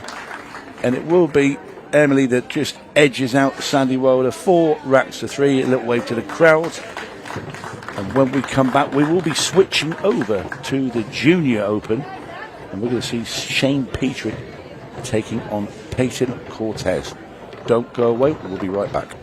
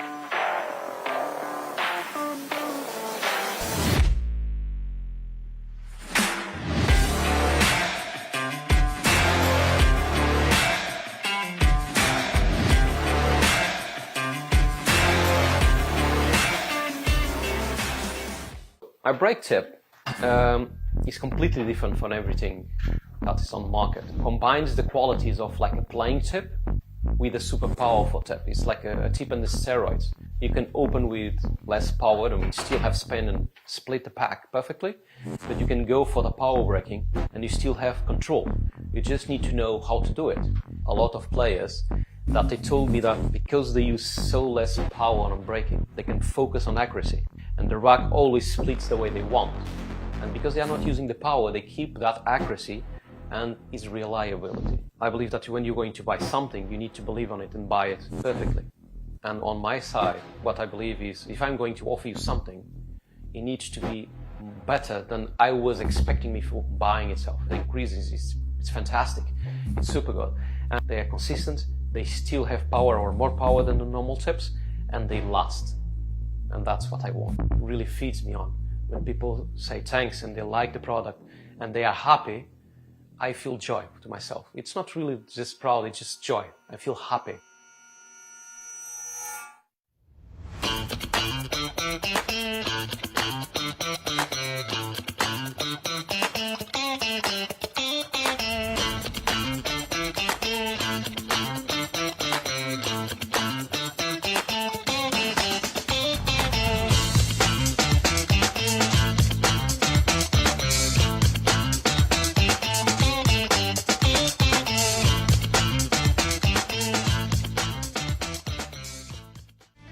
With over 175 years of billiards history, tradition, and expert craftsmanship, Brunswick is a name synonymous with our game, which makes it the perfect partner for Ultimate Pool USA's vision, a fun, fast, and exciting pool for the players all across the United States.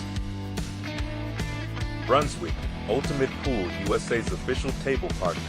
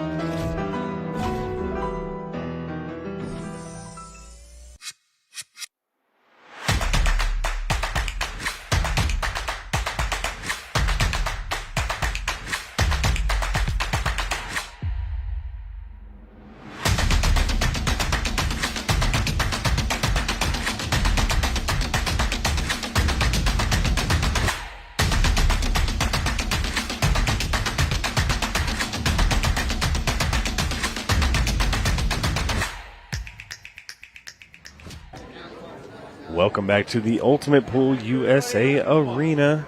Another great match here, and it is in our junior division. It is going to be Shane Petrick and Peyton Cortez. My name is Stephen Wyatt, and I have the incredible Mr. Kaden Herbach in the booth with me. Kaden, we got to see you on the stream table a little bit earlier. Unsuccessful, but not for lack of trying. We know how good of a player you are, and I know that you're going to come back and do well.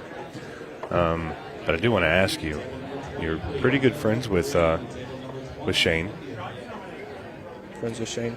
So he's a good player. We've played about 3 times. He's got me 2 out of the 3. So let's see what he can do here. Well, and the gentleman he's playing is Mr. Peyton Cortez. Peyton is actually from the East Texas area, plays over at 903 Billiards, which is actually owned by Ultimate Pool League operator Jeff Goodman. And so he's seen a lot of the Ultimate play. You know, obviously we play league nights on Thursday nights over there. So he's got to see a lot, and I believe this is his second Ultimate Pool USA event. And not a bad player, but he does have a tough match with Shane. Shane, obviously a former winner, former runner-up. So we'll just have to see how this one lays out. Kaden, what do you like as far as this 13? I'd probably play it off the 2. Maybe, I don't know. You got to be careful with the 2 going past the 14 and blocking the 14. Just like that. But now I think he's going to have to try to play safe here and make Shane's harder out. Yeah, I was a little worried about that. Yeah. I don't know if he can see it or not. He may be able to. Oh, going to go for it. He was trying to lock him up against the 6 ball, I believe. Yeah, Shane's got, I think, 2 options here. He can either shoot the 5 in or just play the thin cut on the 6. All right, ladies and gentlemen, listen up here. Listen up. If he plays this right, he can get. Well, I think he might have gone a little bit further than he wanted to, but that's okay. Yeah, he wants to really get off the rail here for the 3 so he can open up his shots. Are you trying to draw this ball back, or are you just trying to pop it to bring the cue ball out? I think I'm popping it to bring the cue ball out because you just need to get good on the 5. Any shots on the 5 is good. Oh, he actually went rail first, which was a pretty... That's a good shot. Pretty strong move there. He's got the 7 ball and then the 4 on the side if he wants it. Oh, it hung up. Well, that is definitely not what he wanted. He's given Peyton an opportunity here with this 10 ball. Yeah, I don't know if you can see the 14. I think you just draw it with a little bit of low right, and then you're perfect on the 14. 8 balls in the wide open. You're just going to try and bring it to the rail? Yeah. It's a good call, Kaden. Good shot. He landed a little steep on it, but should be fine. Nate goes in like about 4 pockets out of the 6. So Really, you just have to avoid the 2 ball. Yeah. And you're going to have a shot. It may not be the best shot, but if you avoid the 2, you're okay.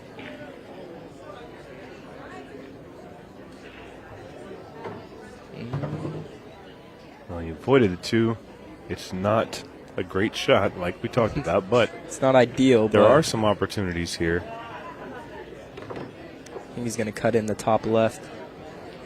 With how deep the 4 ball is in the side pocket, would you ever risk trying to just shoot that over there and let it trickle in afterwards?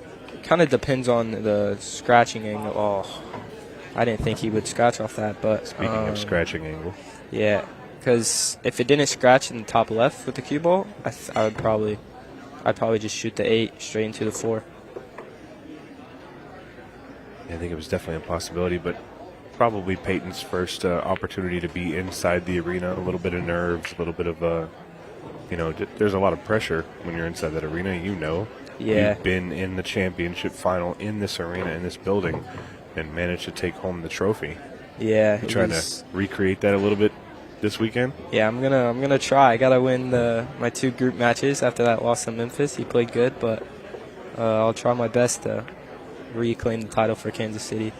Well, obviously, we have only ever been to one area twice, which is this one, but you got a title to defend, and I know you remember the roar of the crowd when you won last time, and I'm sure that you'd like to feel that sensation again. Yeah, brought joy definitely to me. So should be 1-0 Shane here with an easy 8 ball on the side. And this is a race to 4 on a 40-minute match clock.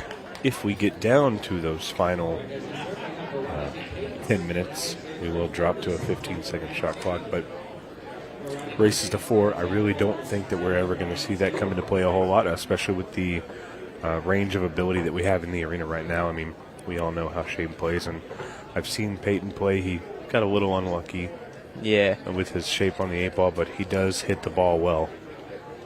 Yeah, I think Shane might think that he got away with one there. He probably should, right? Yeah.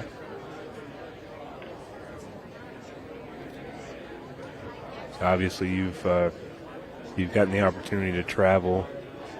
I mean, you're basically part of the crew now. I don't know why we're not making you work a little bit more, but yeah. How cool is it to see us back here in Kansas City? Being the only place that we've made it an annual event, sort of. It's really exciting. I mean, it's my home bar.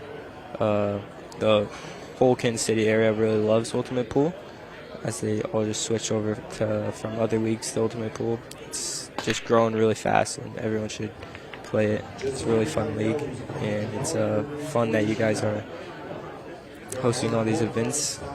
So it's really exciting having two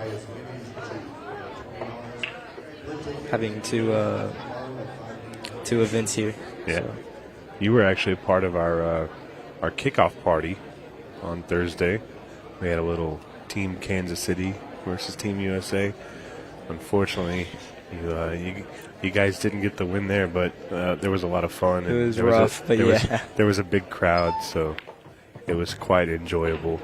Try to make the comeback there, but couldn't see through it. So, so from here, Shane's going to play the stripes. What is your biggest issue?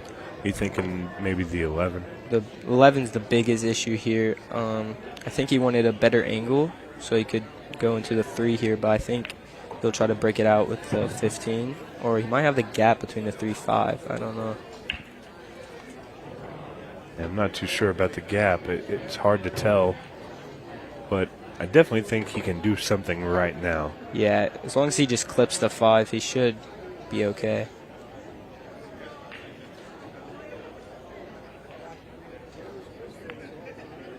Well, he's playing the gap. It's always the trouble with the gap when you're trying to hit a small area is, you go too far, not enough. When the gap is that small, you're really risking your game. Yeah, the good thing about it is it's not much Shane can hide around, so see what he does here. He has a good angle for it. Yeah, so I like this angle. I think I'm just trying to get up right past the 8 ball to get close to the 11, because if you can just get close to it and see it, maybe you can manufacture something. He might have went. He tried the gap. Did he make that? I don't know if he made it or not. It's really close. From his facial expressions, I don't think he made it. Yeah, I think he's just a little bit off.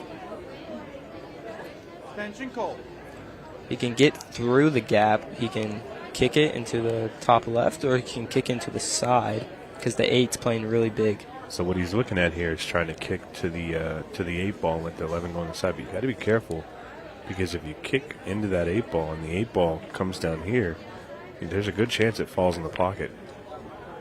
Ooh. And now Peyton Cortez. Tied up to 6.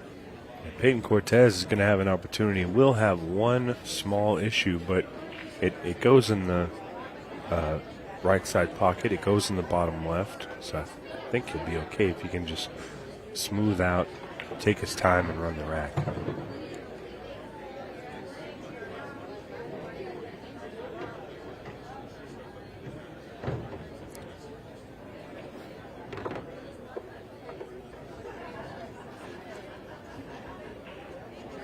Might be trying to go to the 6 right now. That's smart. You take care of your problem balls early. Yeah, I mean, I like that. Because no matter what, even if you break it out, you should have a shot, unless you just get really unlucky. So, he could have ran into that if he wanted to, but I don't know if he'll take this on or not. He's taking on the 5 ball.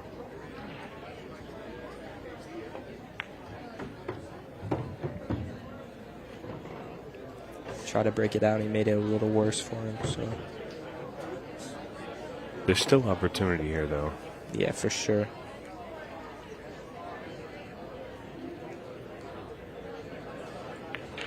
I think what I would do here is don't leave the 6 last ball. I think I'm going to play safe here, because as long as you hit where exactly the 2 is, there's not much Shane can do other than try to kick it really hard. I like playing the 2 ball into the rail, letting your cue ball go to the top rail, and just playing soft and trying to get him to meet in the middle. Force Shane to kick, but make him kick 2 rails or 3 rails. Yeah. Don't give him the easy 1 rail kick. Yeah, I don't know if he's thinking about the safety or he's thinking offensively. I think he's thinking offensive. Maybe 2 rails with low left. He's a smart player, so if he's trying to do something on this, I'm thinking maybe he has a plan, and he did have a plan. Oh, he made the 3. Made the 3 ball off the 8. Going to show a little wave of dissatisfaction as he makes the ball, even though he wasn't intending to right there. You're all in now. I think you just try to bank this. Oh, a little bit of a miscue there. Saw him raise up just a little bit, and that can definitely throw your back arm off a little bit, cause you to miscue. Yeah, it definitely wasn't his normal stroke.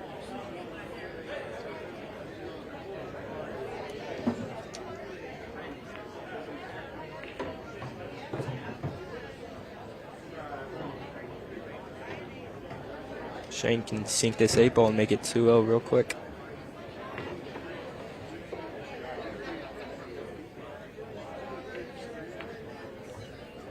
That's good right there. 2-0 to top spin Shane Petrick. Tell me a bit about this. I think you and Shane both are going to a World Junior event, so you get a chance home to take a world championship home.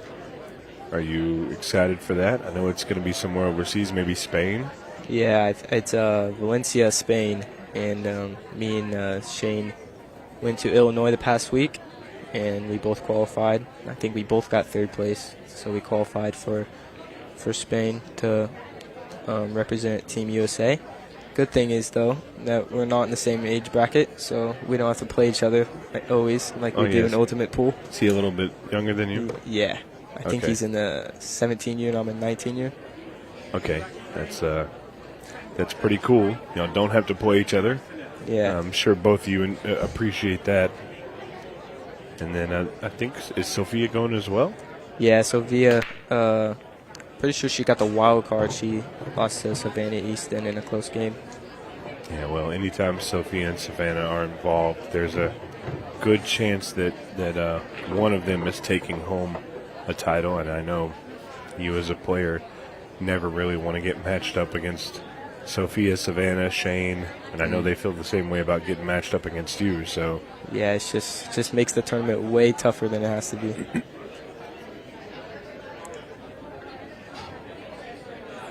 It's cool though because I see you guys all the time. You know, obviously you're at all the events. I think Shane has only ever missed like one, maybe. Yeah, he missed Iowa, I believe. So I've seen you guys, you know, around all the time, and y'all go hang out at the TikTok table, play games over there. It's a pretty cool event for. I know you're not, almost out of that junior stage, but as a junior player, it's cool to see all the younger talent because you guys, I mean, you are the future of pool. And the future looks nice, gotta say. It does. So a bunch of young players are really good.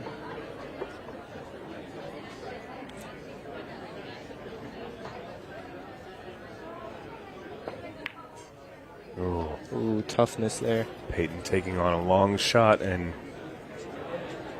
the pockets are not super, super tight, but you do have to hit the center of the pocket if you want that ball to go from that angle. Just caught it on the right side of the pocket, and it does not fall.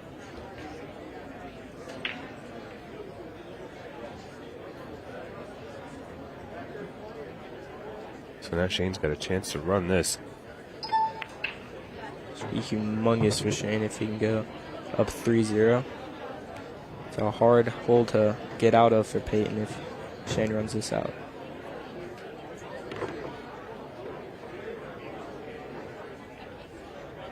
You got to be a little intimidating when you get matched up against Shane because, like we've talked about, he is a former winner and he is a former, most recent runner-up. Yep, and he has a bunch of experience on the table where Peyton doesn't have much on the stream table. It's a way different experience than the other tables. Yeah. What about the news, though? Your home room. Yeah, I was playing when I heard the news, so I got told afterwards that all the tables are going to change to Brunswick. So I was pretty excited. It's I think it's going to be a lot better than the valleys that we have here, but it's going to make the whole room shine way better. Yeah, well, Simon Webb had a nice conversation with Bill Fickle and Nick Barron last night and dropped the news that this is going to a Brunswick Arena location, and so that's really cool. They're going to throw some tournaments and bring in some added money here at the home room, but these Brunswick tables play so nice. Yeah. You're about to have a whole room full of them, so you're going to be at a real big advantage. You and both Jordan Helfrey and Dave Matlock, all you guys are going to be able to play on these quite a bit. Yeah. Oh, that's a good shot there. Yeah, that's a massive, massive shot by Shane. I think he can cut it in the side or bank it. I think I like the cut in the side just because the 14-15 is kind of saving you. Yeah. There shouldn't be any opportunity for a scratch there. And Shane Petrick looking to go up to the hill in this race to 4 against Peyton Cortez. Just needs to sink the 8 ball.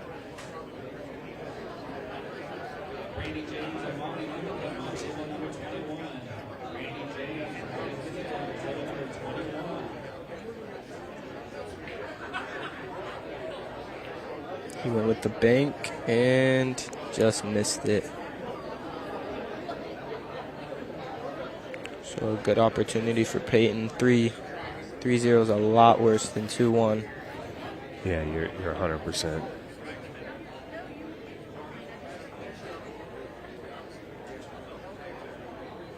Just needs to take his time. Be very careful about the 8 ball because we are playing all ball fouls. You do not want to risk touching that ball. But I think Peyton there was trying to kind of force an angle, and he ended up in kind of the one spot where he's got a tough, long shot to take on.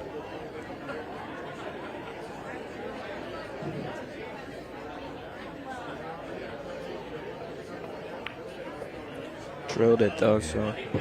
Good shot. Yeah, he's back at back. He's back in the rack.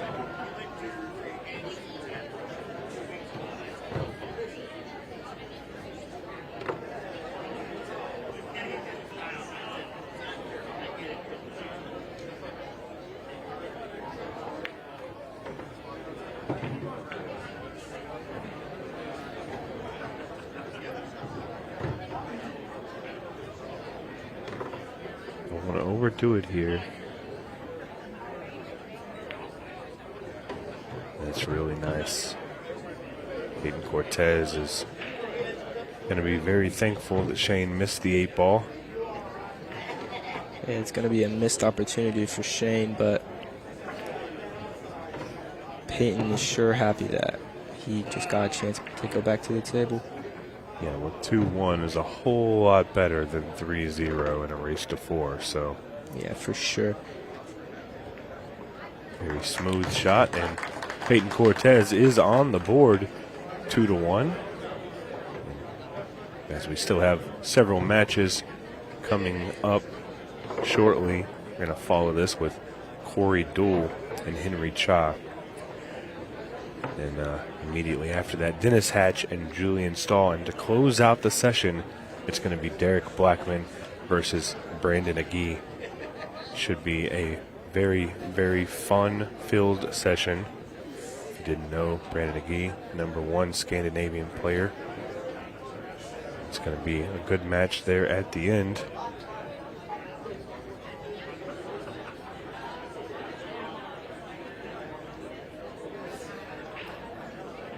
Both players look pretty calm. Yeah.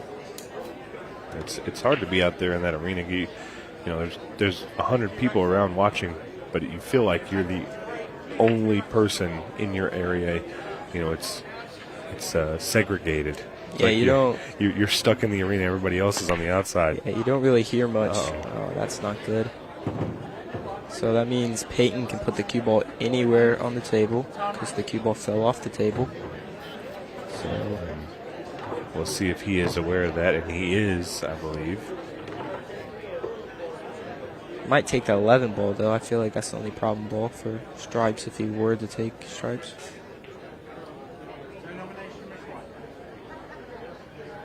Needs to be wary of the time.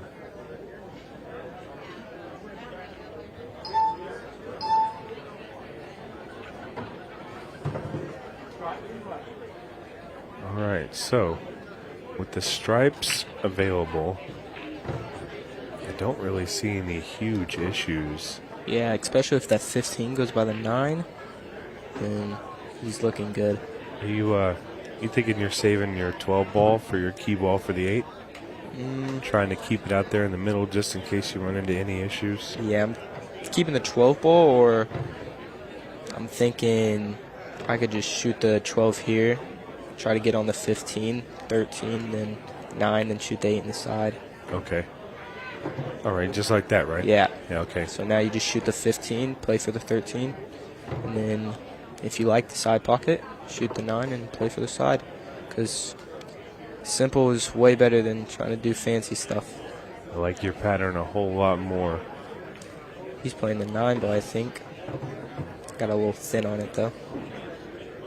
You just got to be careful here because while you're either going to be cutting the 9 thin or you're going to be cutting the 13 thin and sending the cue ball across table. Yeah, I think you cut the 9 and you just try to miss the 7-5-1 up there in the corner. Referee Daryl Hibbard going to be keeping an eye on the clothing to make sure a ball isn't touched. No issues there. Not going to lean over the balls. Don't get behind it. Okay, there we go. Shot. That is a really good shot. I think you just draw the 13 a little bit, play the side pocket for the 8. There's a big area there to land on. Yeah, like that. Just the stun over. Yeah. Might have got a little much, but just take your time. Don't have to do a whole lot. And I actually like, if you can get under this, I kind of like trying to draw to the bottom rail. Yeah, it just makes things a lot harder. Oh, that's a rough shot for Peyton there.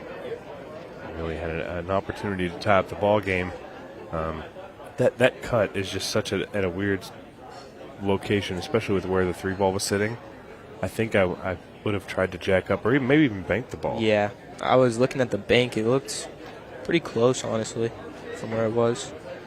And I think Shane is a favorite to clear these balls out. Yeah, for sure.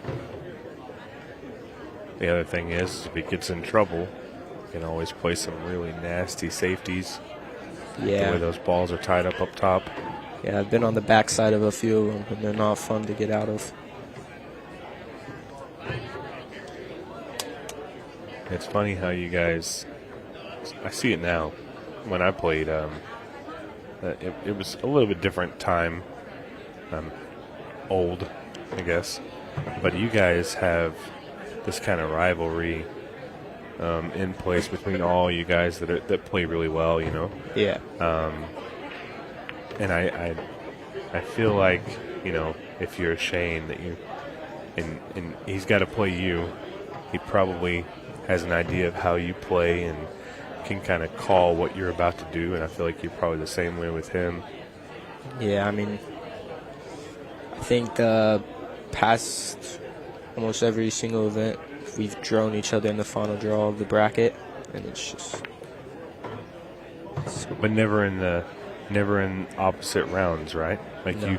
you always played like a quarter or a semi. Y'all were never on opposite sides of the bracket. Never on the opposite sides. So we've never seen a Shane Petrick and Kaden Herbach final. Yeah, hopefully you can see one this weekend though.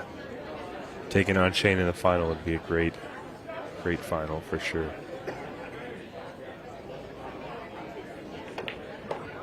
Great shot. It's gonna roll a little far. It's gonna have to make one more.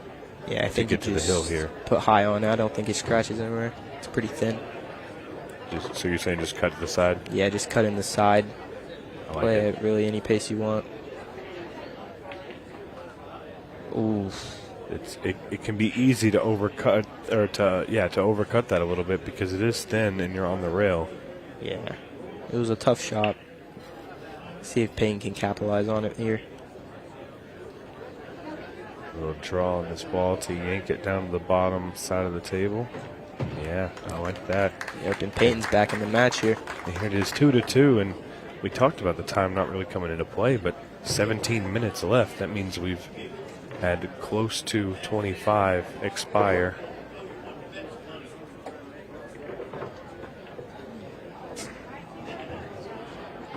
Yeah, the 15-second shot clock is really, really hard to get used to if you haven't played on the stream table before. Yeah, we've seen you in that situation a couple of times. I'm sure you probably don't want to talk about it, but we've seen you in a 6-ball shootout as well. So you've kind of done all the things in Ultimate Pool USA. That's why it was great to be able to get you in here because you have all the experience, right? Yeah. That 6-ball shootout was pretty tough for me. But Sofia played good, and she had a good comeback there in Colorado. Yeah, I think that's something that makes a couple of you guys, especially Sofia, Savannah, you, Shane, Hank, a lot of you guys, Jordan, you guys don't let the pressure get to you, and that's something that as a kid I always felt the pressure, and you guys look like you have nerves of steel out there. I don't know how you do it, but if you can teach me once we go off air, that'd be great because I still get nervous when I play sometimes. Yeah, it's a tough scratch for Peyton there. Hardest ball here is probably the 8-ball and the 11 if you're going to take stripes. I think Shane's going to try and take care of that 11 ball pretty soon. Yeah, I'm thinking 10-14 and try and come down for the 11. Yeah. If you get a good bump, it might fall in the side pocket or it might just open it up. He's not playing the angle for it, so maybe he likes just trying to get shape on it. Yeah, maybe. I don't know. Or he may be playing it into the side pocket off of the 4. That's a good shot if he is. Looks like he's going for the 9. Ooh, rough angle there.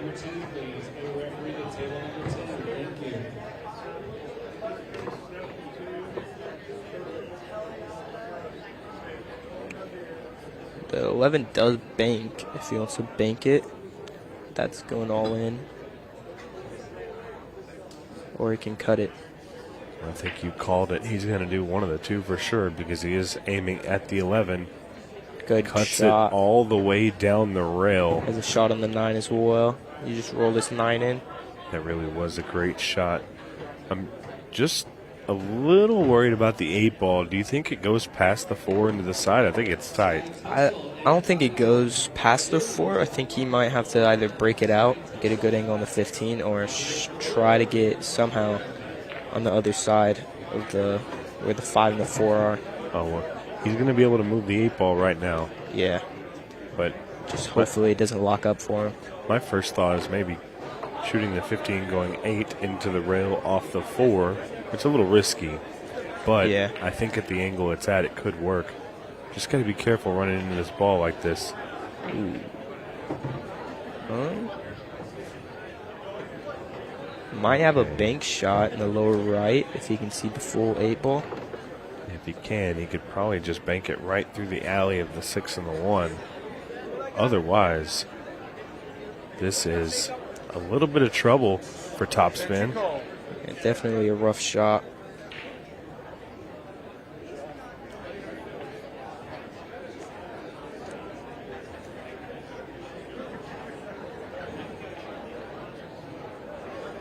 Yeah, I think he's going to bank it here.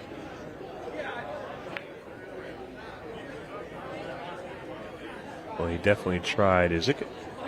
Oh, my goodness. It looked really close there for a second.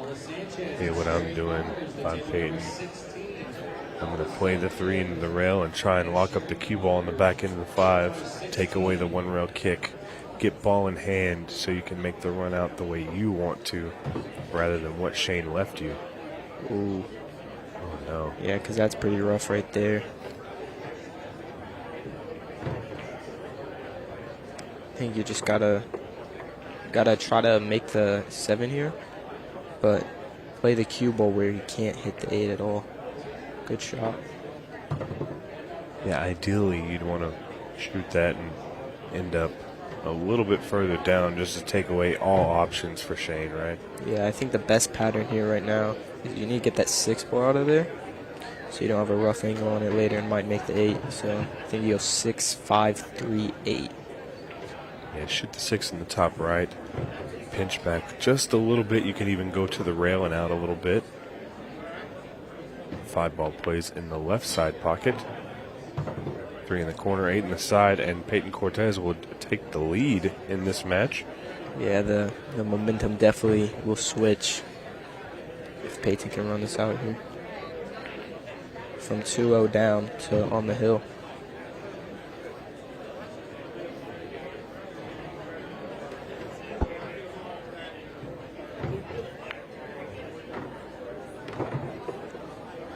Momentum is a big thing in pool, and it's a big thing in Ultimate Pool USA's spotlight because it is alternate break, there is a match clock, there is a shot clock, so there's all these extra elements that you have to be aware of. And when you have the momentum going your way, the pressure on your opponent builds from all those extra things involved, right? Yeah. I know you've been there, the shot clock, when I think you were down a game when the shot clock went to 15 seconds. I'm trying to think of where it was. It may have been in I think it was Louisville, Kentucky. Yeah, against. I think what you're thinking of is in Iowa against Junior. I forgot the name of him, but I was down the whole match. It was like 3-1, I think. Yeah, 15-second shot clock comes into play, and it kind of kicked you into gear. Yeah. You started playing very well, and you ended up winning that match.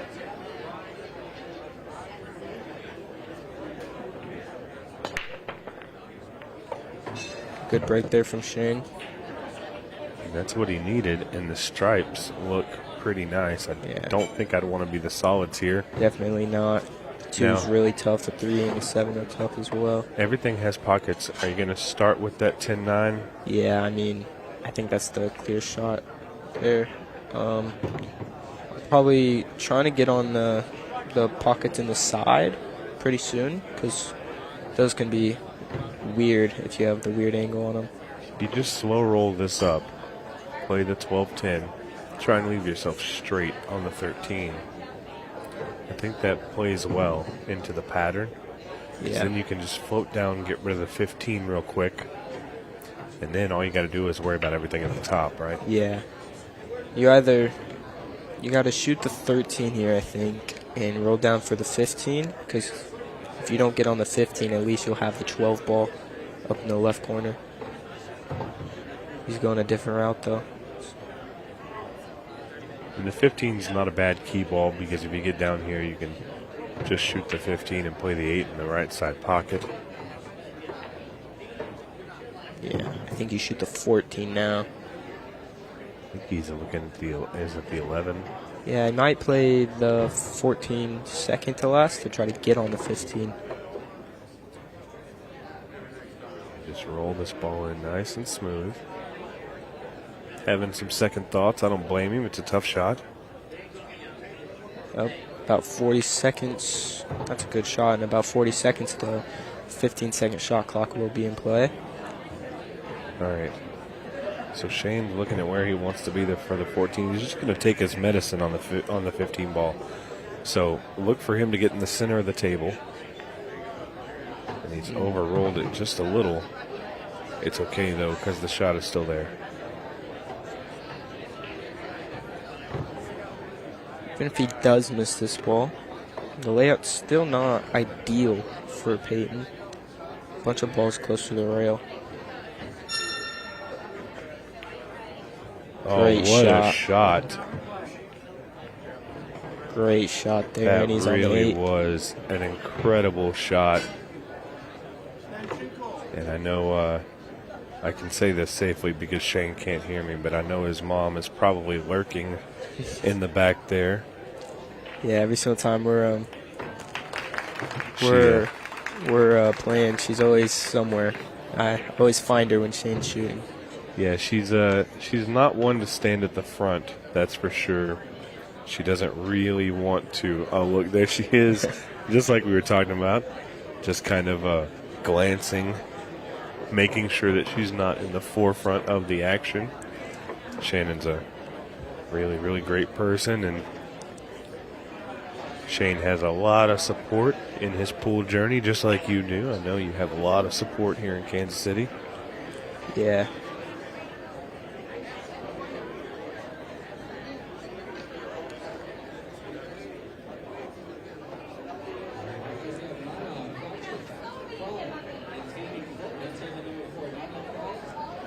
Peyton probably not too happy with how this match has gone so far, because he had an opportunity early to make it 2-2, which would have made this match over with had things gone the same way. Yeah. But here we are. It's Hill with 9 minutes and 33 seconds left on the clock. Probably not going to be an issue. Yeah, definitely with that break. Real good break there. It might have been dry, though. And it is. Was it dry? Yeah. Pretty sure.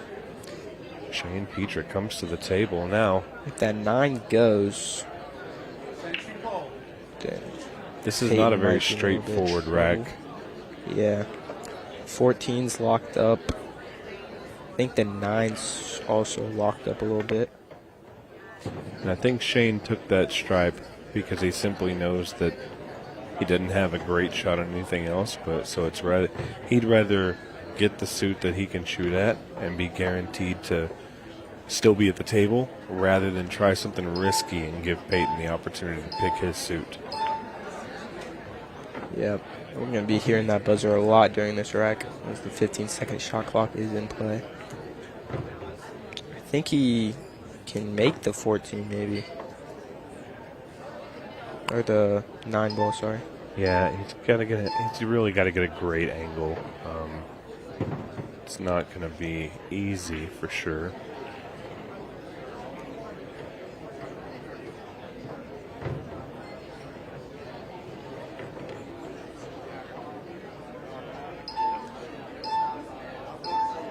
He's going to play safe right behind those balls right there. Great shot there. He really wanted to be touching that ball. It might actually be better that it's not touching, though. Yeah, because then he has to hit it no matter what. Yeah. If that ball was touching, Peyton could just tap the cue ball to the rail. Shane might have the 14. Well, now that 14 ball is accessible, but look at this. That's Peyton an even has better shot. Absolutely locked him up. Uh-oh. What are we seeing here? Is Shane going to try and cut this ball? He might have it, maybe. He'll take his extension, maybe? Nope. Does not have an extension available. Had to fire at the ball, and he's going to get a little lucky and then a little unlucky because now the 14 is tied back up. He's going to have a good angle to get on it. The 9 ball's in a rough spot. The 13's tough.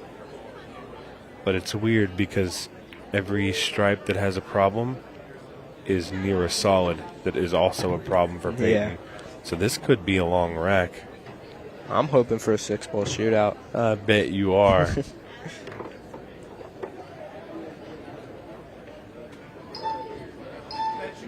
Peyton has his extension. He calls it. Both players now, no extension available. So you have to collect your nerves and you have to play calmly.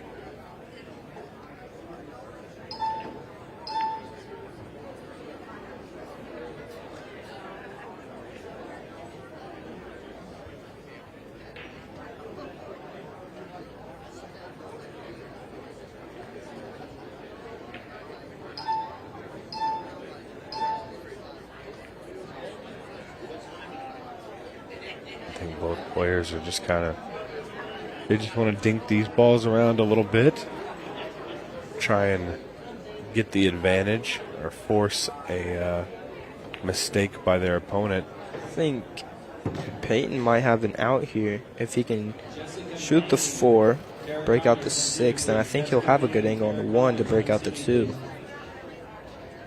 He might be right.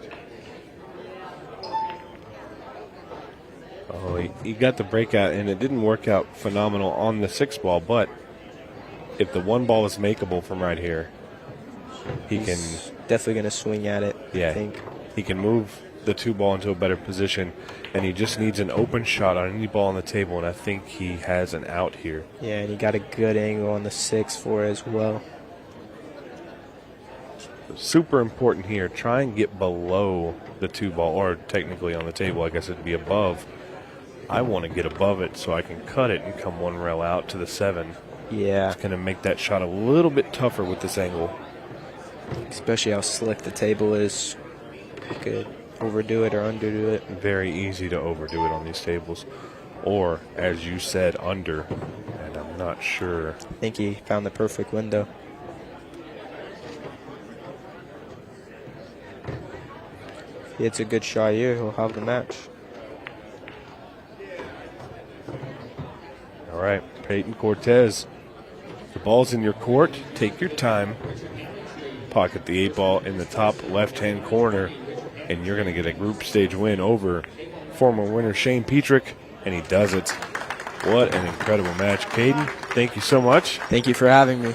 And we will get our next match in the arena. It's going to be Corey Duel and Henry Cha coming up right after this.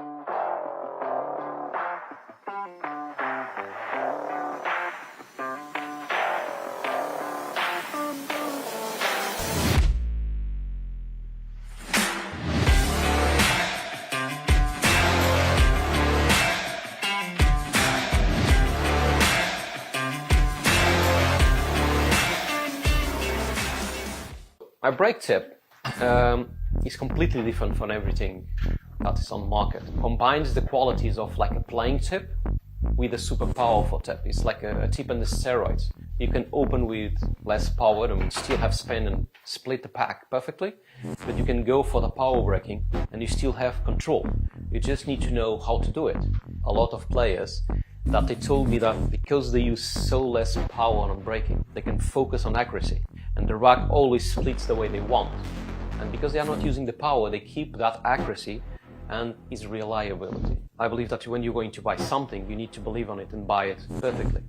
And on my side, what I believe is, if I'm going to offer you something, it needs to be better than I was expecting me for buying itself. The increases, it's fantastic, it's super good. And they are consistent, they still have power or more power than the normal tips, and they last. And that's what I want. It really feeds me on. When people say thanks and they like the product and they are happy, I feel joy to myself. It's not really just proud, it's just joy. I feel happy.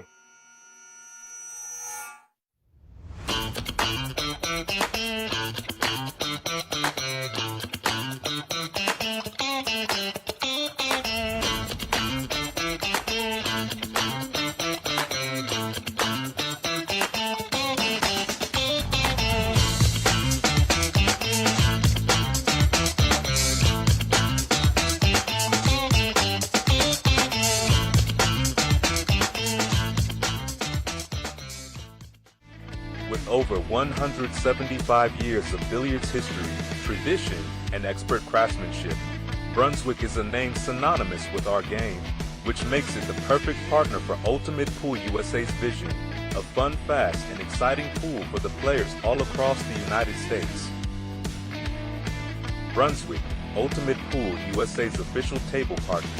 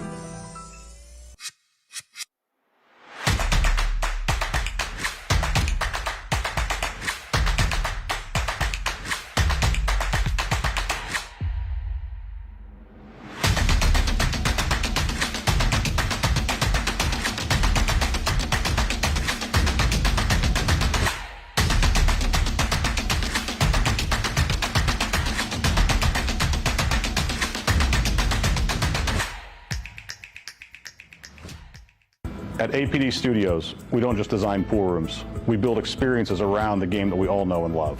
I'm Adam Pfeiffer, a licensed architect for 10 years and a nearly 25-year pool player.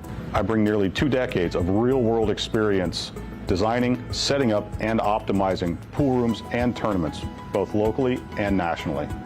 Whether you're upgrading your pool room to host larger tournaments, planning a full-scale event, or just looking to perfect your home playing space, I design with purpose. From traffic flow and lighting to vendor zones and spectator comfort, every detail is considered, making it efficient for staff, welcoming for players and spectators alike, and compliant with local building codes. For residential spaces, I bring the same precision, crafting rooms that feel luxurious, play beautifully, and reflect a true passion for the game. At APD Studios, we design for more than just gameplay. We design for the future of your room.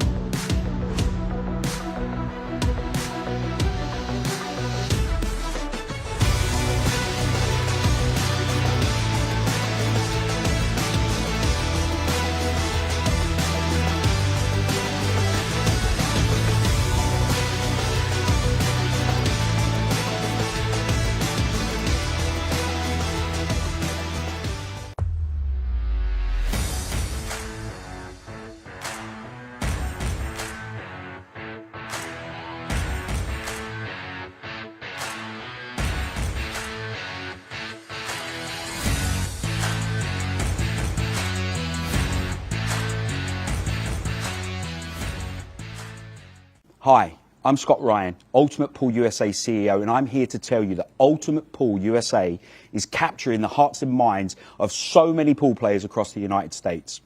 To the players, league operators and supporters, you are the reason we do this. We thank you. As we approach the end of our first season, I'm delighted to announce that our monster prize pool, including that groundbreaking $100,000 first prize, is ready to pay out at our nationals. You heard us right. No gimmicks, no gifts to the value of, just $100,000 in cash for the best team playing Ultimate Pool USA at our nationals. For the players, I'm going to hand you over to Ultimate Pool USA President Jordan Chavouche, who's going to reveal where our nationals is being held this year. Hi everyone, we're delighted to announce that the 2025 Ultimate Pool League National is going to be held right here in Cherokee, North Carolina at the stunning Harris Resort and Casino from Monday 10th through to Saturday the 15th of November. And guys, we've got you covered. Don't worry about too little playing space. We've got over 40,000 square feet. Don't worry about staying up too late. Our tournament team have got you at the heart of everything they do. Plus, when you're not playing, you can use the incredible facilities this resort has to offer, such as the spa, the bowling alley, and the many amazing restaurants. The whole team are really excited to welcome you here, so I look forward to seeing you in November, and good luck. This will be the biggest party in pool. Teams and players fighting it out to be the best of Ultimate Pool USA. But that's not all. We will have many special attractions, including our shootout, an open event, and many surprise guests from pools past and present. Get ready for all of the high-octane, fast-paced action you've come to expect from Ultimate Pool USA. For the players, league operators and supporters, this November, Ultimate Pool USA changes the game. We'll see you in Cherokee. And here we go.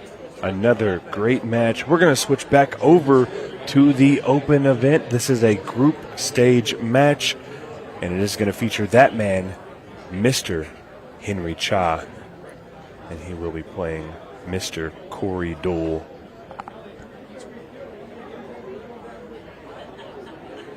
As we're just getting the balls racked up and getting ready to go, my name is Stephen Wyatt, and I've got Mr. Mike DeMarco in the booth. Mike, I haven't been in the booth a whole lot. I know you've been in here quite a bit. We've seen some good matches so far in this this afternoon session. Yeah, it's been really exciting. Day 3 technically here on Saturday, and we've got another one coming right here. Corey Duel and Henry Cha. I think this is going to be a tight one. Obviously, Corey Duel, a household name in American pool for quite some time.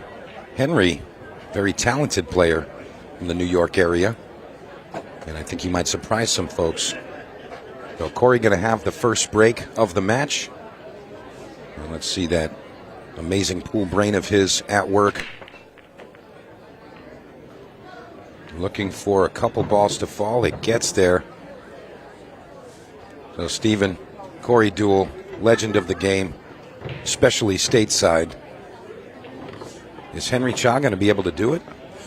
Yeah, so Henry made his Ultimate Pool USA debut in Boston at the event, and I know who Henry is simply because I've worked with him a little bit before.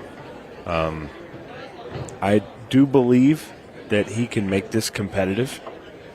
It's all going to be a matter of how Corey is playing and what opportunities get thrown Henry's way. If Corey's on top of it, his opportunities may be very slim, but I can tell you right now, if he gets those, he absolutely can make this a competitive match. Yeah, I agree with you there, Stephen. But right now, Corey Duel looking like he's going to come out of the gate flawless. Great shape there on that purple 4 to the side pocket. Still has a bit of work to do. Needs to arrive above this 7 so he can get under the 2. I think he's done well there. Corey, of course, been a top player in name for a number of years. And he's still got every bit of that talent in that back arm. Softly brushing the 8 ball. Closer than he wanted it to be, but it's closer than I wanted it to be, that's for sure. I'm over here squirming as that 8-ball slows down near the edge of the pocket. But Corey Duel coming out strong with the break and run.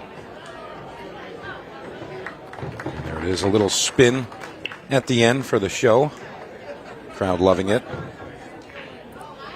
Yeah, we saw Corey yesterday. Had a tough foul, loss of rack when he caught the ball as I think it was going into the pocket. Definitely not something that you're able to do here, so I'm sure he is very aware of that now, and you'll see him make the 8-ball and walk right to his chair, not touch anything. And Henry just hoping for an opportunity here against the Prince of Pool. Yeah, Henry, definitely a focused player. He enjoys himself out there. He doesn't take the game too seriously. He's going to smile a bit and enjoy this experience. And again, I do believe that Henry can go the distance. It's really going to come down to the break, as we've seen on this arena table. It really comes down to that. So, curious how Henry's break is going to look. And he is going to go with the head ball. Let's see, Henry Shaw, rack 2. And Henry seems to point something out. Oh, yeah, there was a fly on the table. All right, here we go. Henry Shaw breaking rack 2. Let's see how he's looking. Right into the drink. We were talking about this with Tony Holgate earlier, and that is kind of the quintessential bad break. Cue ball square into the side pocket off that head ball. Well, and I'll tell you right now, I'm staring at the bracket, which you can look for yourself if you have a player you're following, ultimatepoolusa.com. Click on that live scoring and go check out the groups. But Corey Duel currently sitting number 1 in his group stage. He has taken 1 loss, and it looks like he has 19 games as a win and 9 games as a loss. Henry Shaw sitting in the number 4 spot. So he really needs this win against Corey to bump him up into that main event rather than moving to the second chance. Well, that's interesting you say. Corey has a loss. Do we know who that player was that was able to best Corey? Yeah, I can actually check it out right here. And it's very interesting. It's the player right below Henry in the rankings. It's Mr. Charles Keller took a hill victory over Corey. That's the thing I love about the way we do these tournaments. Group stages, you're guaranteed quite a few matches. You're also guaranteed being in the open or the second chance rather than just going out, right? Something I really like about the format. And you see some crazy stuff. I actually think Declan Brennan, who, you got to consider him a favorite after he made the finals of the Boston Open. I believe Declan Brennan is in trouble with even making it through his group. So that tells you the level of competition that we have here. Yeah, I think a lot of our up-and-comers, top-end amateurs, and backroom players, if you will, I think a lot of them are going to surprise us as we run through these regional events. And, of course, everyone having a good time with these formats. And to speak to your point earlier, Stephen, extreme value at the Ultimate Pool events. It's not a simple 2 and out. You're going to play multiple matches in multiple groups. And I think it's all about player experience there, and they're having a great one as Corey Duel arrives on the 8-ball to take a 2-0 lead over Henry Shaw. Corey going to be breaking rack 3 also. So Henry not in the greatest of positions, but as we know, momentum shifts very quickly in the arena. Yes, it does. And we will be seeing what Henry can do as soon as he gets that opportunity. He hasn't had too many, but we know this, Mike. It's just a matter of time. Yeah, Henry's only broken and scratched. And I'll tell you what, that's not the way you want to start off your day against Corey Duel. Henry, again, he enjoys himself playing the game and does not take it too seriously. He always wants to win and wants to perform. However, he's going to enjoy this. Representing Carom Cafe over in Queens, New York.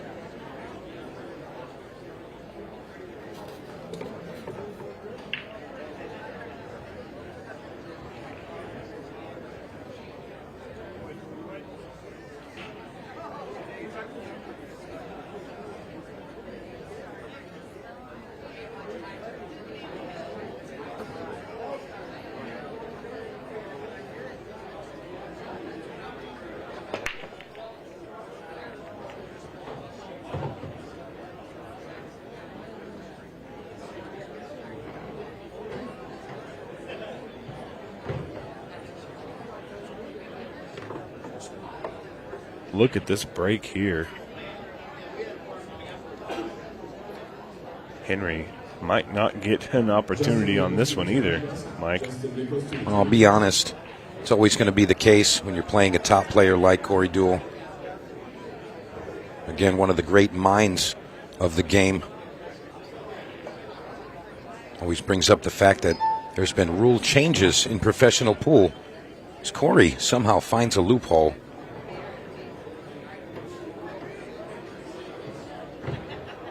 Yeah, there's not really too many things to kind of figure out in this one. I think the biggest one is the 8-ball itself. And I think that he may be able to work something out with that 8-ball here. I wouldn't be surprised if he ran into the 2, made the 13 also. He went right through the gap. I don't know how he did that, but it's pretty impressive. Must have football on the brain as he kicked a field goal right between them. I'll tell you what, though, he may have missed exactly what he was looking for, but he's still got plenty of options here, and I think the principal will figure it out. He's going to go forward on this 13. Didn't want to disturb that 2. That would have ruined the cue ball positioning. Goes a bit tight on the 9, still okay. I'm just wondering, do you believe the 8-ball goes in the side? No, I don't think so. Yeah, it looks very tight. Well, if there's one thing I know about this guy, he's got a plan. He's looking at it, and it looks like it's going right to the point, but again, we can't see down there on table level, so he may see something that we don't. Yeah, it's always the case. Could have 1,000 cameras in the arena, but unless you're down on the shot, you really can't tell what's available to the players. So we're going to rely on Corey to call these next 2. Now, if he does try to go into them, can't create a lot of issues. There's all of those solids on the table. Oh, this ball must go.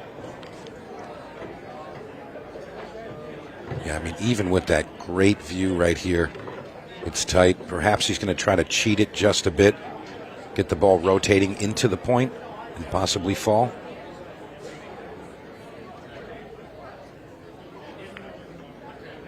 He's missed it. Yeah, I mean, I think our instincts were right. It looked very tight, and it obviously was. I do think it could have gone, just based on the way that came off, but you see the 2-ball move prior to the cue ball hitting it, which means it was frozen. Yeah, and that's going to dictate the tangent line off that 2-ball. So no luck for Corey Duel as Henry Cha gets his first open shot in this matchup. Remember, this is race to 5. So a little different than our shootout. Don't forget, some of the rules are different as well. One of the main rule changes that are different from the shootout in the Open is the golden break. Yeah, group play stages, and moving on into the Open final bracket, as well as a second chance. All no golden breaks, no golden ducks. Those are just a shootout specific rule. The shootout format obviously created for the spectator more so than the players. And Henry starting to get down to those last two stripes. I'm sorry, the last two solids, and he's going to have to figure out a plan here, possibly starting with this 5. Okay, that's not a bad start, but there's still some work to do. He's going to have to jack up on this ball, try and make something happen. I mean, this is very, very tight. I think he can actually just pot the ball and just run into the 8 ball. I don't know if he's even going to need to do the elevation. He might, but I think he can just naturally play into this. Yeah, looking at it from there, it looks like the elevation is going to send it high, but he made that ball. What are we looking at here? Does he have a shot available? I might just play safe. He's going to back cut this. Cue ball's going to go fast back and forth here, but the shot is still there. And I think he's done really well with that. Wants to get off the rail, and he gets there. Really nice performance here from Henry Cha. Nice finish there. 2-1 now. Henry coming with the break in rack 4. So, again, folks, I do think this is going to be tight. And the odds are stacked against this guy right here. But he can get it done. We've seen a few matches prior where the opening player gets a 2-0 lead. And just a couple of racks later, it's 3-2 to the opponent. So, again, all bets are off in the arena. Never know really what's going to happen.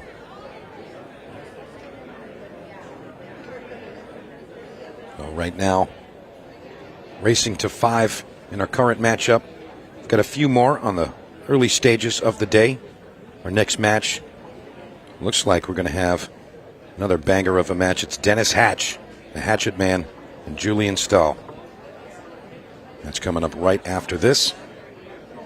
And then I think we'll be taking a short break and letting everybody kind of get their dinner figured out. And then we're moving on to the mixed pairs. And that's a event that really is so much fun to call. Mixed pairs is absolutely one of my favorites. So I cannot wait to see that. And the last time we were in Kansas City, that event was actually not a thing. We did not do the mixed pairs. And so this is Casey's first opportunity to see it live, and I think they're going to enjoy it. Mixed pair Scotch doubles, as we would call it, is definitely one of my favorite formats, especially when you throw in the Jack and Jill. Yeah, I think the mixed pairs is definitely a fan favorite. A lot of talks about that, seeing the dynamic between the two players. Just it's a different element versus the singles. You know, we've seen some of the top players pair up with other top talents and really just surprise a lot of the spectators with the performance, as we saw at the Boston Open. Ashley Benoit and Shane Van Boning winning that mixed pairs event, and runner-up there was that was Justin Bergman's team. Yeah, Justin Bergman and Tina Larson. So here's a funny little switch. Tina Larson unable to make this event, as well as SVB. So what do you do when you have two finalists that don't have partners? You stick them together. You stick them together. That's right. So Ashley Benoit will be pairing up with Justin Bergman. Pretty excited for that. I'm also pretty stoked to see Skyler Woodward get in on that. I know Tara Connor and Tom Cousins are back in the game, as well as Craig Waddingham and Amy Beauchamp. It's going to be a fun event. Yeah, I mean, it's really just nice to see all the different events happening under the same roof. And really just a great turnout here for the Kansas City Open. Henry Cha still in the driver's seat, but he's got his work cut out for him. Doesn't really have an angle. Yeah, he's going to get a little aggressive here, I think. tried to play the carom shot. He's going to pocket a stripe. Corey Duel now also in a tricky predicament. He's close to the 10, but I'm not sure if he's really going to be able to pocket it. It's very tight.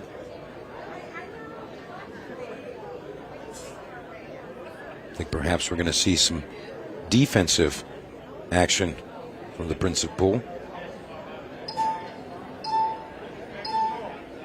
Extension has been called. He's got an extra few seconds to think about this one.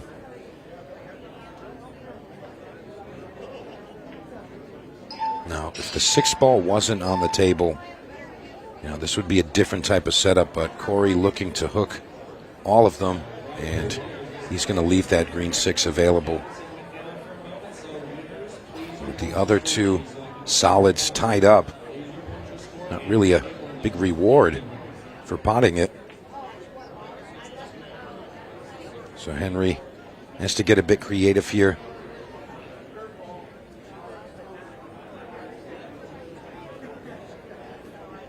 Looks like he's come up with something here. Goes with a back cut on the 6. Valiant effort, but it's not going to get the job done. So Corey Duel now in a position to go 3-1 ahead with this open table of stripes. And he's asked for the bridge, or some of our across the pond friends like to call it, the rest.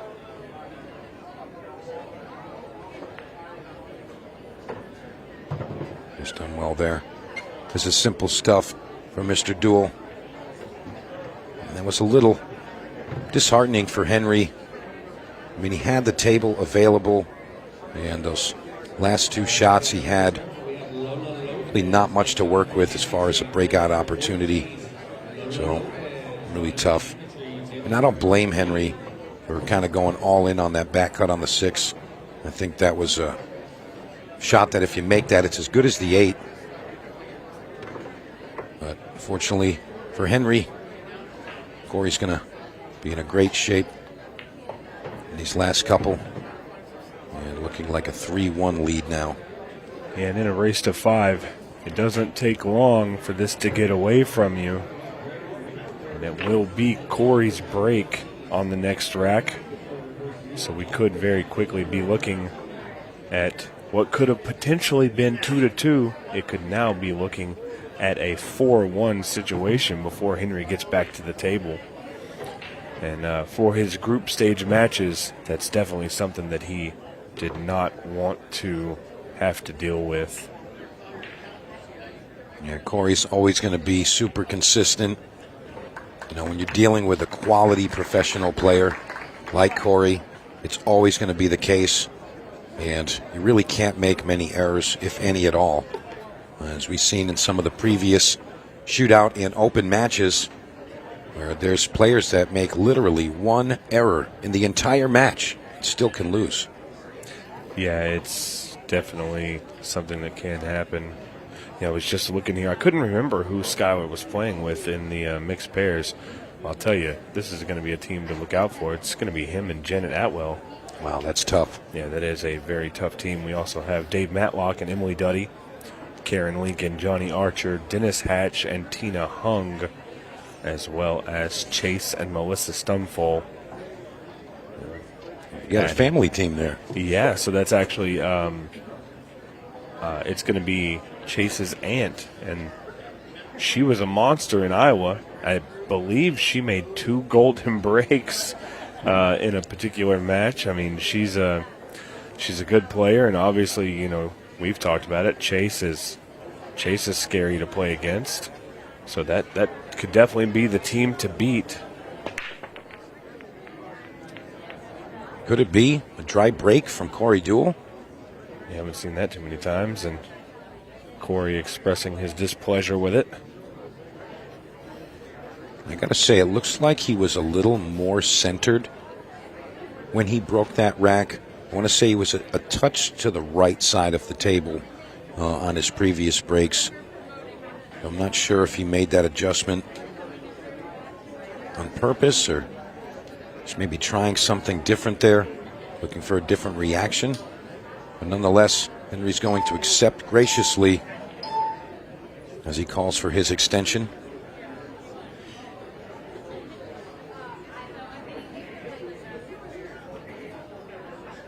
Looks like he's going to go at solids for his opening shot here on the 2.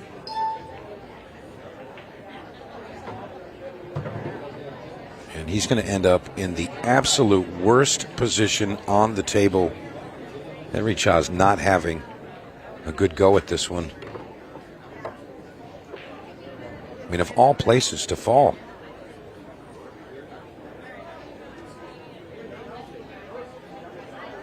Looks like he's going to try thin cut on this.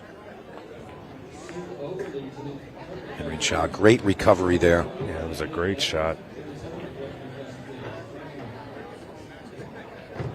I'll be honest, at this point, as long as the 8 passes that 11 in the top left, I think Henry's got the green light.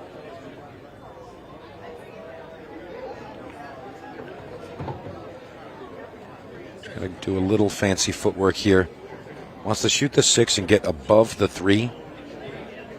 And he needs to maneuver with that 5 ball. It's the orange ball right below that side pocket. Now this can work too. Try to stall this with some inside spin. And he's gotten above the 1 ball now. I really wanted to be able to use one of those balls, either the one right next to that 5, to get on it, but perhaps he likes playing the 5 right into that side pocket. That's a little tough.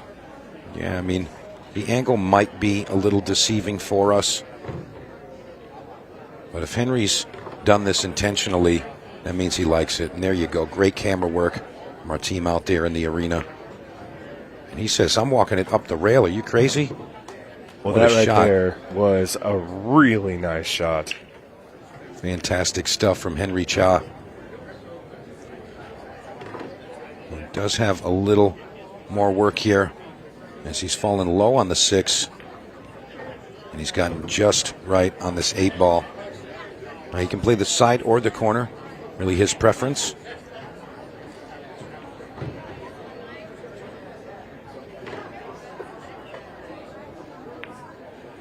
And he is going to deliver.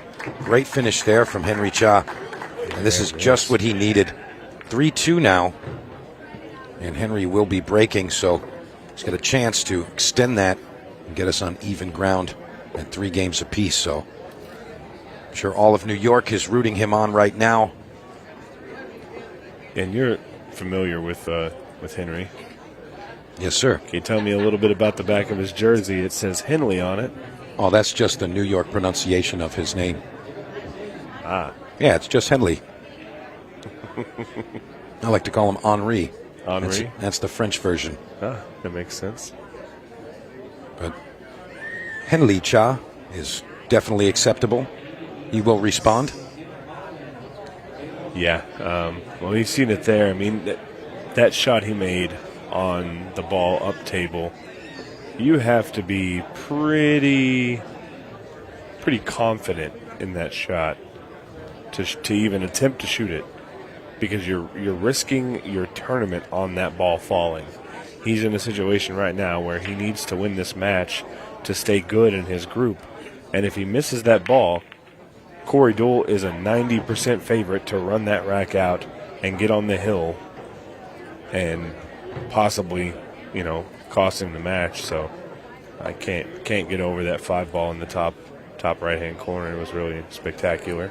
Well, I'll tell you, I don't think Henry's going to be flirting with any nerves, as, again, he's enjoying this. He has a really good time when he plays, and he's not really thinking about the crowd or the cameras. He's really just focused on playing the game he loves. And right now it's Ultimate Pool 8 ball in Kansas City.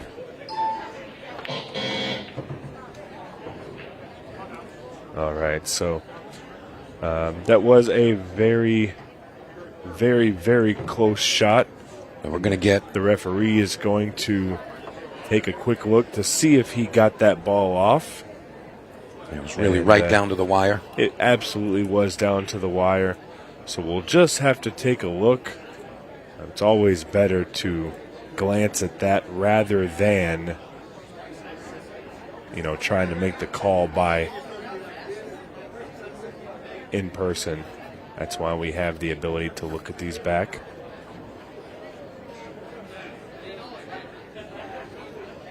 My first instinct is that it may be a foul, but I'm not positive. We're going to leave that call to the officials.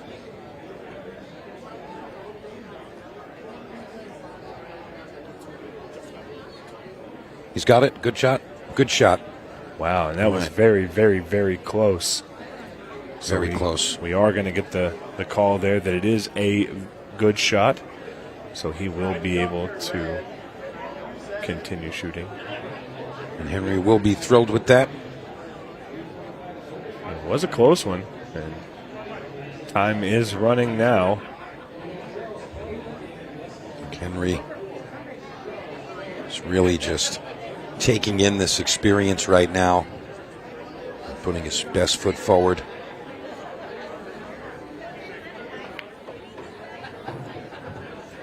Nice little breakout there. Got the 9 available. He's still got trouble with the is it the 14 ball down there in the bottom left? Yeah, the 14 sitting right next to that red 3, and that's really his biggest problem, if you can call it that. Now, Henry's not really an over-aggressive player where we're not going to see any wild shots from him. He's got a lot of sound fundamentals, and he's really just going to take this step by step. And it looks like he's come up with a plan here, Stephen. He's going to play the 11 into the side and leave himself an angle on the 9 to possibly move that 14 and the 3 and split those up. Yeah, I like this. When he actually did it right there. now. And the 14-12, I believe, has lined up for the combo, but now you got to get down here. I think the 12 ball just squeezes past the 4, but it's a very thin cut, and it's a combo with a ball in the way. I mean, it's a risky, risky shot. Tell you what, I think Henry is going to play that. You can play it at a pace where you can leave yourself something maybe on the 11, but blocking the pocket is really second prize there. And he's going to execute very nicely. Look at this shot. Yeah, that's phenomenal. But the problem is now I'm not sure if the 14 will slide past that 4 ball, and he doesn't really have a great angle to come on the other side of it. Unless he can punch through. He's going to draw this ball. He's going to try to go around the backside of the 5 perhaps. Oh, that's a great shot. Look at that. Henry Cha letting us know. And I might be onto something with this one, Stephen. He's got a chance. Yeah, well, we said it from the beginning. We always thought Henry could make this competitive, and he is doing just that. Oh, no. Oh, no. Yeah, he needed to hit that 1 ball a lot more full. And with where the 3 sits and with where the 4 sits, I'm not sure he has a pocket here unless he were able to go with the bank shot and play it off the 4 ball. I think he can actually bank it cross side. If he can't make it square in, I think he can bank it. What a shot. Oh, my goodness. It was super tight. And what a great effort from Henry. But nonetheless, the Principal returns with nothing but solids to look at. A little disappointment there from Henry. He's got to feel like he had a chance.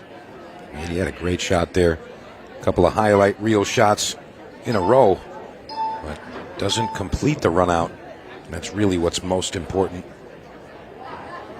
Now, you don't want to have Corey Duel come on the, he's coming on the hill and he's got the break. You want him to have a little pressure where it's tied up. Both players still need 2. That's the position Henry wanted to put Corey in. I mean, Corey still has to figure out that 6 ball. I think he's going to end up playing maybe the 5 off of the 8. Perhaps he moves it with this 7 ball here. Wants to be kind of tight on the rail. He's got a nice angle to bump it now. I mean, for me, I would have liked playing the other way and sending the 6 up table instead of the cue ball into those. But either way can work. It's all about the execution. And the Prince of Pool does it. Yeah, Corey's execution on just about anything is always top notch. I'm not sure. Saw him glance at the clock there. He didn't really like something about his first thoughts. And he manipulates that one. Looks like he may play this off of the 6.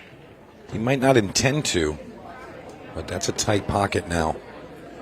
I actually think he's going to try and play it clean and just float forward above the 6 ball, but it's hard to tell what his plan is.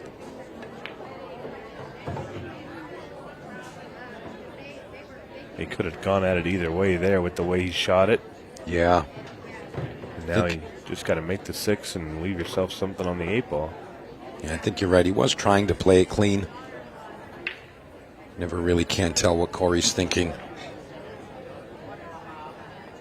Really just genius. I'll tell you what, this is something I've never seen before. So rather than wearing a glove, it looks like Corey has a glove piece, like a finger piece, on his stick, and he just grips the stick where that is and uses that as, I guess, his glove. That's very interesting. I've never noticed that. Yeah, we were talking about that during the shootout matches, and it's kind of just the way Corey's doing it. You know, I feel like the only reason a player would do something like that is they don't feel comfortable wearing a glove, but they still need that slickness when playing with carbon fiber. Yeah. So I have seen some players use a sleeve, most often just on the break shot. But as we see, Corey does use it full time. Nothing wrong with that if it gets the job done. Corey Duel going to the hill. 14 minutes remaining in the match. And if Henry is able to get something going, this could get a little lengthy. It could go close to the full time. I think Henry's really trying to forget about that missed position on the 8 after so many great shots. And all he can do is sit and hope for another go at the table. But fair enough. If Henry steals this rack and comes with the break, possibly a break and run in the next rack, we would be tied up at 4. So, again, things can change very quickly, especially with this alternate break format. Corey Duel assesses his break on the hill.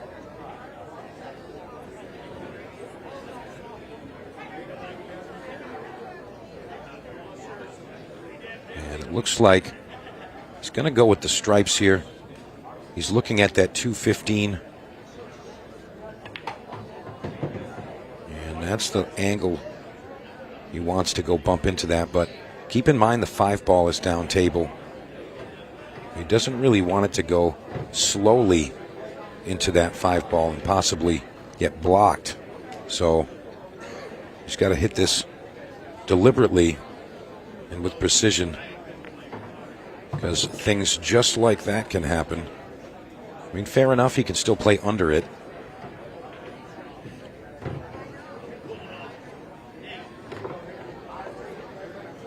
So now Corey assesses his new layout, moving furniture around a bit.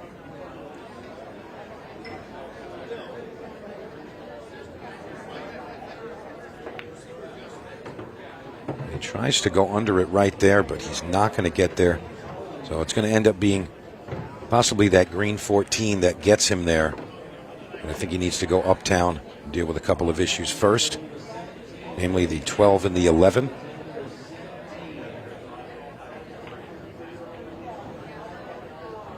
I mean, he could shoot at the 14 now, but really don't think that's the shot here. I think the 11 and the 12 are going to be the next 2 balls that Corey's going to pot. I agree with you there.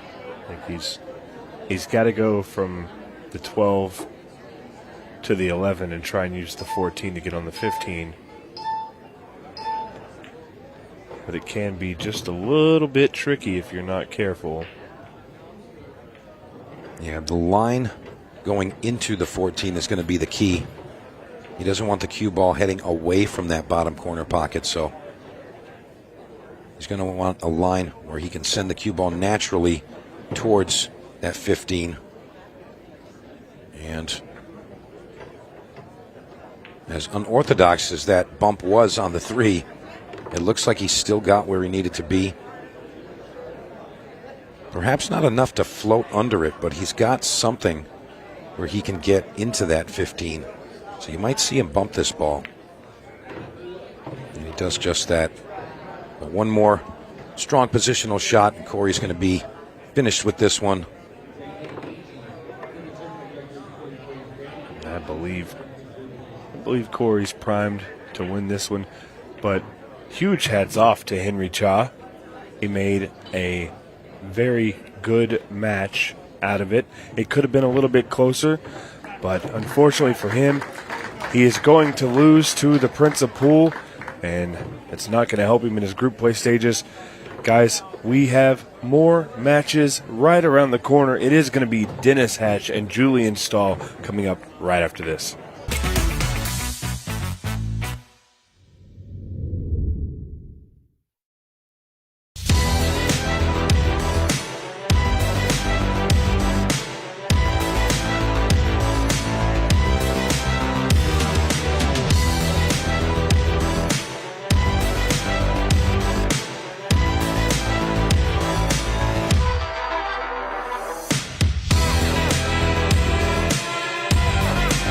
At APD Studios, we don't just design pool rooms. We build experiences around the game that we all know and love. I'm Adam Pfeiffer, a licensed architect for 10 years and a nearly 25-year pool player. I bring nearly 2 decades of real-world experience designing, setting up, and optimizing pool rooms and tournaments, both locally and nationally. Whether you're upgrading your pool room to host larger tournaments, planning a full-scale event, or just looking to perfect your home playing space, I design with purpose. From traffic flow and lighting to vendor zones and spectator comfort, every detail is considered, making it efficient for staff, welcoming for players and spectators alike, and compliant with local building codes. For residential spaces, I bring the same precision, crafting rooms that feel luxurious, play beautifully, and reflect a true passion for the game. At APD Studios, we design for more than just gameplay. We design for the future of your room.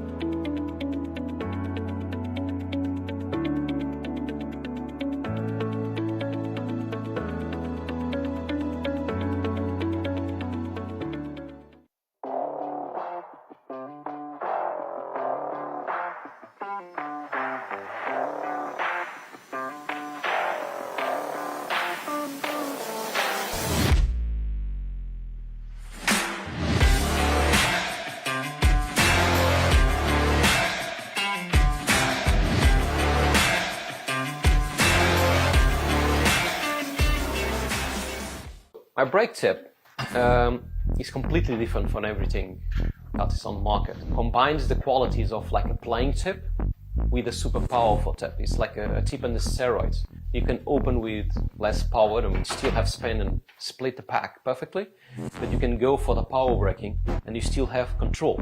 You just need to know how to do it. A lot of players that they told me that because they use so less power on braking, they can focus on accuracy, and the rack always splits the way they want. And because they are not using the power, they keep that accuracy and its reliability. I believe that when you're going to buy something, you need to believe on it and buy it perfectly. And on my side, what I believe is, if I'm going to offer you something, it needs to be better than I was expecting before buying itself. The increases, it's fantastic, it's super good. And they are consistent, they still have power or more power than the normal tips, and they last. And that's what I want. It really feeds me on. When people say thanks and they like the product and they are happy, I feel joy to myself. It's not really just proud, it's just joy. I feel happy.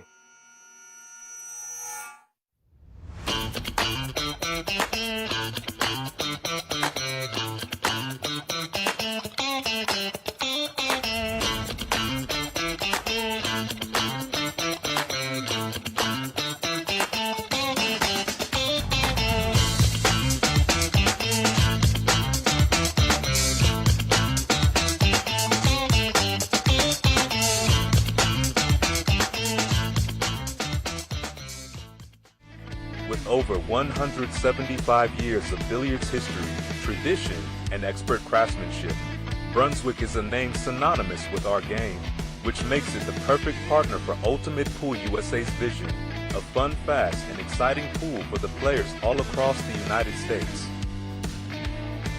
Brunswick, Ultimate Pool USA's official table partner.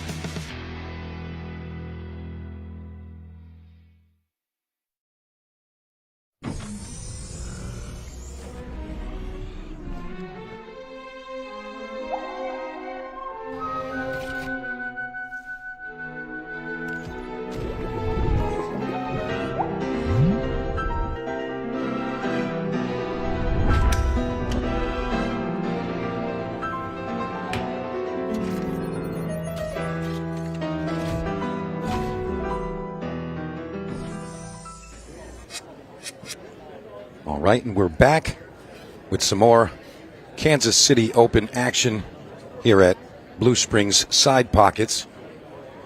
I am Mike DeMarco from Ship the Cash. We've got Dennis Hatch and Julian Stahl. And I've got a special guest in the booth with us today. I'm going to let him introduce himself. Yeah, Justin Nichols. I'm the tournament director and kind of go to everything here at Side Pockets Blue Springs. So enjoying seeing this amazing action in the homeroom. Yeah, so Justin, I understand that the turnout from last year's Kansas City Open till this year is massively improved. I feel like the room has been just exclaiming that to me all week. Yeah, last year, I mean, we had full fields, but it was 128 as a full field in the Open. The 32 juniors, we had 22 last year, and then we had a full 32 ladies. So doubled the ladies, added an extra 70 to the open to field, and then we filled the juniors, and they even had a couple on the waiting list there. Yeah, so that's a testament to what Ultimate Pool USA is really doing in the States. And I know Kansas City is definitely one of the favorite locations. And right now, we've got Julian Stahl taking on Dennis Hatch, the Hatchet Man. You see some class there from Dennis, passing Julian the drop chalk. Yeah, Dennis has definitely become a crowd favorite this week. He's got a lot of guys that didn't know who he was, a lot of the kids in the pool room that have really bought into Dennis and love his attitude and his fire, and definitely he plays to the crowd on that side of it too. Yeah, he's a true showman. He goes out there, all smiles, really plays to the crowd and gets them riled up. And I think that's really what the crowd is looking for, as Julian Stahl misses that 12. So we see Dennis Hatch at the table with nothing but solids to look at. A great chance to run out.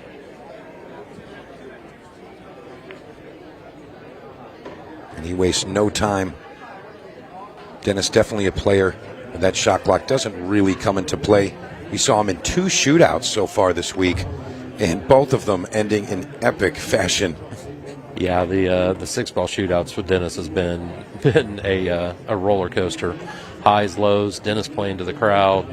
I mean, we've had a blast. The crowd forming around the arena every time he gets into one the crowd probably doubles with everybody from all over the room coming to watch it happen. Yeah, absolutely. And it's nice. You get the announcement, hey, this is what's going on right now. And everybody walks over there and says, oh, I got to see this one. Yeah. Another shootout. Let's do it. Yeah, I watched tournament matches yesterday, just stopped for the 5 minutes it took to get it done. They're like, hey, you mind waiting for a sec? Let's go watch this. Yeah, or even just standing side by side at their tournament table watching it on the TVs above just to, that the excitement and what was happening. They had to be there.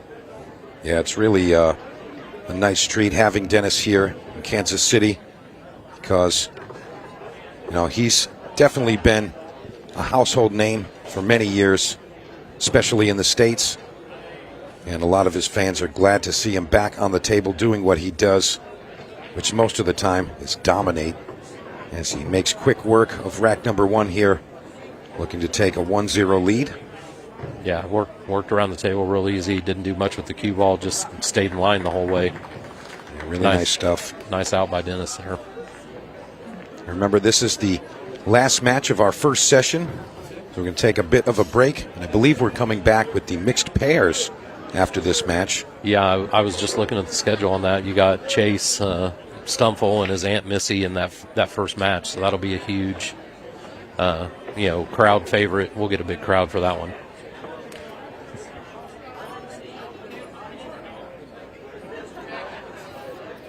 So we're going to get to see Julian Stahl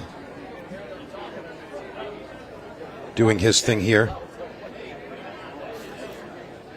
as he looks on, anticipating his break shot.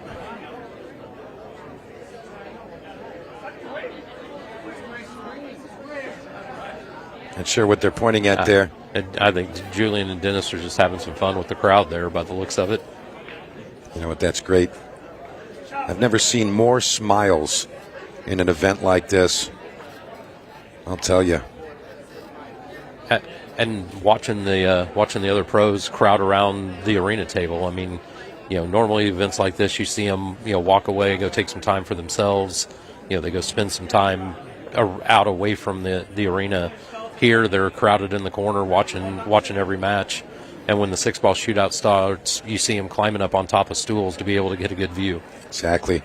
Yeah, we were multiple rows deep all week so far, and today is going to be no different. Yeah, I mean, last night, the 6-ball shootout with Justin and Dave was something special. And first time I've ever seen a standing ovation in a pool room for Dave there after Justin eliminated him. It was one of those moments that I will cherish forever. I'm glad that I was there for it. Yeah, truly, truly special stuff. And looks like Julian's going to have a go at this table. He looked like he was coming out with a lot of firepower, really relaxed at the table in rack 1.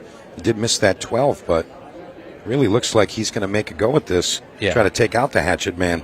Julian's first match on this cloth, and they just replaced it on Thursday because there was a little tear in it. And so I think the slide and the speed might have got him a little bit on that 14 as he was trying to hold it in that last track. So hopefully get him settled in here. And I mean, I know he's capable of getting there and getting out if it lines up for him. So Julian is a local player? No, but just having practiced with him a little bit in the room this week. We practiced on one of the Valley tournament tables for 30-40 minutes earlier this week, and I mean he came with some shots, plays really good, consistent, straight in 8-ball, doesn't do anything flashy, but doesn't make mistakes either. And it looks like he's got a little bit of work here with this 5-7 as he's coming a bit short on position. Yeah, see how he handles running off the 10 here, and just bumps the 7 over.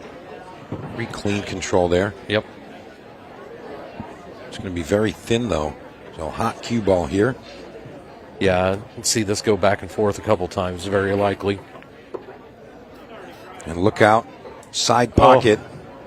Right into the drink. So Dennis Hatch going to get another opportunity. Ball in hand for the hatchet man. Yeah, slightly misjudged there. And I think you hit it with that, Justin, where the slide of the table on this arena, it's a little extra compared to the outer tables, and you can make some misjudgments. The CPBA cloth, I absolutely love it. We put it on all the tables here. but it's kind of got a little old school feel where, you know, those thin cuts like that, you're almost better to load it up with some inside and, you know, hold that angle with it. You know, if you hit it with some outside or some top, it slides a little bit just because it grabs so well. So, you know, he might have got caught by that a little bit too. Well, fair point. And Dennis Hatch comes down to his last couple of stripes and doesn't look like he's ever going to miss. Super consistent. Oh, yeah. He puts himself in stop shot. Hard to beat that. Absolutely. Check the shirt, make sure he doesn't shirt foul, and there you go. Another class run out. Dennis Hatch. And he will be breaking rack 3. And don't forget, we'll be taking a small break after this, coming back with the mixed pairs. Justin, have you seen the mixed pairs before? I've watched it. I haven't had it live. We didn't have it here last year. They did it in Colorado, the event after this one, for the first time. So haven't seen it live, but we definitely excited to see it. Mixed pairs is such huge here in Kansas City. There's some sort of mixed, you know, or Scotch doubles tournament almost every weekend. So a ton of buzz in the room from the league players, excited to watch, you know, some of their favorites get in there and duke it out that way. Yeah, we've been talking about the mixed pairs, and it's really one of the fan favorites. And you get to see the different dynamics between the players. Sometimes they know each other, sometimes they don't. But it really is an exciting type of format to experience. As Dennis Hatch comes up to rack number 3 with the break. And he's up 2-0. Again, racing to 5 in the Open. And it's 40 minutes instead of the 30 minutes for the shootout for these matches, correct? That's right. Okay. We get a little extra time, and he's going to scratch on the break. Oof. I'll tell you what, Julian Stahl, not going to have the greatest of tables to look at. Got some traffic downtown. Yeah, there's definitely some development on those balls on that bottom rail that he's going to have to do to work around. Yeah, this is not easy stuff. And again, he has to shoot out of the kitchen. He can shoot balls in the kitchen as well, but he has to place the cue ball in that area. Kind of surprised he didn't tackle the 2-5 there, being that it was in the kitchen that way. Yeah, I mean, sometimes a player's got a plan, and we don't really see that plan as things can change as they get to what they were going at. Absolutely. And it looks like Julian Stahl has to make an adjustment on his plan. Yeah, as he goes at this one ball. Rearranged the furniture there a little bit and had to adjust. He's going to rattle that one ball. That was a tough one. He had a lot of power behind that stroke. But Dennis Hatch also has to fade a lot of these tie-ups down table. And I wouldn't be surprised if he plays the 14 and caroms the 4 into the pocket. You know, just kind of get one of his opponent's men off the field. And in similar fashion, he's just going to putt into the 9. Leave Julian more uncomfortable. I think he's looking for the bull in the china shop approach here, and hopefully Julian moves some things around for him. And Julian gets another swing at this yellow one. And he makes it happen that time. He says, "Don't give me another shot at that one." Not missing there. Make it pay for coming out the first time. Yeah.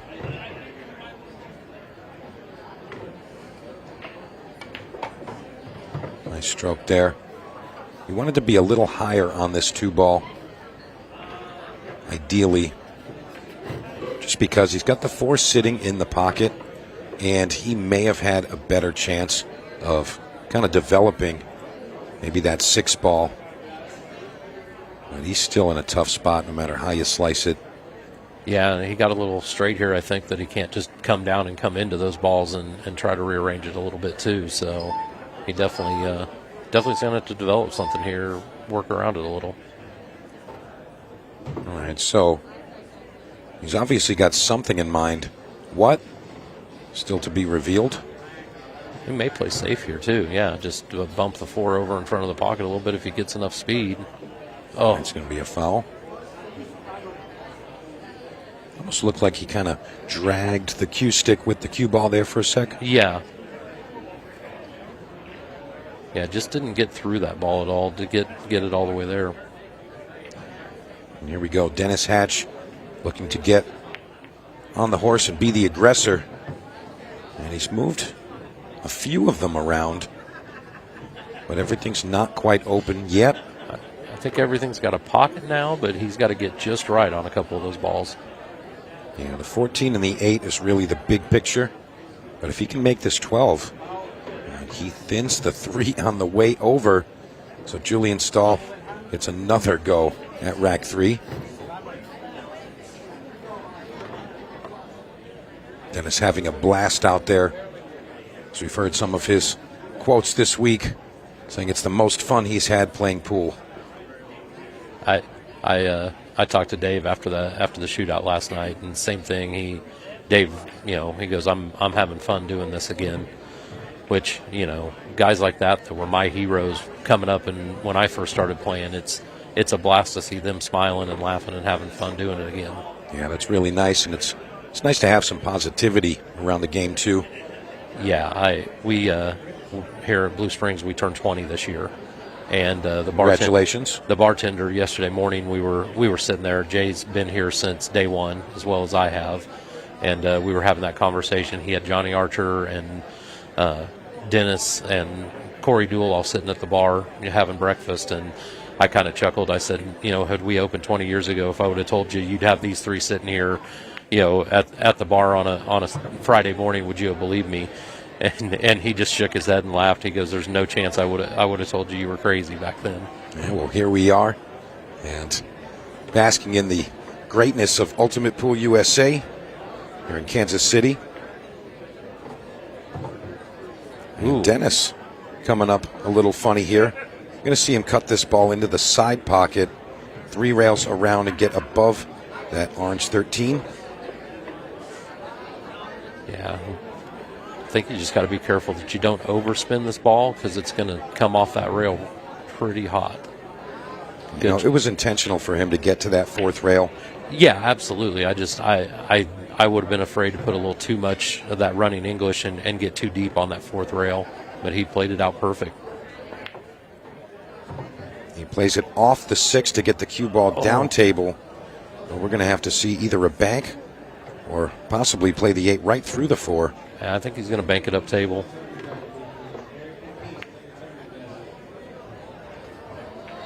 And it's going to hang as Dennis raises his arm just a bit early. And again, playing to the crowd, having a great time out there. And that's what I love to see. Yeah, he's, like I said, he's quickly becoming a crowd favorite here. A lot of people in Kansas City didn't necessarily know who Dennis was, and he's definitely a known name now. Absolutely. Going to have to show him some of those tapes. Dennis Hatch been a household name for quite some time, along with some of the other names you mentioned. And I'm sure everyone here in Kansas City is glad to have him in the room with us. Absolutely. As Julian Stahl takes his first point of the match, 2-1 now. And Julian will be breaking our 4th game here. Don't forget, after this match, 6 p.m., we return with the mixed pairs here at the Kansas City Open.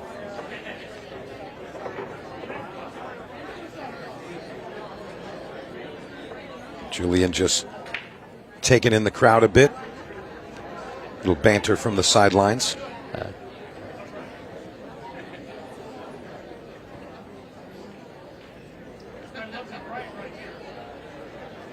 Love seeing those smiling faces out there.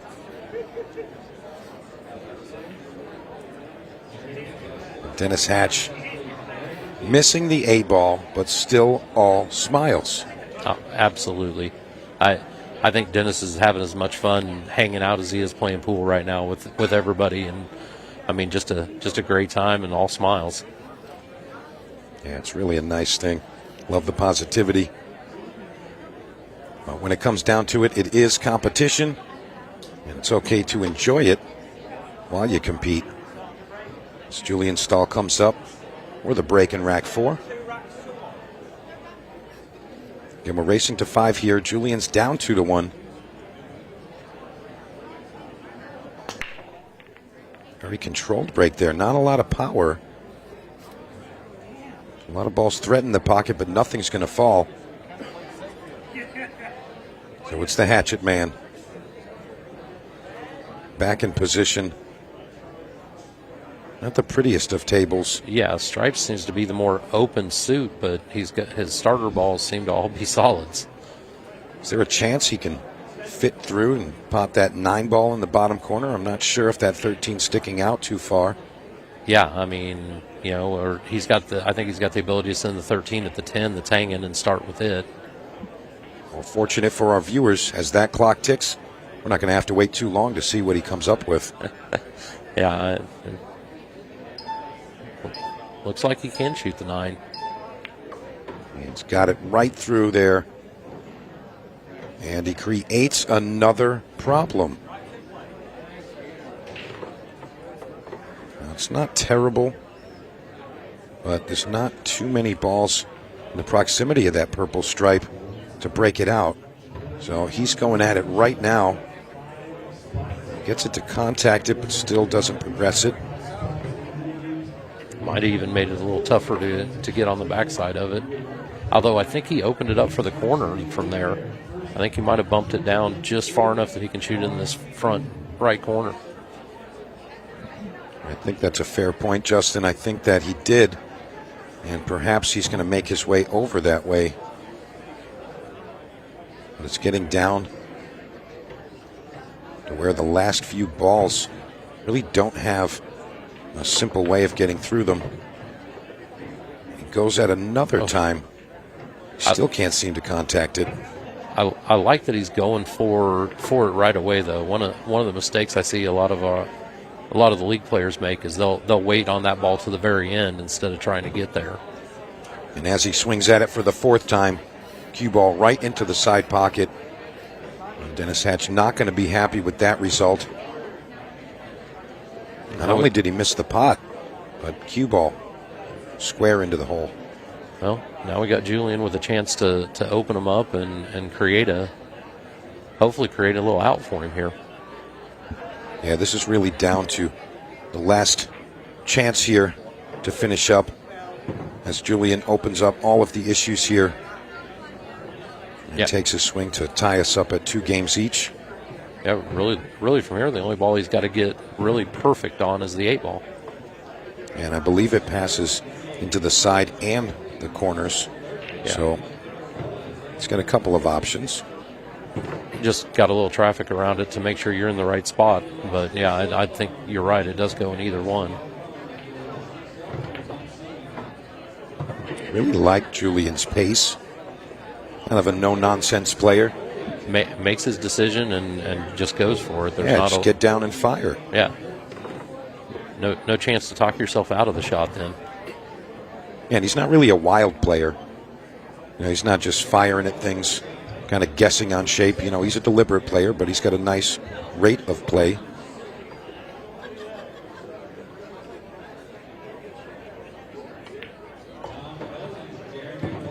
Well, he gave himself the angle to get over there to the 8. Just afraid he might run into it. Hopefully he doesn't create a problem. Yeah, I think he's going to have to hit the 11 ball also to come out good here. Yeah. He's got to kind of peel it out of the way. Maybe 11 and the 8. Oh. Well, left himself the bank, I guess. Yeah, and that's okay. Yeah. Julian's comfortable with that. Doesn't seem disappointed at all. Pretty straightforward bank. You can just kind of let the cue ball get out of the way. Oh. And he's misjudged that one as it goes extra wide. And again, I think that goes back to the comfort level on this arena table. You know, the slide of that fresh cloth, sometimes difficult to judge what that reaction is going to be. But you know what we say back home? We say adjust or go broke. I definitely agree with that one. Dennis Hatch arrives perfect on this 12. Just drag it down for the 8 in this top corner, you think? Yeah, I don't think he's going to move it too much. He just bumped it perfect. Yeah, Dennis is really, really deliberate with the cue ball. Yeah, he doesn't run into balls much unless he has to. Yeah, and he does that on purpose a lot. You see him where he's got tight position and he needs the cue ball to hold. He'll actually forcefully play into another object ball and stop the cue ball, and he does that with the best of them. Yeah, I've noticed that watching him play here in the arena this weekend. So missed opportunity for Julian Stahl as Dennis Hatch goes up 3-1.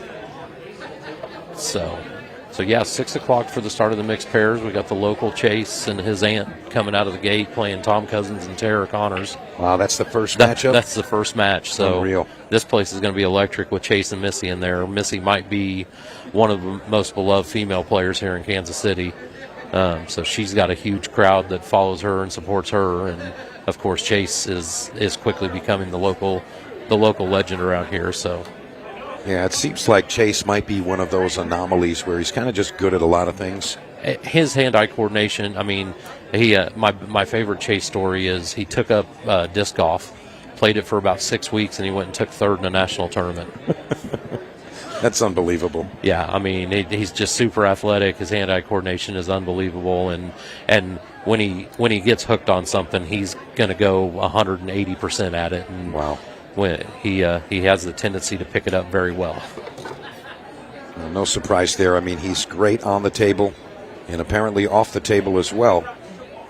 And here we go. Back to our feature here, 3-1 to Dennis Hatch. He does find success on the break, narrowly avoids the scratch. And he's going to have a fairly decent look at this rack number 5. I think just that cluster at the top rail that he's going to have to work around and navigate. It looks like he's entertaining, taking care of that right away. Yeah. As you mentioned, Justin, you want to do that as early as possible playing 8-ball. And he's done pretty well with that. Little thin on this ball, but be easy to control it and take it from there.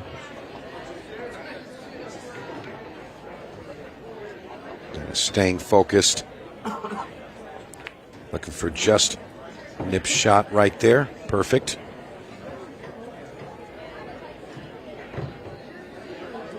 No, it's really just the decisions.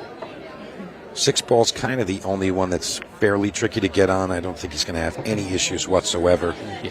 Yeah, getting on it, and then it's natural, I mean, to get out of there and, get on the 7 and the 1 for the last couple of balls. I think he's going to try to get right there on the 6 this shot.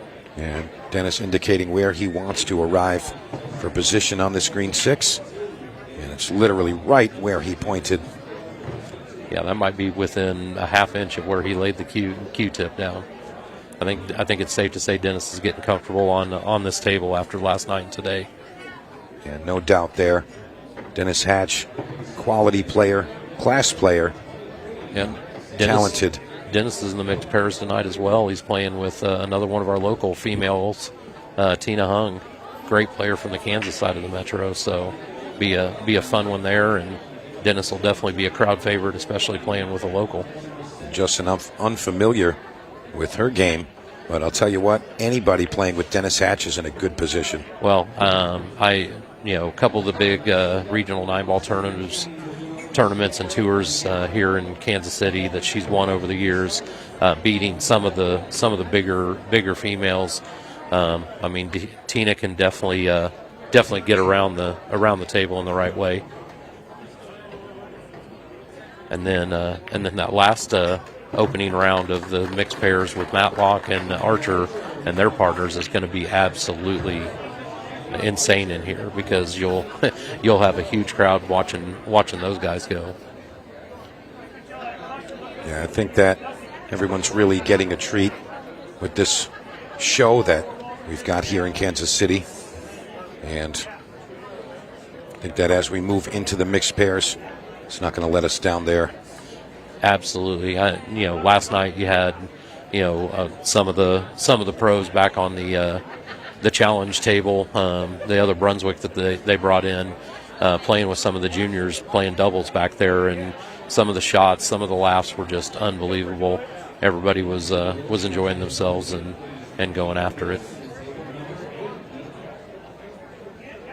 Dennis still with that smile on his face. enjoying this. And Julian Stahl, no different.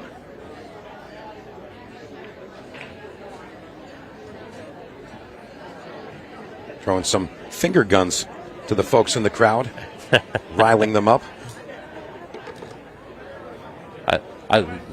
One of the things I absolutely love about these events and this format is that arena, but having the crowd right there, there's a lot of that crowd participation, and then I mean just seeing the matches going on in the background, some of the juniors matches that are going, different things like just the smiles on the faces in the background. It's not just the players that are having a good time here. Everybody seems to be. Yeah, I think that the crowd is definitely a key element in a successful event. And Ultimate Pool USA continues to deliver with that. Julian, tough dry break there. He hit those balls square and good and just couldn't get anything to slide in for him. Yeah, sometimes the game is cruel. And right now, it's being a little unfair to Julian Stahl as the Hatchet Man bullies this beautiful Brunswick table into submission. 4-1 up right now, racing to 5. Have to give that table a little extra love tonight when I clean it and get it ready for tomorrow after Dennis gets done beating it up here. Exactly. Totally agree with you there, Justin.